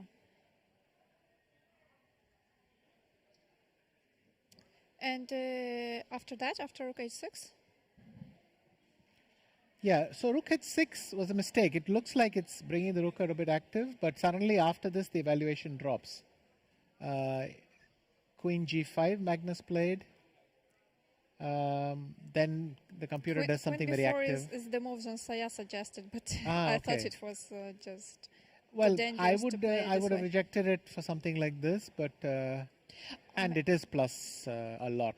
Maybe we got it wrong. Maybe first Rook E1, and then okay. No, but it no. Then there is mate. Yeah. Queen Anyway, C6 happened. Rook E8, Queen E8, Rook E1. All this is fine. And now Queen F6. After Queen F6, yeah. Queen E3, the Bishop D7. Okay. So they got to the press conference very fast today. Yeah, so the press conference. But before we go to the press conference, there's a tweet from Grandmaster Vidit Gujarati and also one more from Rakesh Kulkarni. So Magnus going to be taking a 2-point lead. Very, very tough for Jan to come back in the match now. When was the last time someone was able to make a comeback from this deficit? Fischer in 1972 and Ava in 1935. Okay, but Rakesh's answers are for matches that the player who was down won. But that's a bit narrow. I know that Karpov came back from a 3-point deficit in Leningrad and subsequently lost the match, but he actually equalized by winning, what was it, games 17, 18, 19 in Leningrad, and then they were tied again. And Kasparov won the match in game 22, but that comeback was even more impressive. It was a 3-point lead. So, but that's still 1986. Before I think. Okay. We stop here. We stop here. I won't remind Anna of her age anymore, but so that was 1986, and by the way, some of the at least the 18th game Gary was winning, so multiple times with white. So that's a very, very and look, we're scraping the bottom of the barrel. 2-point leads, we all understand, and also this 2-point lead. If Jan had played a great game and blundered, and in a complicated game which could go either way, had gone either way, that's fine. But yeah, speaking about it's, this game, it's just emotionally, I think, and he looks the part. So very, very tough for him. Yeah, let's hear what he has to say. Okay, we can. We got information that the journalists, they are waiting for Magnus, but maybe on his way to the press conference he was asked for many more interviews. Actually, just to annoy everyone, 1978, Korchnoi came back from 5-2 to 5-5 and then lost the 6th. But he didn't win. But this to make a comeback from this deficit. But I would say getting to 5-5, if Jan can get back to equal score, it doesn't matter if he loses the match. It's already possible. And also there was Kasparov who came back from a 5-point deficit, which is the limit. So. Okay, thanks for watching, and over to Morris and the players for the press conference. See you the day after tomorrow.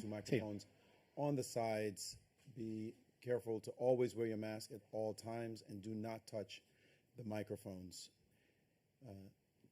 I'll ask a few questions and then I will give it to the floor.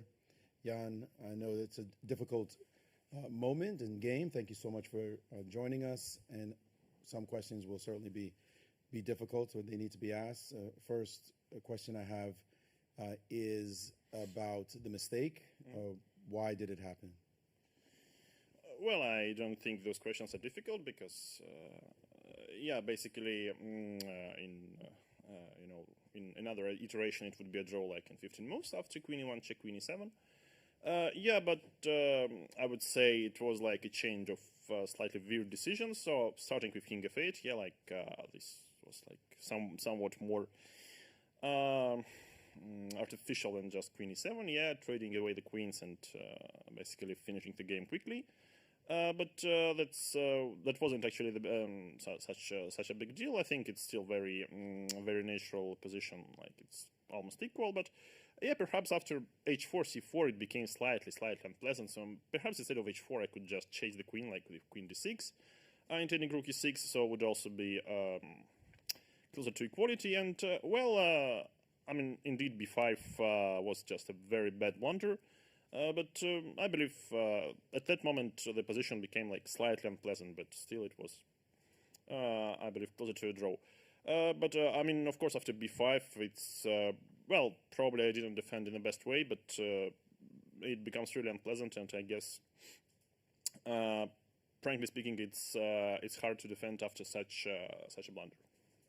What did you overlook? Did you see the queen a3 check threat and thought there was something that you had as a counter, or indeed I saw it, but I forgot that in the line king g8, queen a7, b takes e4, actually bishop is hanging. But once again at this moment it's especially after d takes c4, it's not as straightforward draw as it used to be. Such a game must be extremely difficult. At the moment when you realized you had blundered, your reaction when you saw it, or what point did you realize it? Well, I wasn't quite happy, in general, the task remains the same. I get to try to win some games. So since anyway I was down on scores, so now it's instead of 1 win I need 2 wins. So let's see what will happen. Final question in this part: your queen to e7 avoidance. Did you just not want to play a quick game, or were you trying to keep some fight alive? No, I just didn't see a big difference between queen e7 and king f8, so I thought that anyway it will end quickly in a draw. But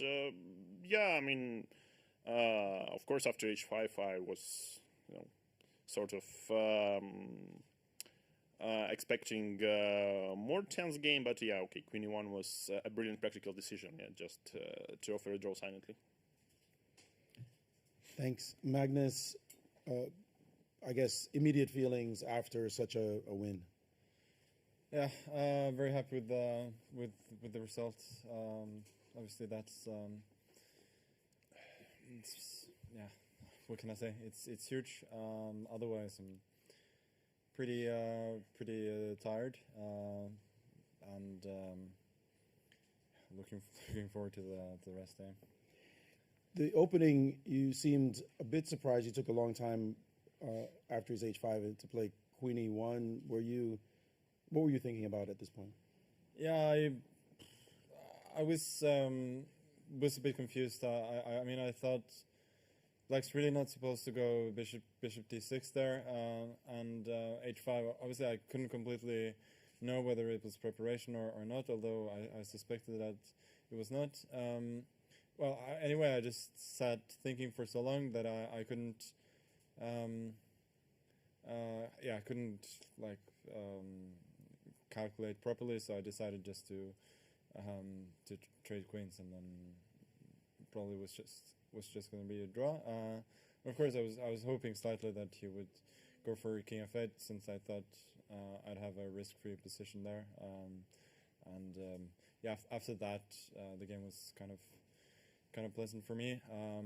I don't think it's very easy for Black to force a draw, and as long as you cannot force the draw, then so it's going to be like a little bit of pressure that you have to neutralize.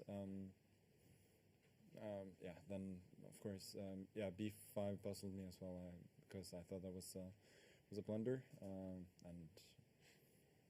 it was. I think both of us were pretty tired at that point, but it always helps to have the initiative in that case.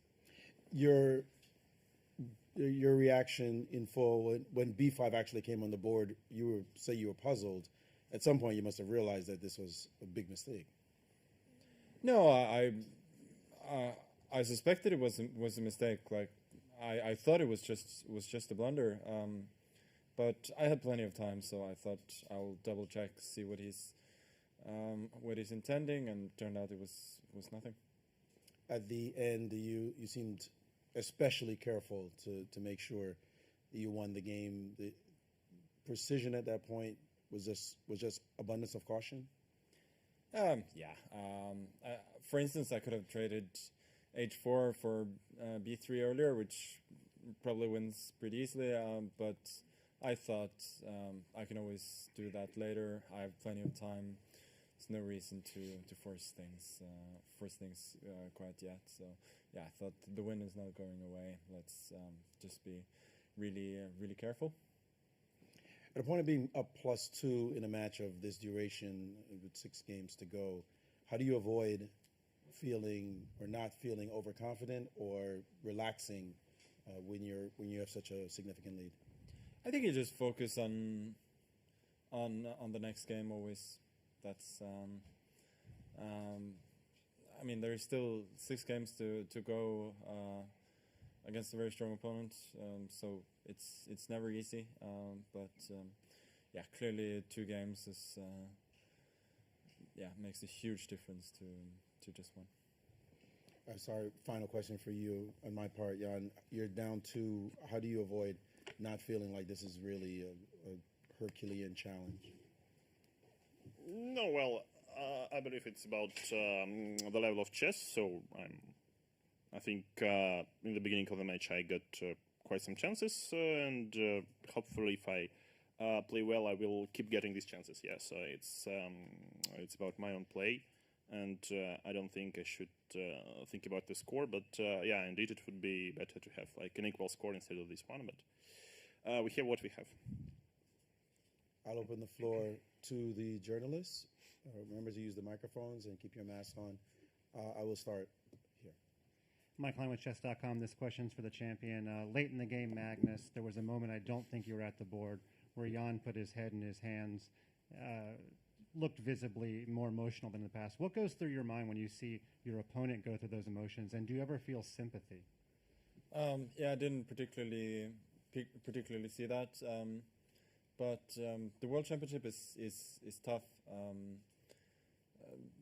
You know, it's really brutal emotionally with its ups and downs, and it's part of what makes it exciting and also extremely tough. Hans Solbakken from NRK. Question to Carlsen-Nepomniachtchi. How do you rate your performance today? Well, in general, I'd like to, apologize for today's performance. Why? It was probably far below than, not even, let's say, my normal level, but in general, I think it was below than just at GM level. Were you tired after 3 on the 3rd day of playing? No, I don't think it's about being tired. It's like some weird sequence of choices, but yeah, I mean, I'm just looking forward for the next games. Yeah, Nicholas from Aftenposten in Norway. I have a question for you, Magnus. You spent many games drawing since 2016 in the World Championships. Now you have won 2 games in 3. What has been the key to that change?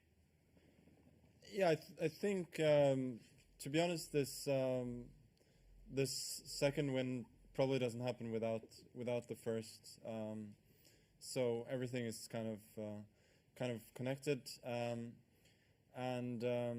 For instance, I think if I'd won the first game against Carano when I had a winning position, or he had won one of the 2 games where he had a winning position, things could have turned out a lot different. There could have been a lot more decisive games. So it's not a shock that the second one comes quickly after the first. How do you see your chances to win the match now? They're very good. Hi, Saravanan from ChessBase. question to Magnus. When Jan played h5 on the 9th move, you took a long think, and at that point, commentators and the engines were suggesting either rook e1 or c4, probably active play against a move like h5. Obviously, you must have considered that also. What made you choose queen e1 instead of a move involving c4 rather than queen e1, which might lead to queen e7 and queen exchange and so on? Yeah, I would say my brain was just fried, I felt that a sharp battle was not in my interests. So I was trying to calculate the lines if I'd gone for one of the principled options, but I couldn't like get any good results from it. So in the end, I decided that I'll play queen e1, and if he plays queen e7, it's probably going to be a draw, and I would be fine with that. Okay. Does that mean that queen e1 was a decision over the board? It was not in your files or your preparation? Yeah, I didn't know the move h5. So, I mean, if I'd known the move h5, I wouldn't think for 40 minutes and play a move that's so insipid. Thank you. Rune from Chess24. First, a question for Magnus. What move surprised you the most, h5 or b5? I mean, it's a weird question. I guess they were both surprising, but b5, b5 obviously. You don't expect your opponent to blunder. Okay, and Jan, you are earning a lot of new fans online due to the way you handle these press conferences, even after a painful game. How do you manage to stay so cool? No, but I would say it's not the first game I lost in my career, though particularly this one was one of the worst, perhaps. And sadly, I think it's not the last game. So I just think it's a part of the game, and it's a part of learning at some point. So once again, we have what we have. Well, thank you. Sagar Shah from Chessbiz India. My question is to Jan. Did Magnus's knight d2 in the opening surprise you? Was bishop d6 preparation? Well, knight d2 is obviously not the main line, I would say, but it could be quite poisonous, and I think I played this line with white at least once, and of course I studied knight d2, so perhaps bishop d6 is not the most precise move, but in general I think the position is quite balanced, and black has a lot of different tries.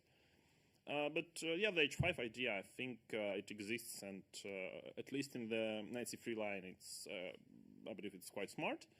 So I was considering trying to understand what's the difference, but I thought it would be quite playable. Since black has its own benefits, like queen h4, pro king g3, queen f6, and then h4, or something like this. So I thought it would be just interesting to see what's going on in this position after it becomes slightly unbalanced. And when you played b5 and Magnus gave queen a3 check, you were not on the board for quite some time. You were in the restroom. Did you calculate after queen a7, bishop takes h3? What was going through your mind? Because there still seemed like black could defend better, right? Obviously, black could defend better, but in general, I felt like for quite some time I was regretting of playing b5. Though I think after bishop h3, there is like capturing on f7, some rook e8. I believe some rook e8 check or something. Yes. So no, but rook e8, there's rook g6. Sorry. Rook e8, there's rook g6. So no, I mean, then it's a check. So queen a7. Yeah, I take with the queen, because if I take with the bishop and rook e8, there's rook g6. No, but which moment you mean? Rook e8, king h7. Bishop h7, if rook e8, king h7, bishop f7, there's rook g6. Again, like queen a3. Okay, queen a3 check, king g8, queen takes a7. Yeah, queen takes a7, bishop h3, and if rook e8 check. Rook e8, king h7. Takes on f7. Bishop f7, rook g6. Rook g6 here. Yeah, okay. Yeah. It would be something, but I was kind of not sure about queen takes f7. Yeah, this is probably what I have to do. Yeah, but no, I mean, okay, indeed, I didn't play at my best after the blunder, but it was a little bit hard to change the flow of the game, because it was like probably in a very drawish position. Of course, it's like blundering a pawn like this, it hurts. Thank you. Ole Kristiansen, VG Norway. Question for Jan. Is it different to bounce back from a lost game in a match compared to a tournament? Well, once I will bounce back, I will surely tell you. Roberto Del Prato from Uno Scaccista, Italy. Ask it to both players. Did the change of the schedule 3 games before the rest day affect the quality of the game today? In the previous matches, you have 2 games and then a rest day. Is there any impact? Magnus? No, I think the 8-hour game affected the next games. But I'm in general all for it. That shaking it up a bit and making it more difficult for the players. Yeah. Yeah, I would agree that. Okay, and 8-hour games is something you don't expect to happen too often. But in general, yeah, I mean, probably three games in a row is slightly more difficult than 2 games in a row. But it all starts, affecting after quite some time. Yes, so I think here in the middle of the match is more or less the same. Thank you. Mike Klein with chess.com again. My question is for Jan. You've had a couple promising positions as black, and today you declined this tacit draw offer with queen e1. I'm wondering, this idea of trying to win as white and draw as black, is that just an antiquated way of going into a match? Is that not an applicable strategy anymore? Well, I mean, okay, I'm just trying to play in basically every position, but I would say that, I mean, king f8 was just a very silly and impractical decision, but that's probably because I thought that, it will be a draw anyway. Like, it doesn't matter if I play queen e7 or king f8. So it was surely an inaccuracy, and, few next moves also were really uncalled for. But in general, I think, yeah, it's basically in every position, even if it's drawish, you can try to bring in some tension and see what happens. Magnus, you said by this point in the match, probably both of you are a little tired. Apart from this 3 games, 2 games, 3 games thing, there is also the late start of the game at 4:30 in the afternoon. If the match could start back all over again, would you actually try to set it back to 2 games followed by a rest day and an early start to the match?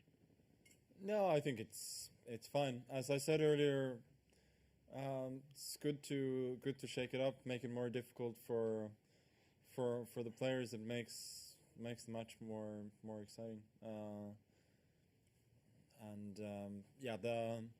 Obviously the late start of the games mean that there could be some outliers where your schedule gets kind of messed up, but in general I play better in the evening, so I'm fine with it. Rakesh from chess.com India. Question to both players. There have been only 2 instances of challengers coming back from a 2-game deficit, UA in 1935 and Fischer in 1972. But of course, those were timeless matches. But here we have a 14-game limit. So how hard or easy it's going to be for the challenger to make a comeback here?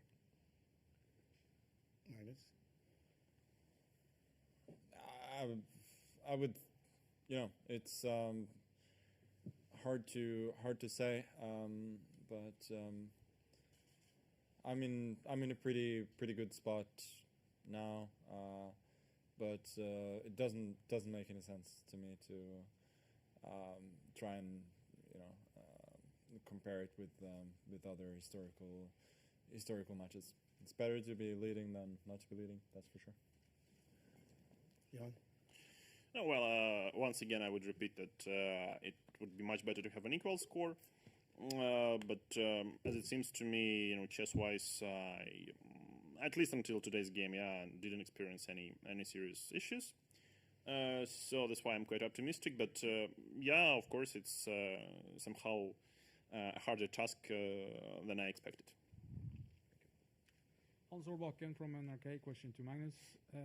How much have you been working with your schedule regarding relaxing and sleeping since the long game on Friday? Yeah, it's been really it's been tough, and I think I really need this free day to recharge a bit and get back in a proper rhythm. What are you going to do tomorrow?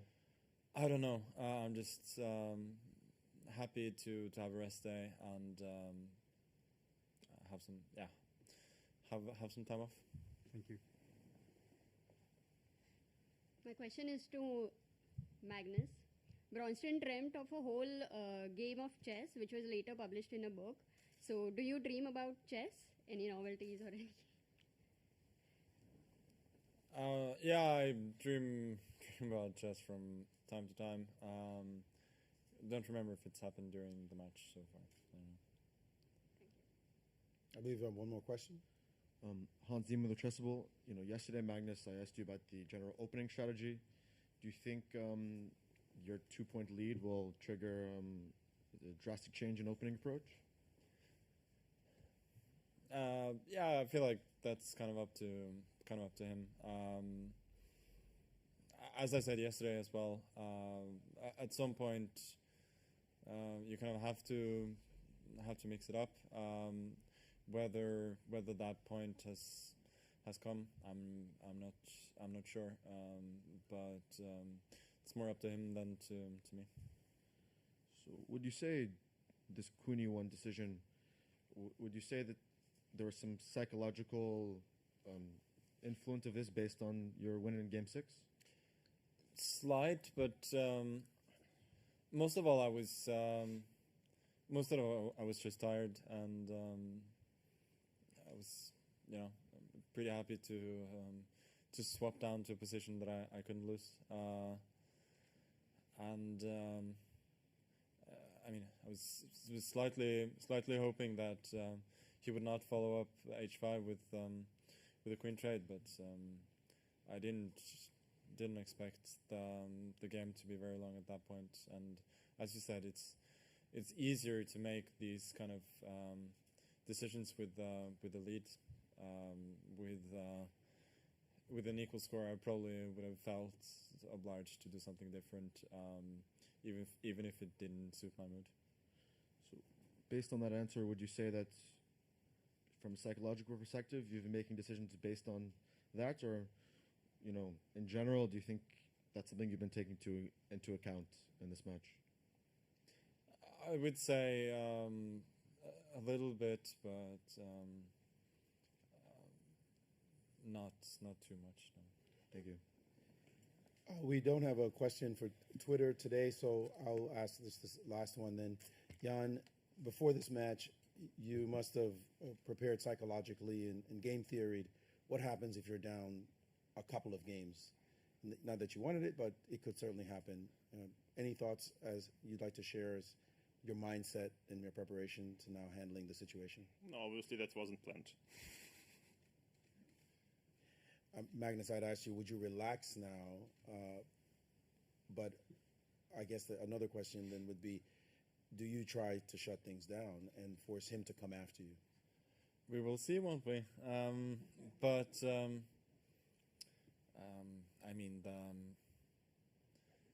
The match clock is in my favor. That's for sure.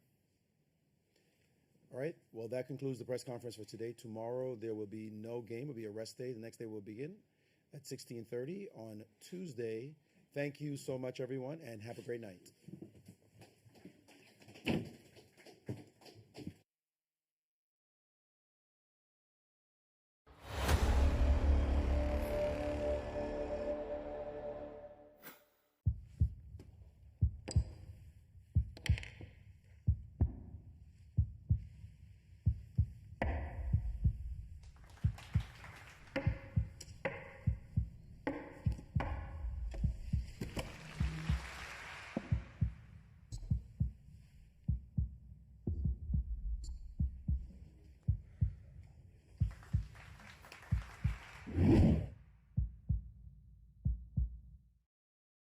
It's Expo 2020 and the whole world is here as well. If everybody in the world loved everybody in the world, what a glorious world this could be. It's the culture, the music, the artwork. It's the people.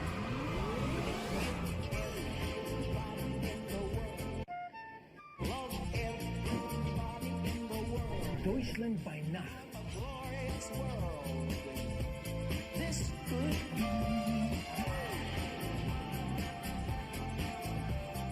I was just looking for myself, and then Expo came, and it makes me emotional.